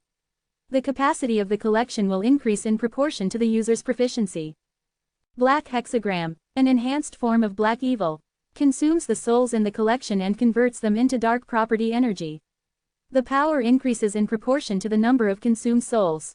The magic power will buff all allies in the user's territory, and debuff any designated enemies with strong curses and fear. Random curses will place great misfortune on the enemy. First spirit. The souls bound inside the soul collection hate their master for trapping them. But even their hatred is owned by the user and can be applied as the user wishes. The souls can never defy the absolute will of the user. They can move in crowds and steal the vitality of living beings. Depending on the user's wishes, a part of magic power can be used to evolve souls into a spirit familiar, guai, spirit guai, or something beyond. They will become faithful servants of the user and gladly carry out any orders. Summon of the dead. Using some of the collected souls, the user can forcefully summon souls from the beyond. The number of souls summoned and the length of time they can stay depend on the soul's level. Caution is advised. The summoned souls have free will and there are restrictions on binding them. Void activation. The user can bring forth void from other dimensions. Void is filled with disorder and chaos and may take over the user. Caution is advised. To use this, additional conditions and qualifications must be met. Partially sealed. Asterisk asterisk this is a unique artifact. No other artifact like this exists in the tower, and it will be bound to its owner. It cannot be transferred or traded between players. Some of the abilities are sealed. You must meet the qualifications or conditions in order to lift the seals. Some information cannot be accessed. You must meet the qualifications or conditions in order to view the information. Asterisk asterisk currently collected. 3 of 3. Despair. You can dominate souls that are in despair. Grief. You can defy deaths filled with grief. Fury. You can control darkness shaken by fury. It wasn't enough. Yi and Wu looked at the cast of the Black King in astonishment. Even after so many offerings, it still wasn't completely unsealed. The sacrifices had been massive enough to make the giant's descent and manifestation possible. The avarice of any godly or demonic society would have been satisfied with the sacrifices, but it wasn't even enough for the Black King. Yi and Wu could understand that he lacked the qualifications since he didn't have divinity, but he was slightly annoyed that he still hadn't managed to fulfill all the conditions. Had the Black King, the original user, been that great or just greedy? Open hollow corner bracket keek. Keek. The demonism's contented laughter told Yi and Wu the answer. The demonism had been created from the remnants of the Black King and was Yi and Wu's alter ego. His character told Yi and Wu what kind of being the Black King had been. He had been mighty and greedy. This was how he inspired fear and despair in all his followers and citizens, and the reason he'd later been betrayed. Even to this day, even though eons had passed, he was still respected by many godly and demonic societies. He had been someone who rightfully deserved the title, God of Gods, and God King. Yi and Wu released part of the powers that a being like that possessed and pulled at the chains. Void activation. The black energy spreading through Yi and Wu filled the space around him, as lumps expanded like ink stains. The void waited beyond the ravenous lumps. Clank. The black chains gripped the void, ignoring the laws of physics and space as they tried to violate the giant's otherworldly space. The Ruyi bang in Yi and Wu's hand began to move, and the staff split into pieces once more and whirled into the weak areas of the chain. Clank. The Black King's cast was made of divine iron, just like the Ruyi bang, and so they could combine. Those who carried the title, successor of the Monkey King, could use the Ruyi bang pieces however they saw fit, and Yi and Wu used them to bolster the chain. Vigrid hung on one end of the chain and released another name that was even more threatening. Vigrid releases its hidden true name, Harp. Folklore. Denying invincibility. Harp was a sword used by Perseus, a great hero who overcame his tragic fate to become revered as the ancestor of numerous royal families and heroes. The stories said that Perseus used Harp to bring down invincible monsters, and the sword was so excellent that it was said Ares inherited it afterwards. As soon as it was released, Vigrid transformed into Death's Scythe, which stretched to a man's height before tearing through space. Open hollow corner bracket impossible. Open hollow corner bracket dammit, run. Harp wasn't restricted by the limits of space and so it was a huge danger to the giants as Yi and Wu swung it. The black aura on the blade was mixed with wave of fire, which could harm even divine beings. It was impossible to predict where the chains would go since they moved through space randomly.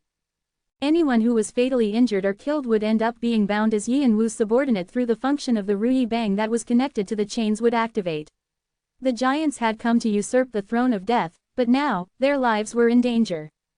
They'd already been struggling to counterattack, and as the chains and the scythe danced in Yi and Wu's hands, his achievement of killing a god shone more brightly than ever. Clank, swish. Open hollow corner bracket ack. Open hollow corner bracket ack.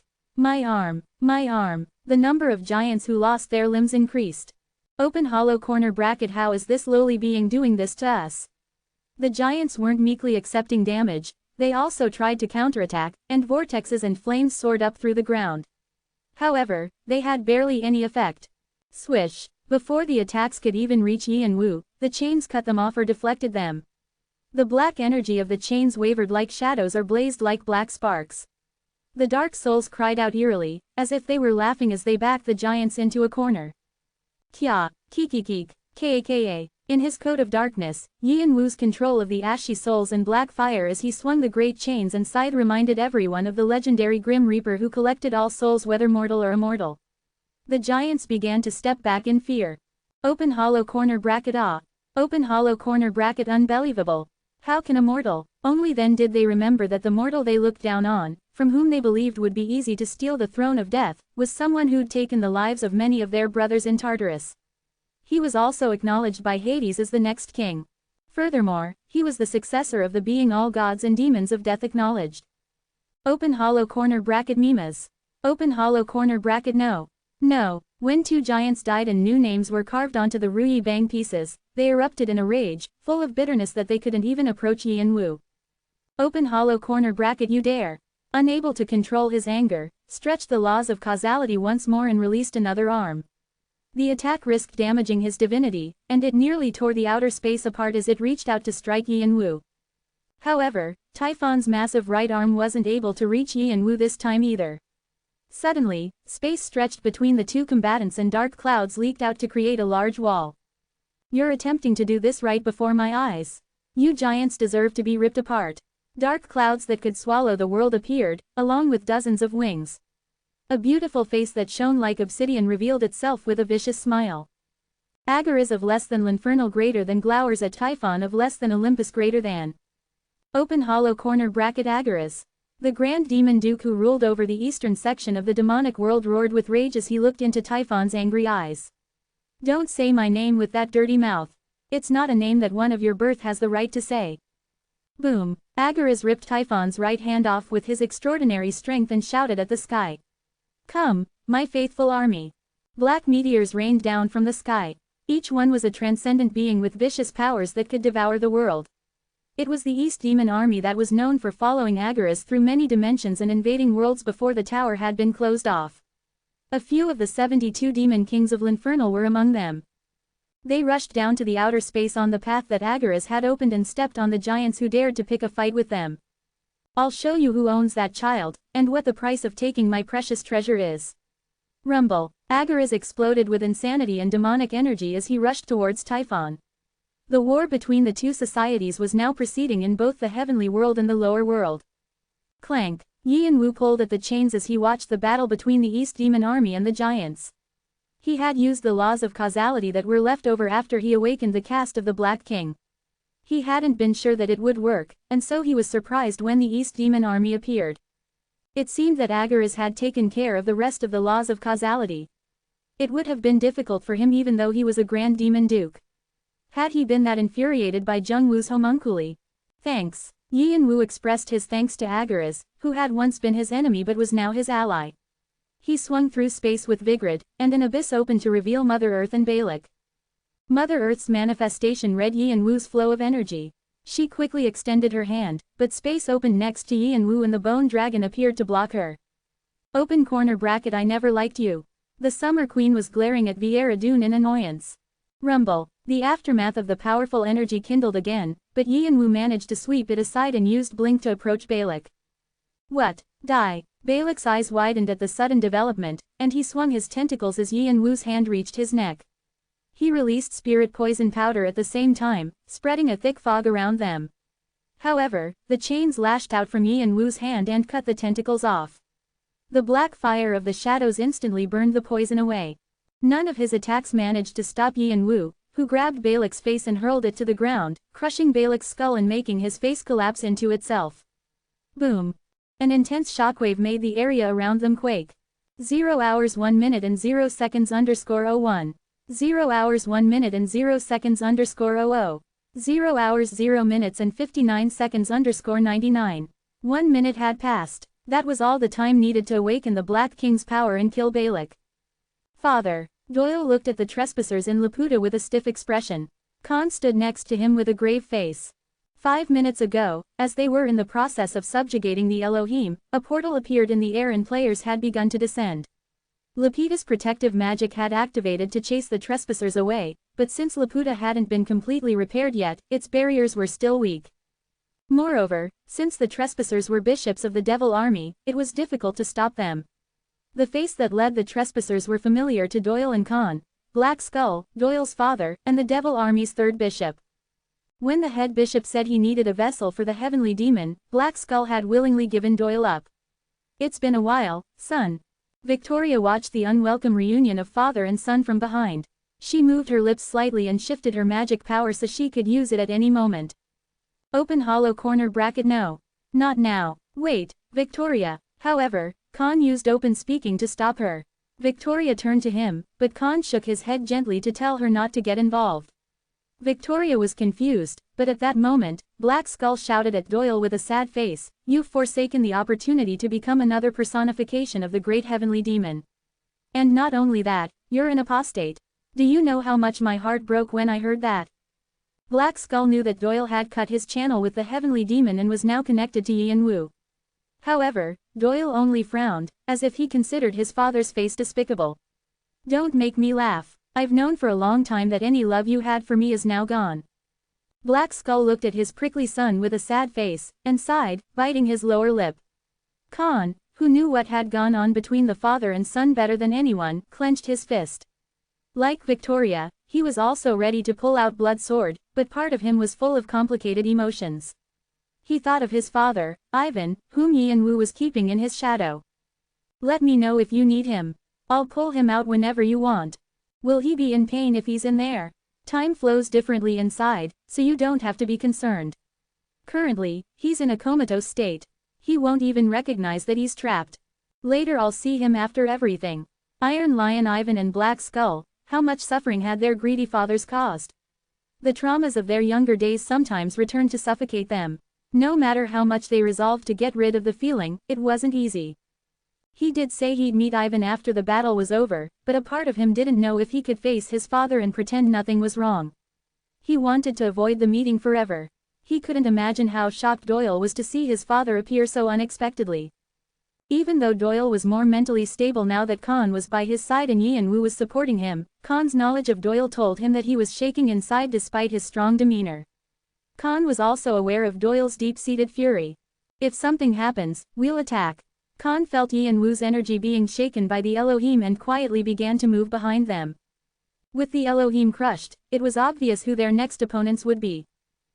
Haha, 5 minutes before hell, nothing's normal. Bo-god Jiang Wei looked at the storm of fire in the sky and chuckled. He hadn't ever seen a pandemonium as intense as this. The shadows were trying to swallow survivors, and transcendents that rarely appeared in the tower were in the middle of battle. The bone dragon spewed her cursed breath on a bizarre manifestation, and armies of gods and demons fought to cause each other's downfall. Jiang Wei realized that he wasn't the kind of person who could leave the battlefield, both on Earth and in the tower. There's always a great war wherever the captain is. When he learned that Arthea moved their clan house and officially started a war with the Elohim and Devil Army alliance, Jiang Wei realized that his chance had come. He was tired of hiding from the one-horned tribe, and there was no better time to reappear than in the middle of Arthea's war. Just as the masked Yi and Wu had fooled the tower for a long time as the hoarder, Jiang Wei had tricked Yi and Wu as the bow god, and it was time to reveal his identity now. What kind of expression would Yi and Wu have? Back on Earth, he'd always been impassive, which was why he'd been given the code name, Cain, after the first murderer in the Bible. He hadn't seemed human at all as he planned and executed attacks with their multinational squad. He was a cold man who didn't even cry when his girlfriend, Jiang Wei's sister, had died. Jiang Wei was dying to know if that icy expression would change or if it would remain the same. He untied the sun-shooting bow and gripped it with his right hand. Swish! He released the holy power of Hu Yi, the only thing that had extended a hand to him back when he'd first entered the tower and didn't know anything. It began to move towards Yi and Wu's energy covertly, so that no one would discover Jiang Wei. 0 hours 0 minutes and 57 seconds _35. The countdown was still ongoing, and Yi and Wu decided he had to get rid of the traces of the crawling chaos that were still inside Balak. Die! Balak screamed, his bloodied face still smashed on the ground. He was an alchemist and so rarely took part in violent battles. The pain he was enduring was shocking to him. The crawling chaos was about to bless him so that he could continue his legend. He couldn't allow a mere mortal to humiliate him, especially one who was supposed to be one of his resources. Swish! More tentacles erupted from Balak's body. Clank! Yi and Wu flapped his sky wings and distanced himself, pulling the chains to cut the tentacles off. Vigrid's blade slashed at the tentacles as though it were lopping off branches. However, energy flowed from the tentacles, skin, and the amputated areas regrew with sturdier and thicker tentacles. The severed tentacles stuck their bases in the ground and pulled up more tentacles. Yi and Wu took out shadows and souls to erect a wall of souls, blocking the tentacles from reaching him. Even if you survive, I'll make you regret it. Balak thought that Yi and Wu could no longer get near him and roared as he raised himself. His crushed face was healing with an unbelievable regenerative ability, but there was no way to restore his broken pride. He wanted to capture Yi and Wu to make him go through a living hell. 3 times as many tentacles sprouted from his body and covered the sky. Time difference. Yi and Wu analyzed the tentacles attempting to grab him and quickly tried to learn their weaknesses. Draconic eyes. Fiery golden eyes. Black Gubatera, philosopher's eyes. He found a route through the tentacles and also found a cluster of flaws, Balak's right shoulder. Core. Wind path, gale, crash. If there was a way, he had to move. As he stepped on the ground, winds blew over him and pushed him forward. Balak's tentacles dropped down to catch him, but they couldn't capture him. The chains whipped around, some binding the tentacles together, others making them change direction. Because he had combined the 8 secret skills of the 8 trigram sword to learn flawless strike, Yi and Wu was already an arhat who wasn't limited to weapons. Having more potential methods suited him better. Hup! Crack! Balak resisted again when Yi and Wu suddenly appeared. He shot an acidic liquid that could melt most artifacts, but Vigrid easily brushed it aside and pierced his right shoulder. Snap! Past the horrifying pain felt that like his right shoulder had been severed, Balak heard Vigrid stab his core. No! Balak wanted to shout. Although his holy power wouldn't break from the impact, it was being sucked away. Vimalasitra looks at the battlefield in satisfaction. Black Gubatera, blood flower. The blood flowers that bloomed on his right shoulder were absorbing the crawling chaos, holy power at a ferocious speed, and it was obvious where the stolen holy power was going. On top of that, black flames spread above the blood flowers to burn him. Balak didn't have the strength to scream or resist. The chains were already creeping up his shoulder and arms. Clank, clank, clatter. The chains wrapped around Balak's arms like a snake and wrapped all over his body. With a click, they tightened to suffocate him. Clatter. Balak's body floated up to the sky accompanied by the clanking of chains. He looked like he was being hung over an execution table. He wanted to loosen the chains, but his body didn't have any strength. The magic core was his connection to the crawling chaos, and now that it was cracked, he no longer had any control over his holy power, and it began to leak out of his body. No matter what he did, he couldn't breathe, and his vision began to go white. The only thing remaining in his head was the desire to live. However, Yi and Wu made the chains tighter in order not to lose Balak. He pulled the chains down while gripping Vigrid in his right hand.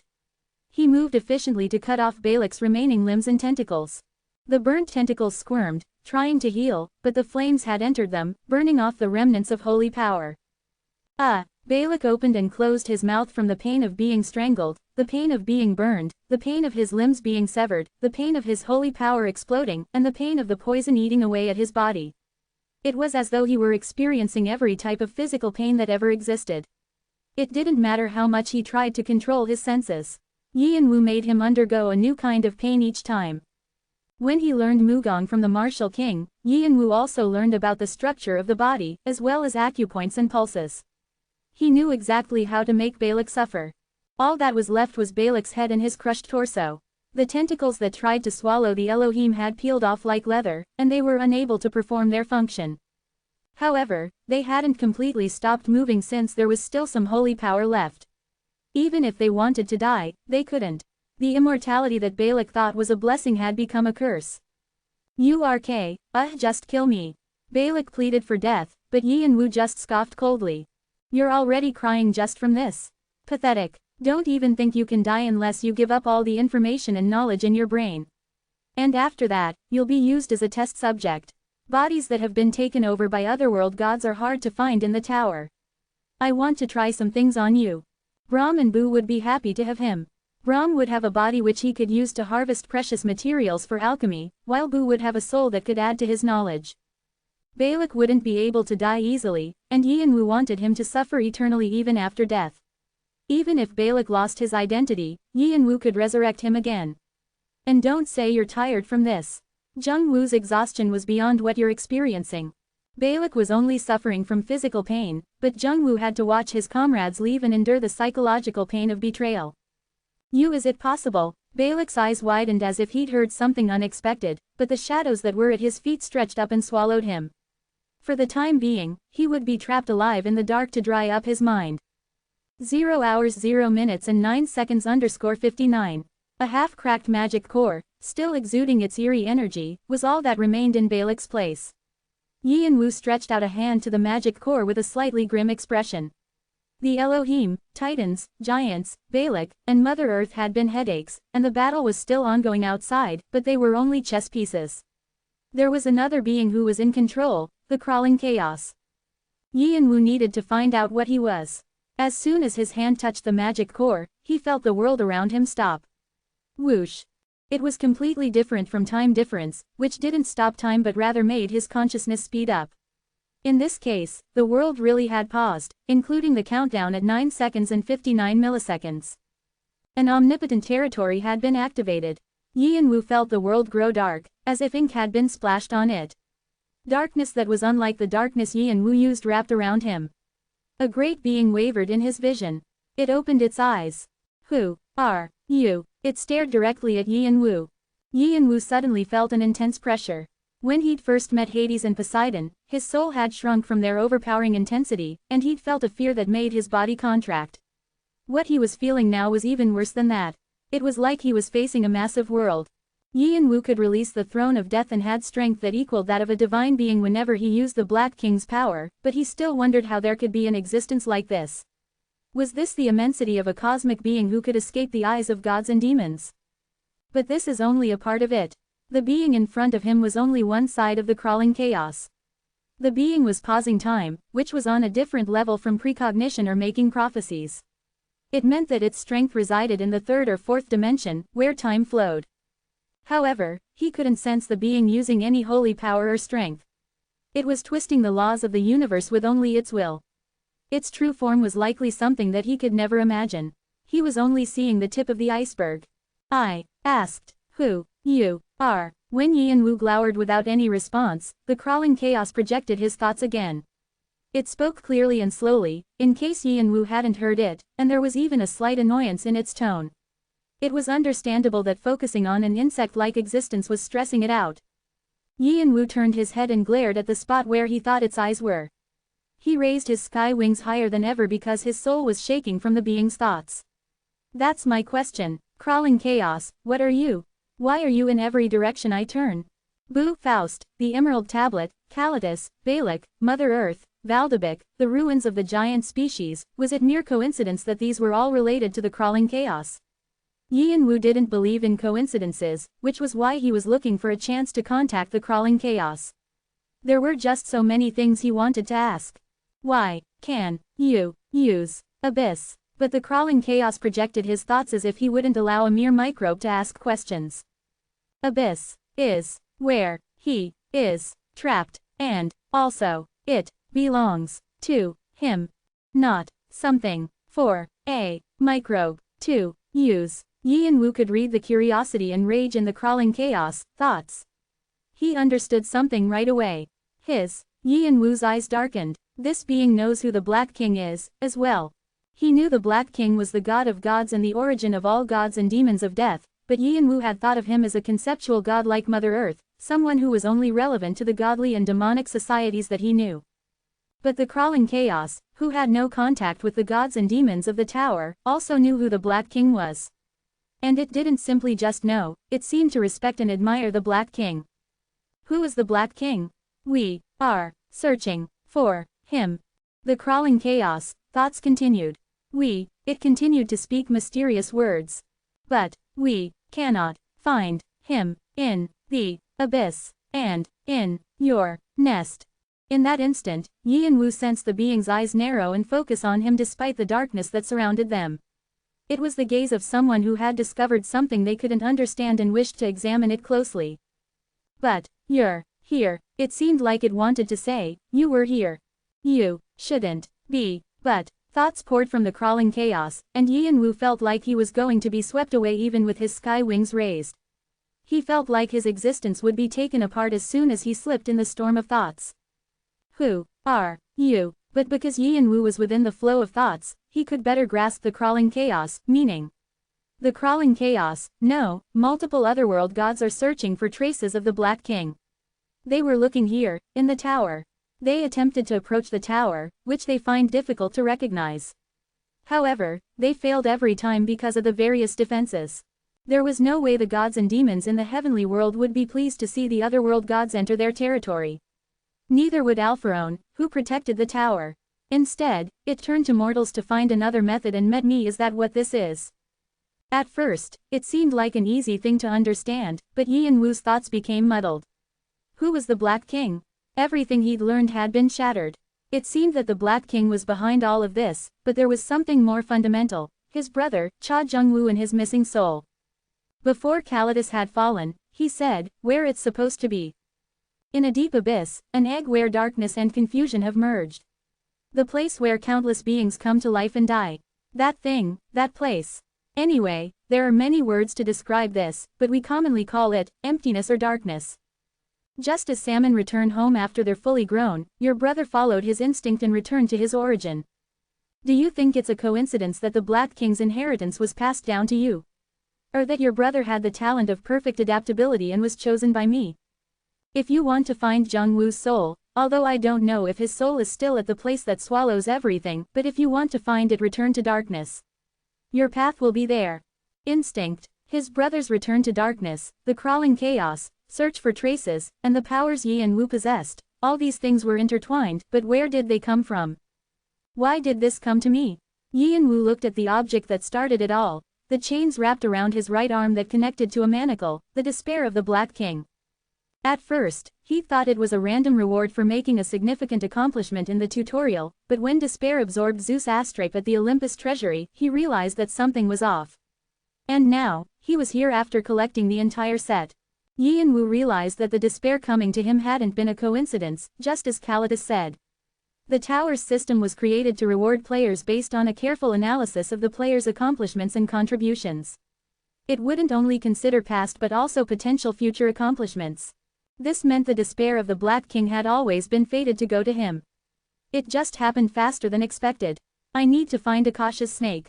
The magical creature slept in the depths of the tutorial, waiting for its owner to return. It was the creature that had gotten him the despair of the Black King. Since the tutorial reset with every round, Akasha's snake would return for each round. He needed to capture and question it. After the war was over, he'd planned to track the crawling chaos, traces to the ruins of the giants on the 60th floor or help Faust regain his memories with other clues about the Emerald Tablet. It seemed like he'd have to postpone those plans. Yi and Wu internally apologized to Boo and shouted in response to the crawling chaos, who was staring at him for a reply. It was still asking who he was. Someone said I'm the Black King's successor. Nonsense. The crawling chaos, thoughts intensified, as if it had heard something unpleasant. It was more than annoyed, it was furious, as though it had just heard something impossible. That is not a position permitted to a microbe. But Yi and Wu didn't have any plans to be defeated, even if his opponent was a cosmic being. He had no reason to surrender to the crawling chaos. He'd been chasing after him with questions and still wanted to know more, but that was only because it might be related to his brother's soul. Now that he knew the being had nothing to do with Jung-woo, all he needed was the identity of the Black King. Since he knew they had the same goal, he didn't need to step back. They might even become enemies in the future. I have to make this being consider me its equal and not some microbe or a bug. Yin-woo showed him the cast of the Black King he was wearing, hoping to aggravate him. What if this is proof? If so, Yin-woo's plan worked. The crawling chaos was infuriated that Yin-woo was calling himself the successor of the one it admired. It was already annoyed that Yin-woo possessed the Black King's aura, and now, it was ready to destroy him. Die. The crawling chaos sent out a thought, and the darkness around Yin-woo was ripped apart. Fog covered him like a great tsunami. Previously, the crawling chaos had only been expressing its thoughts, but now, it was full of a murderous intent that Yin-woo couldn't even measure. The tsunami wasn't something that he could block or escape, but Yin-woo pulled the chains around his body. Clatter. Vigrid struck the space in front of him and revealed the emptiness within it. Chh. The emptiness spread over crawling chaos, inky darkness, and began to take form around Yin-woo to protect him. The crawling chaos torrent crashed into the emptiness and created a soundless turbulence. Right now, Yin-woo could still push the thoughts back, but even that would probably be swept away soon. Space would crack, time would break, and his existence would disappear without any trace. That was how incredible the crawling chaos was. There was no way that Yin-woo could defeat it. But even within the dangerous torrents, Yin-woo was calm. It's enough to be focused. He felt all the crawling chaos, furious thoughts focused on him. He shouted, I want to make a contract, crawling chaos. The being didn't respond, as though the question wasn't worthy of answering. Yin-woo didn't care and said the words that he knew would get a reaction. I'll open the path for you to return to the tower. At that moment, the tsunami of thoughts stopped. The emptiness, which had been reduced by 90%, trembled. Yin-woo felt the crawling chaos gaze. New emotions had appeared alongside its fury. Suspicion, doubt, but also curiosity. The presence of the great cosmic being beyond the darkness disappeared. Instead, someone quietly descended in front of him. He was about 3 meters tall and still large, but he was nothing compared to the great existence. However, Yin-woo could sense the suppressed chaos and disorder inside him. Just facing the creature made his skin sting. Explain what you mean. If you were only speaking nonsense to save yourself, you won't keep your life, human. The crawling chaos manifestation growled at Yin-woo. The darkness around them shook, but Yin-woo managed to speak when he saw the manifestation's familiar face. Valdebik. Yin-woo quickly collected himself. No, it's not Valdebik. Despite taking on Valdebich's appearance, it was clearly the crawling chaos from its aura. He wondered whether the being had taken Valdebik as his apostle, but it was clearly a manifestation made of thoughts. Seems like you know someone who looks like this. The crawling chaos smirked, reading Yin-woo's thoughts. I need to be careful not to have my thoughts read. Was this the power of a god? The crawling chaos could read his thoughts too easily. Yin-woo pulled up his magic power to defend his mind. He was a cute creature that isn't commonly seen. A half-blood of giants and humans. I don't know how a transcendent species and bugs managed to mix together. I can't understand what they were thinking. There are so many things I don't understand about the outer world. The outer world was what those from the other world called the tower. Then did they consider themselves the inner world? What happened to Valdebik? Human, that's not important right now. The crawling chaos laughed at him, still using Valdebich's appearance. Even if he acknowledged that Yin-woo was close to his standing, he could still kill Yin-woo anytime he was bored. The fact that a cosmic being like himself would speak to a mere microbe like this was already laughable.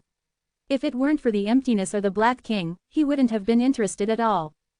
No matter how he expressed his thoughts, that stupid and dull head wouldn't be able to comprehend them, and having to cut up his thoughts into tiny fragments in order to convey them was too bothersome. But since he wanted the microbe to understand him, he had to manifest a body to help him translate and interpret their conversation.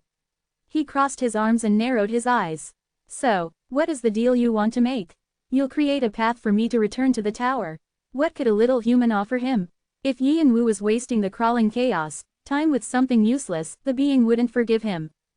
He only lived for amusement, so he sometimes gladly accepted human whims. Yin-woo's offer wasn't something he could just ignore. For those who lived in the inner world like him, the tower was an enigmatic place where the laws of nature were crossed and broken.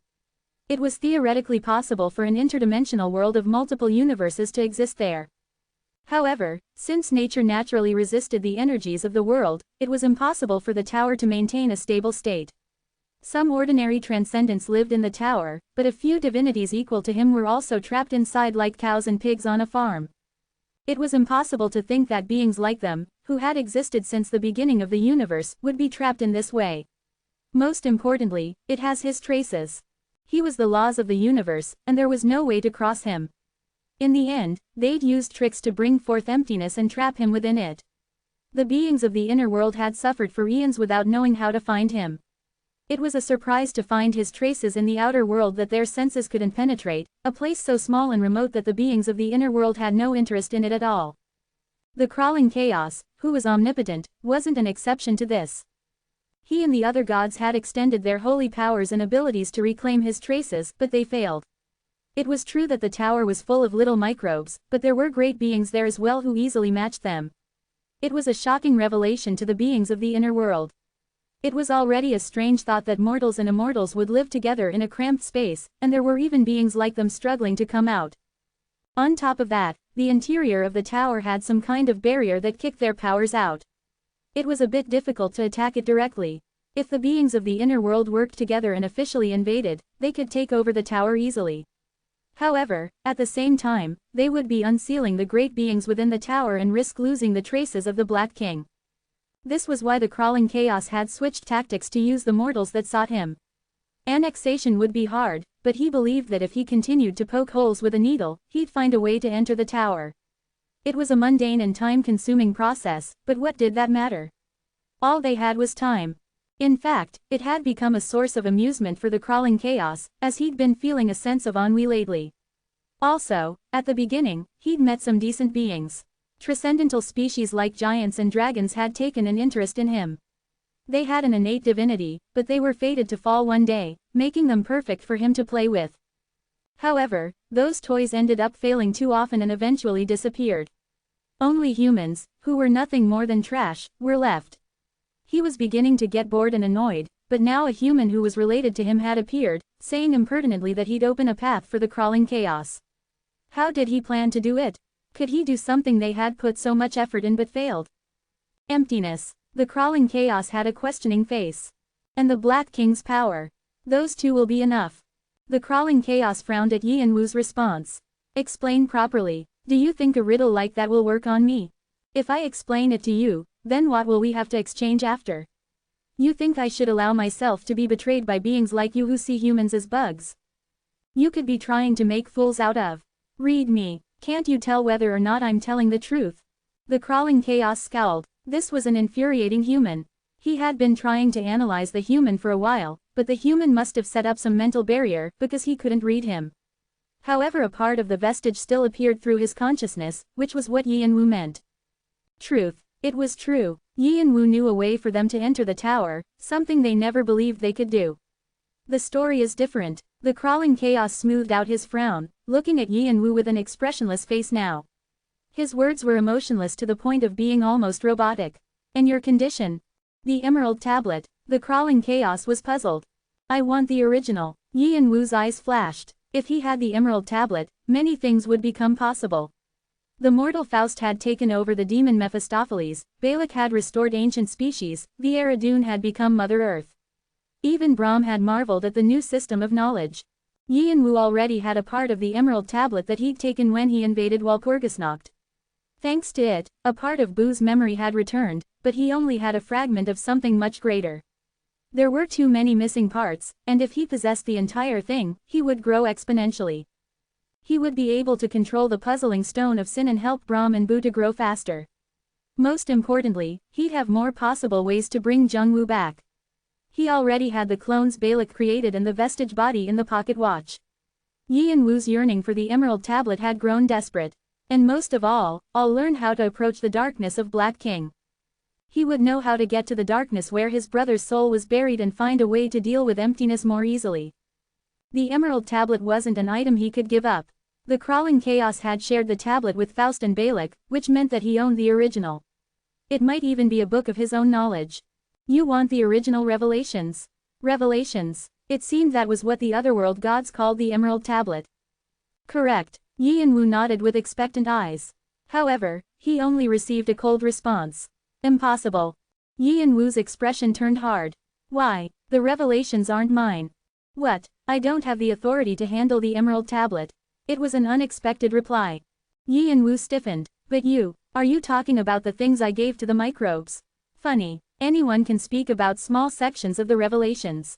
Doesn't matter. Give. Don't act up, human. Was that how incredible the Emerald Tablet was that even the crawling chaos didn't have any authority over it? If he didn't have the rights to it, he could find a way to acquire them. Yi and Wu was about to say that if he truly wanted to search for the Black King in the tower, it shouldn't be a difficult feat. However, the crawling chaos didn't give him a chance to open his mouth again, anticipating what he would say. Do you think it's a simple item that I can just pull out of my pocket if you ask me to? Do you think a mere mortal can bear an item that contains all the knowledge of the universe and the dimensions, the words of the great beginning and the holy oracles of the end, and the records of all space, time, and history? You must be crazy. How insolent, human. Madness wavered in the crawling chaos eyes. And I choose the terms of the contract. You have no right, microbe, just accept the results. CHH. The manifestation flickered out darkness. I shall take you as my apostle. I do not wish to give this honor, which has not been bestowed to anyone for thousands of years, but your qualifications must somehow meet the minimum if you can use a part of his strength. Flicker. As my representative, step forward and create a path for me and my familiars. Once you do, I shall assess your contribution and give you powers of invincibility and immortality. When the day of revelation comes, I shall also give you a throne, however small. The crawling chaos was saying he would give Yi and Wu all he could. The other beings of the inner world would be astonished, but Yi and Wu didn't lose his calmness even amid the boiling madness. Then the contract is no more. He stared sharply at the madness. What I need is the Emerald Tablet, what you call the revelations. If you will not agree, I will have to force you. Creak. Like a spinning wheel, the darkness covered Yi and Wu. The crawling chaos, manifestation disappeared in the darkness and disappeared with a final laugh. You are quite impertinent, human. But this was amusing, so I shall allow you to keep your life. At that moment, the crawling chaos activated his powers. Open angle bracket external interference elimination close angle bracket. Less than incomprehensible greater than. Yi and Wu felt the sky wings holding him up release. The 5,000 channels, the Black King's power, and even his dragon body awakening were being sealed away. This was an illusory world created by the being's thoughts, which meant that it was his territory. It was too easy to cut off all the channels and disarm Yi and Wu. However, crawling chaos didn't stop there and forced the skills and powers given by the tower to stop, as well. His rules invalidated the system that created Yi and Wu's abilities. But blocking the demonic divine dragon body is a bit too much. For the first time after entering the tower, he felt like he'd returned to his body on Earth. His body sank like wet cotton, his explosive firepower all gone. His body was more developed than it had been back then, but it was still extremely weak compared to his demonic divine dragon body. Yi and Wu felt like everything he accomplished in the tower was nothing more than a sandcastle. If a strong being like the crawling chaos trapped him in his territory, he had no means of resisting. He remembered what the Martial King said in passing after he completed Flawless Strike. Don't become tied down to what you have. It's not actually yours. If it's not mine, then whose is it?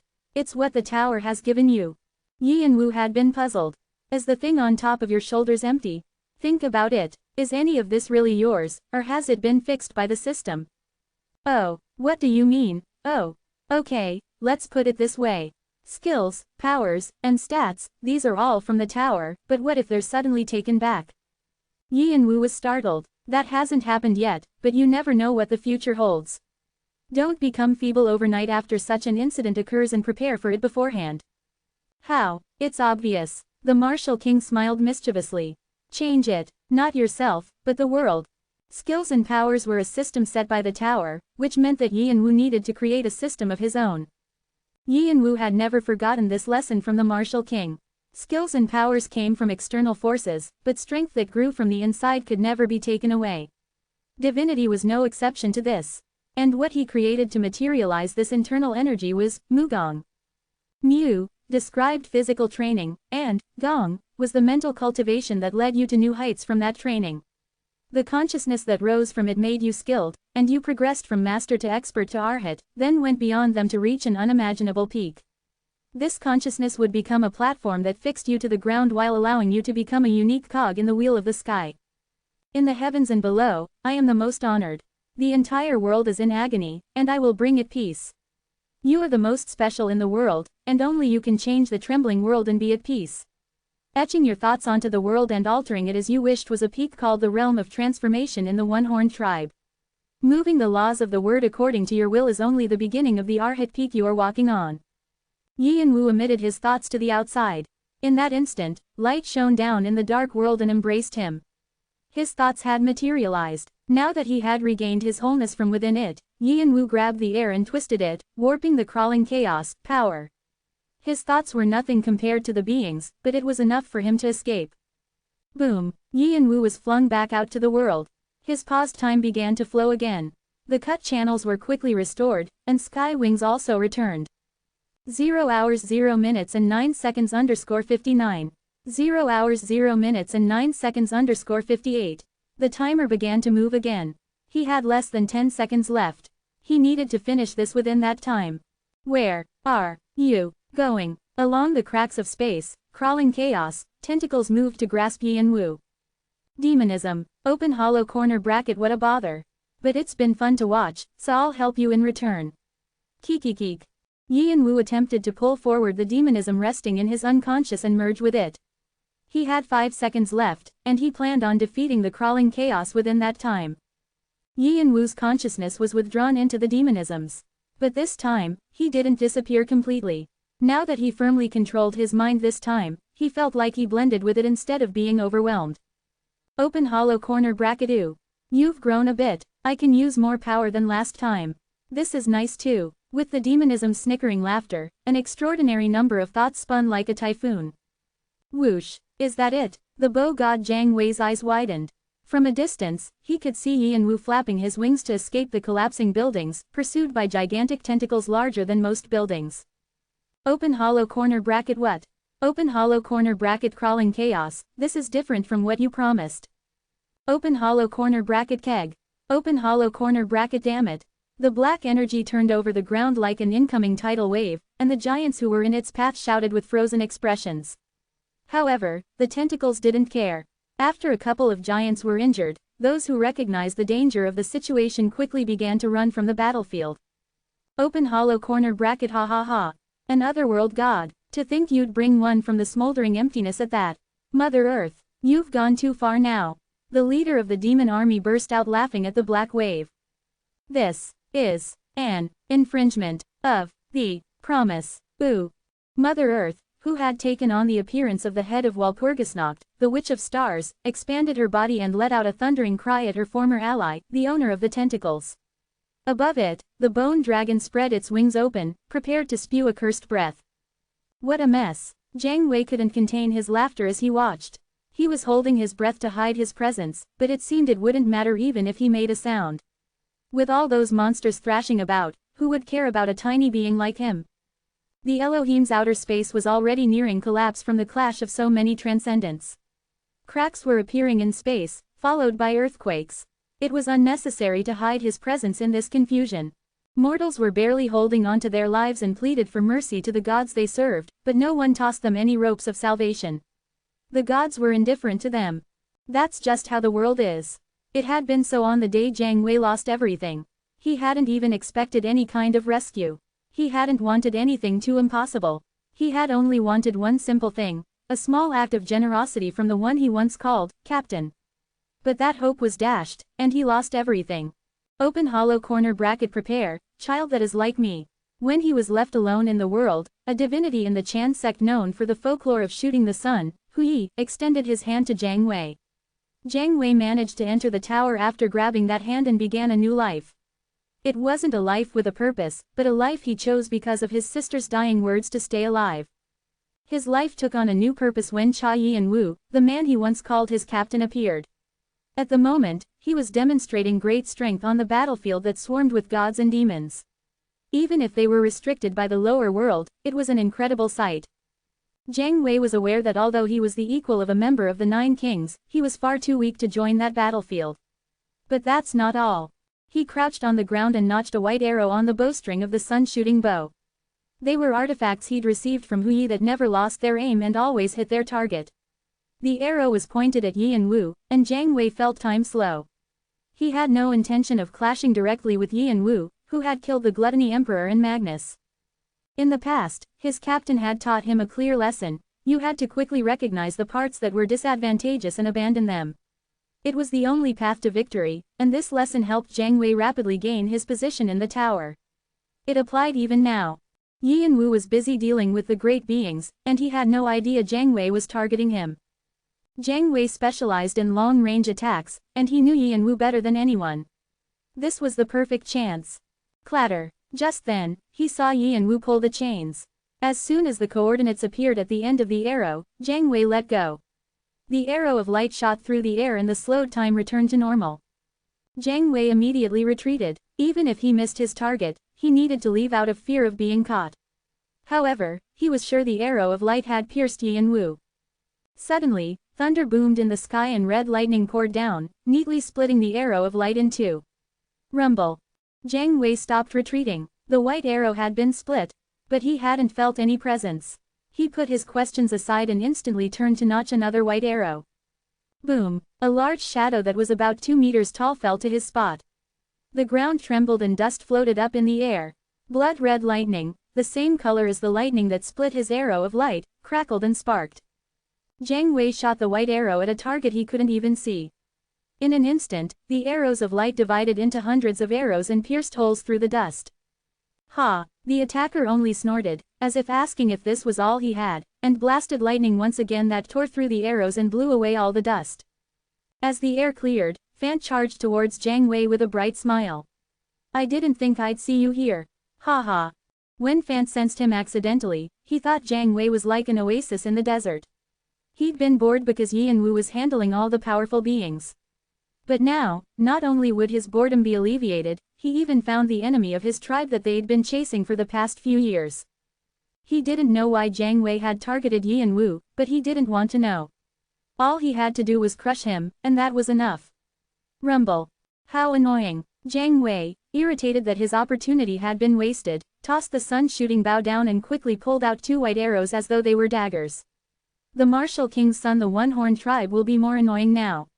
He jumped toward Fant. He needed to get rid of this nuisance first.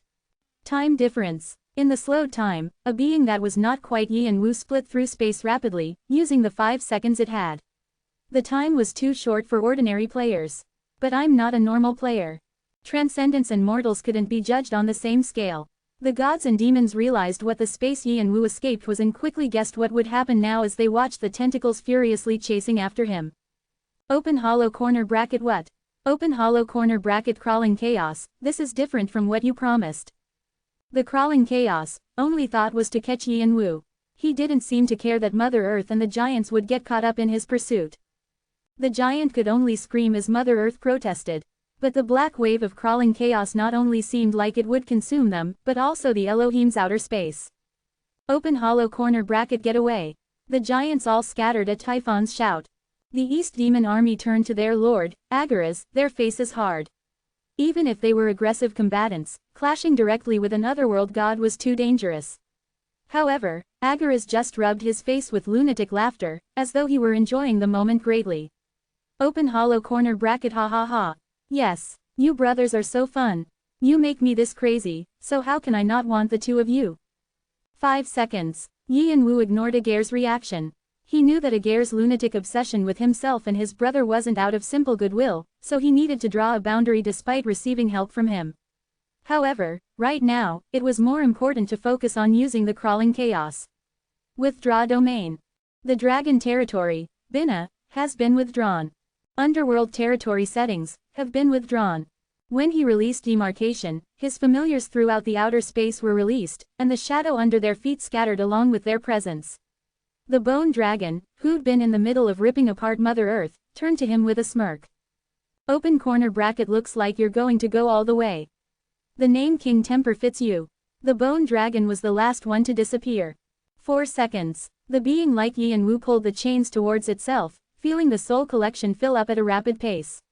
Clatter. It grasped the large scythe accompanied by the clanging of steel. It feels pretty right. The thing similar to Yin Wu smiled coldly, satisfied with the heft, and swung the scythe down. Rip. It tore space apart, releasing an emptiness that was leagues beyond what Yin Wu had previously released.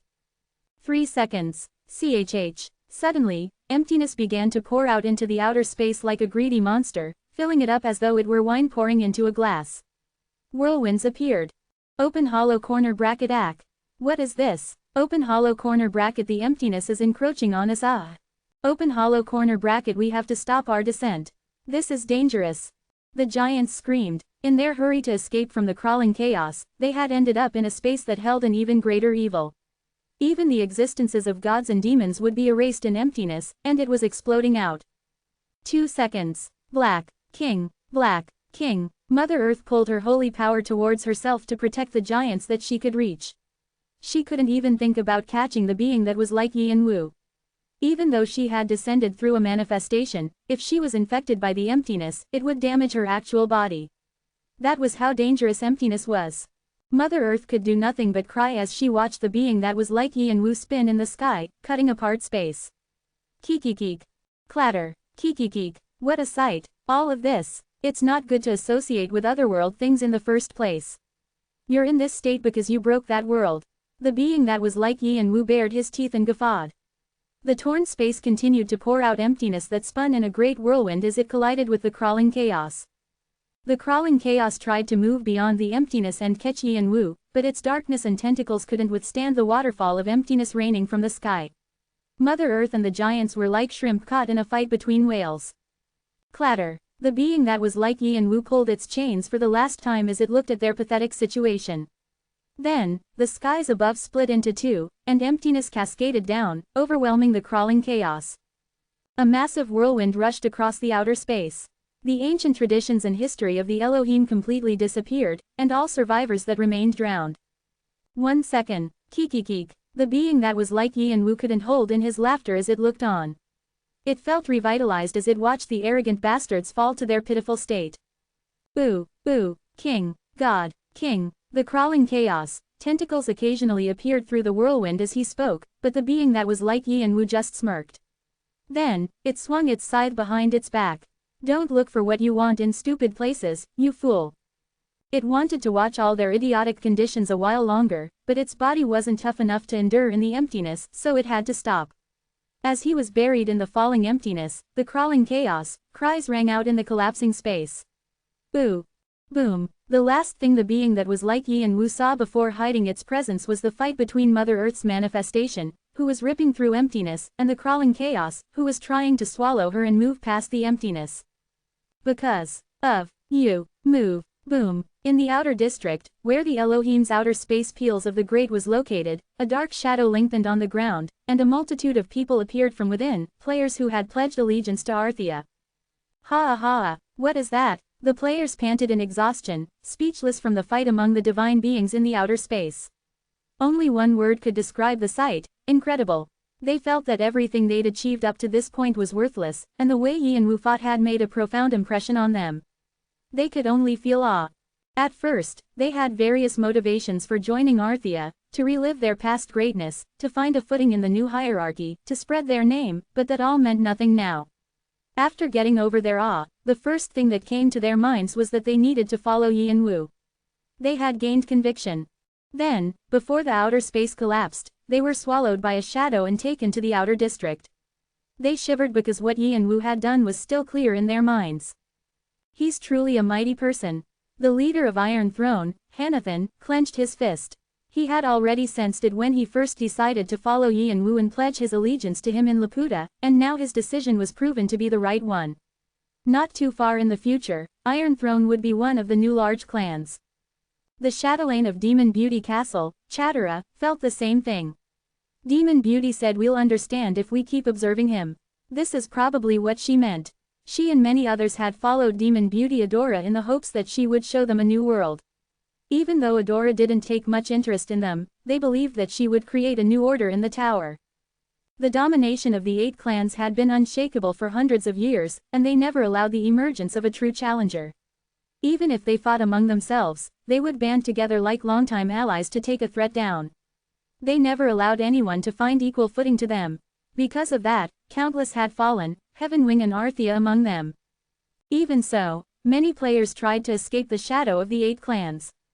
Chatara believed that Adora would be the one to do it, and Demon Beauty Castle was sure that she would be the one to destroy the shadow that loomed over them. However, Adora said that Yi and Wu would be the one to do it, and Chatara realized how accurate her words were. Everything is falling apart and changing.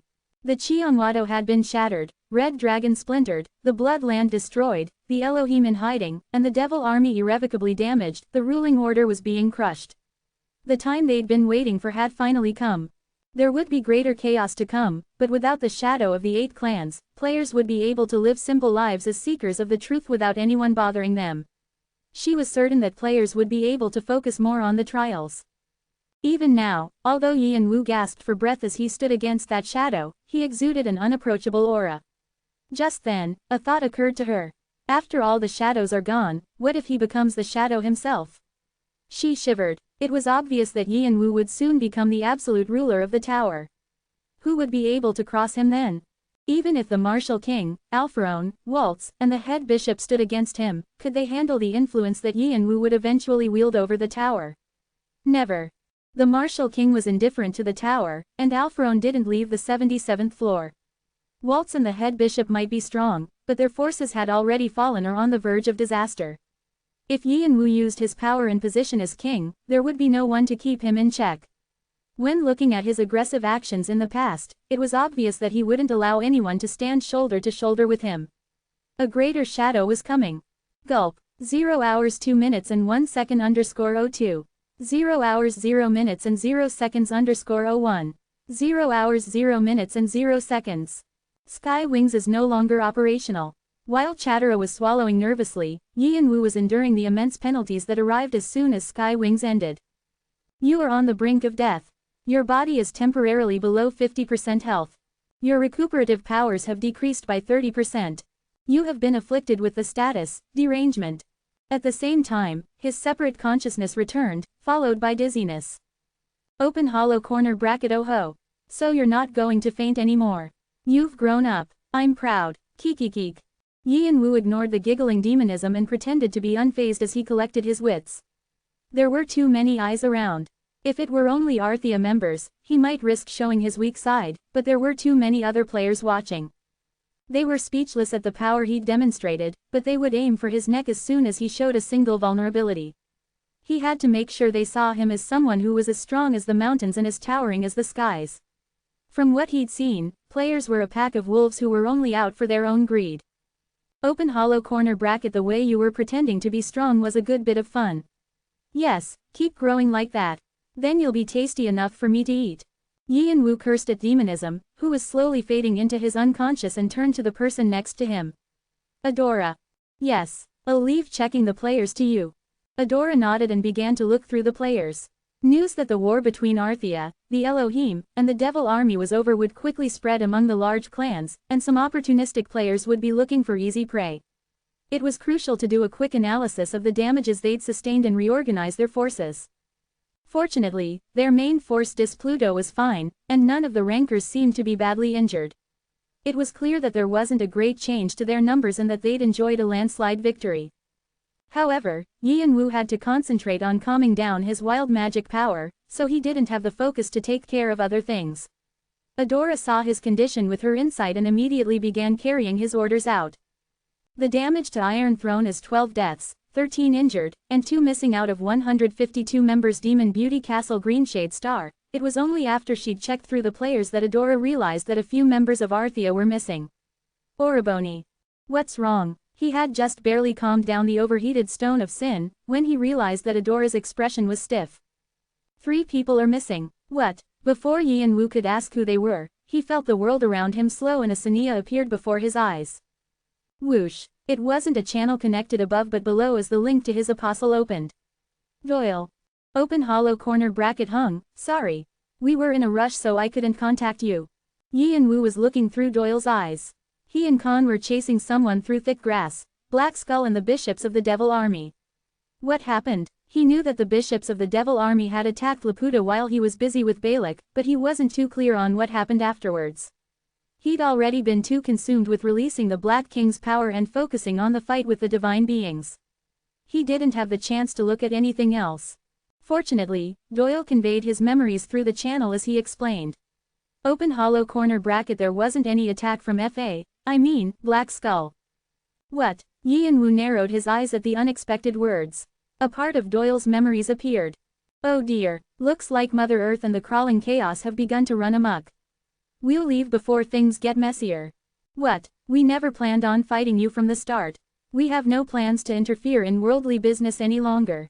The reason we've come here is my stubbornness when it comes to you, Doyle. They tried to convince me otherwise, but I want to ask you for the last time. Black Skull's words were baffling as he looked at his son sadly. Won't you come with me? Doyle rejected him without any hesitation, disgusted that his father was trying to act like a proper father now even though he had abandoned him in the past. He couldn't understand what his father was thinking. What did he mean about not fighting and what kind of worldly business was he talking about?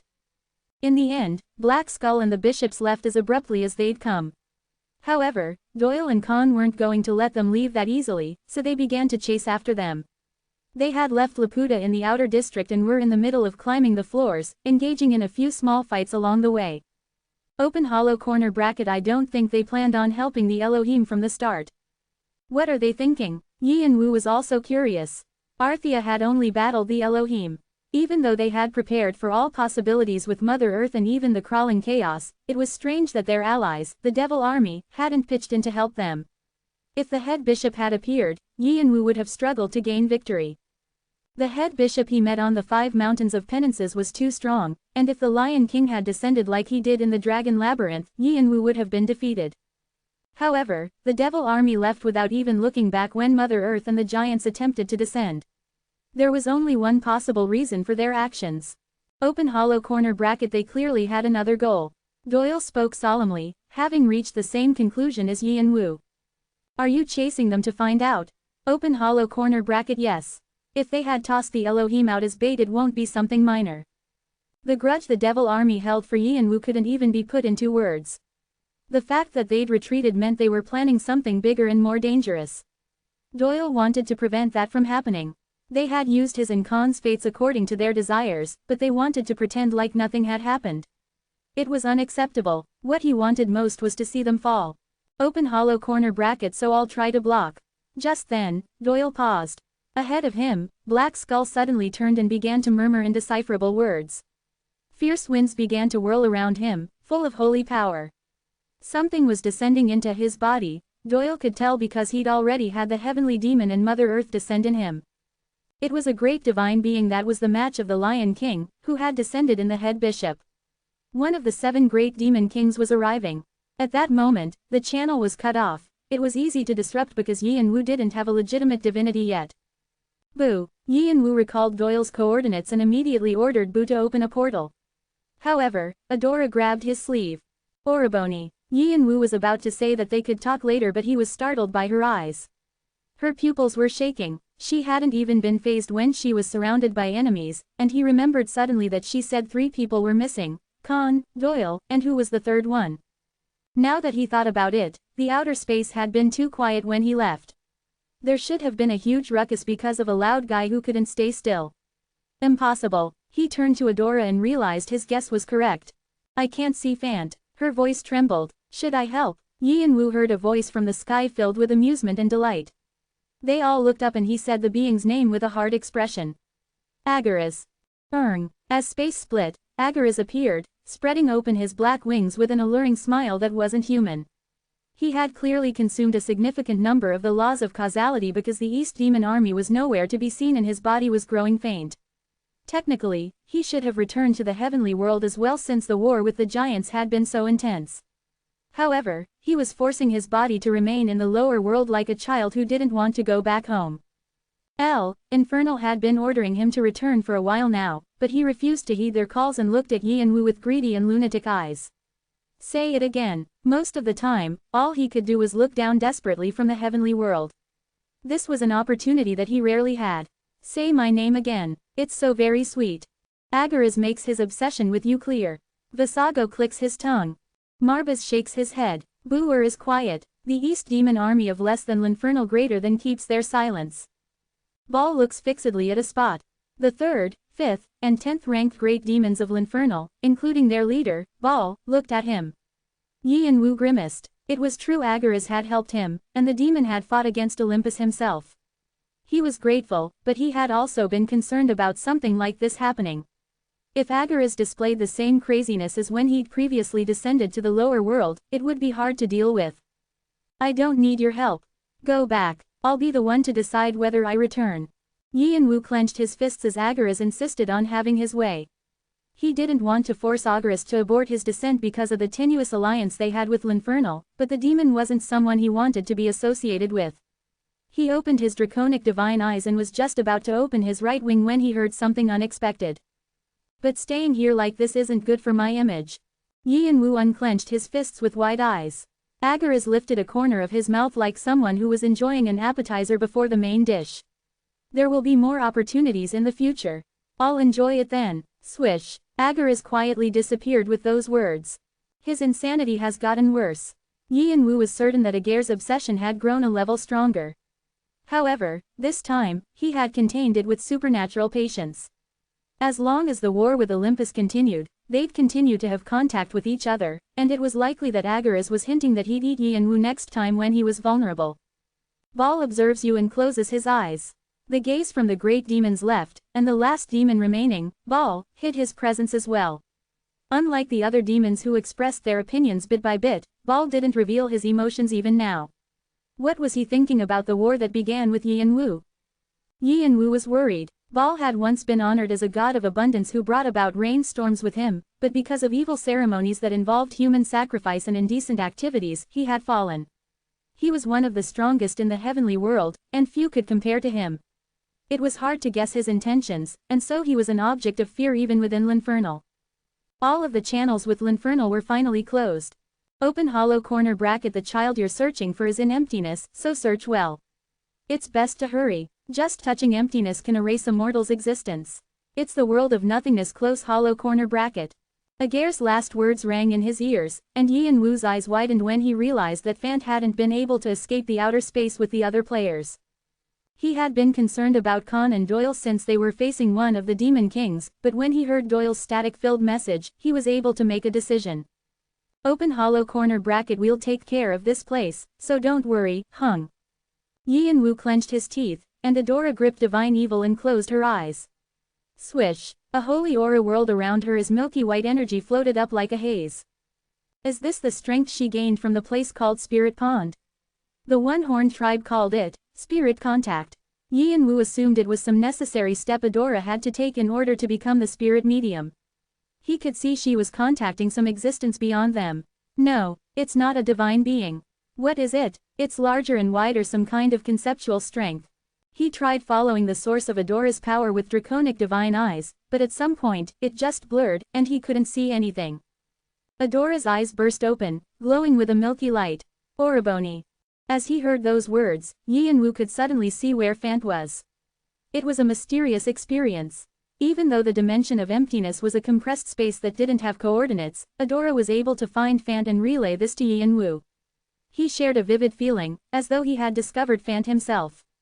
He wanted to ask what happened, but that wasn't important for now, so he focused on sending his magic power into the cast of the Black King. He already used up all the laws of causality, but since the lock had already been opened once, it wasn't that hard to open emptiness again. Space separated to reveal a black abyss. Hup, he instinctively gasped. Greedy and vicious emptiness was leaking out of the open space to swallow him. He felt like he would be sucked into the emptiness. What is? Open corner bracket. That's normal. The Summer Queen appeared behind him. She had returned to her human form, looking at Yi and Wu in the emptiness with an arrogant expression, her arms crossed. Open corner bracket. From the start, it's just wrong for a mortal to try to control emptiness. Even gods and demons disappear if they are eaten. The only reason you've managed to do anything is thanks to that strange item you have. She smirked. Next to him, Adora was glaring at her ferociously, but the Summer Queen just scoffed and ignored her. Open corner bracket. Just give up. If he's already been buried so much, his existence will be faint by now. Even if you somehow manage to pull him out, he'll just be an empty shell. You might even lose the level that you've built up. Don't forget that. Don't you have a mountain's worth of work to do in the future? The emptiness dispersed, crushed, and swallowed not just beings but also the level that Yanwu had gained, and the Summer Queen was warning him that his gains would all disappear if he tried to save Fant. Her voice was sweet and captivating, and she looked as if she were trying to test and seduce him, full of irresistible dignity. However, Yanwu frowned and pushed an arm deep inside the emptiness. You're bothering me, so shut up. Crackle, crackle. For a moment, he saw his arm fade, as though it had turned into static. The black haze that escaped the emptiness was crawling up his arm in an attempt to overwhelm his body. Just as the Summer Queen warned, his existence began to disperse, and his firm level scattered as his accomplishments were shaken. At this rate, his qualification as a player might be broken as well, but he didn't take his hand out. The Summer Queen's eyes widened as she watched. Adora, help me. Adora nodded and attempted spirit contact again. It was to ask the existence beyond for a more precise location, and she delivered this information to Yanwu as she got it. The Summer Queen also received it because of her connection to Yanwu, and she could feel his emotions mixed within the information. She thought of him as cold to the point of being emotionless, but his emotions were shaking. Bastard, what kind of stupid things were you doing to make me look for you like this? When I pull you out, I'll really beat you up as much as the Martial King beat me. All kinds of thoughts were swirling in the connection, and she couldn't help feeling surprised. The only other time Yanwu had been this frantic was when his little brother, Cha Jungwoo, had been involved. He'd been just as upset when Balak revealed all the clones. Your trait, cold-blooded, has failed for an unspecified reason. Remove the reason immediately. Your trait, cold-blooded, has failed for an unspecified reason. Warning. Remove the reason immediately. Your existence is in danger of disappearing. Open corner bracket. So that's how it is. The Summer Queen muttered to herself. She had a faint idea of what Yanwu thought of Fant. He considers him as special as that child. It was an unexpected discovery. He hadn't been lying when he'd asked the siblings to be his wings a long time ago. Were they so special that he would risk his level and accomplishments? Open corner bracket. I understand what kind of person you are a little more. You might have something that Jungwoo didn't. A slight disturbance wavered in her calm eyes, but Yanwu didn't see it. He felt something at the edge of his fingertips, and he instinctively knew it was Fant. He tried to pull him out, but he was facing another issue. Fante's existence had already dispersed so much that it would be dangerous to pull him out. He was as weak as a sandcastle. Just when Yanwu was wondering how to pull Fant back together, the Summer Queen placed her hand on his. He turned around as if to ask her what she was doing. Open corner bracket. It's just a whim. The Summer Queen scoffed and pulled his hand. Yanwu felt Fante's sandcastle-like existence grow stable again. He didn't know how she did it, but the Summer Queen had done something. Fant escaped the emptiness bit by bit as Yanwu's pulled him out. He had already lost consciousness, and his eyes were closed and face pale. Idiot, Yanwu muttered to himself as he used the last of his strength to pull him out. Then, when Fant was completely out, Yanwu tossed him to the ground, and the emptiness closed up automatically. Ha! Ha! He panted violently and turned to the Summer Queen, but she had already disappeared. This had nothing to do with Jungwoo, so why had she helped? He didn't know what she was thinking. Hey, hey, thwack, thwack. Adora bent over Fant and slapped his cheeks mercilessly. He had only just managed to maintain his form, and his breathing was too slow. Something else must have happened in the outer space because there was nothing below his right shoulder. His internal energy was weak, as well. The core of blood lightning, which was embedded firmly inside him, was on the verge of cracking. It wouldn't be unusual if he died. Although as Demon Beauty, Adora was always aloof, the sight of her sibling in critical condition made her sob. Tears dripped down on his face. URK. Fant suddenly inhaled and his eyes shot open. Adora stopped crying, her eyes wide as Fant looked around with a bewildered expression. Then, he grinned when he realized that Adora was bending over him with eyes swollen from crying. Hey, are you crying? Really? Shut up, you idiot. Ha ha ha, you're really crying. Next time we meet father, I'll have to tease you about it. Adora punched his chest while in his arms. Fant smirked as Yanwu approached. Dickhead, you only learned that now. I knew you'd save me. Even though he was being scolded and his condition was in that state, Fant continued to chuckle. The desire to fight that had grown during his secluded training had been satisfied, and he looked somewhat refreshed. What had he experienced in the outer space? Did you lose? What do you think? You won. Right on. Fant grinned. I pulverized his eyes. Now that the archer's eyes are destroyed, he'll have difficulty using a bow again, Still, I lost him, so the next time we meet. Fant raised his left hand and clenched it. Veins bulged on his skin. I'll break his neck with this hand. Still, there's something I'm curious about. What is it? Do you know what this is? I stole it from him. It seems like he knows you well. What? Yin Wu took the item Fant gave him without much thought, then his eyes widened. It was a necklace made with empty gun cartridges, something he never thought he'd see in the tower. The words carved on the cartridges were familiar. Where did you get this? 12/25, 2017, Shimburis at Christmas. They were words he'd carved a long time ago.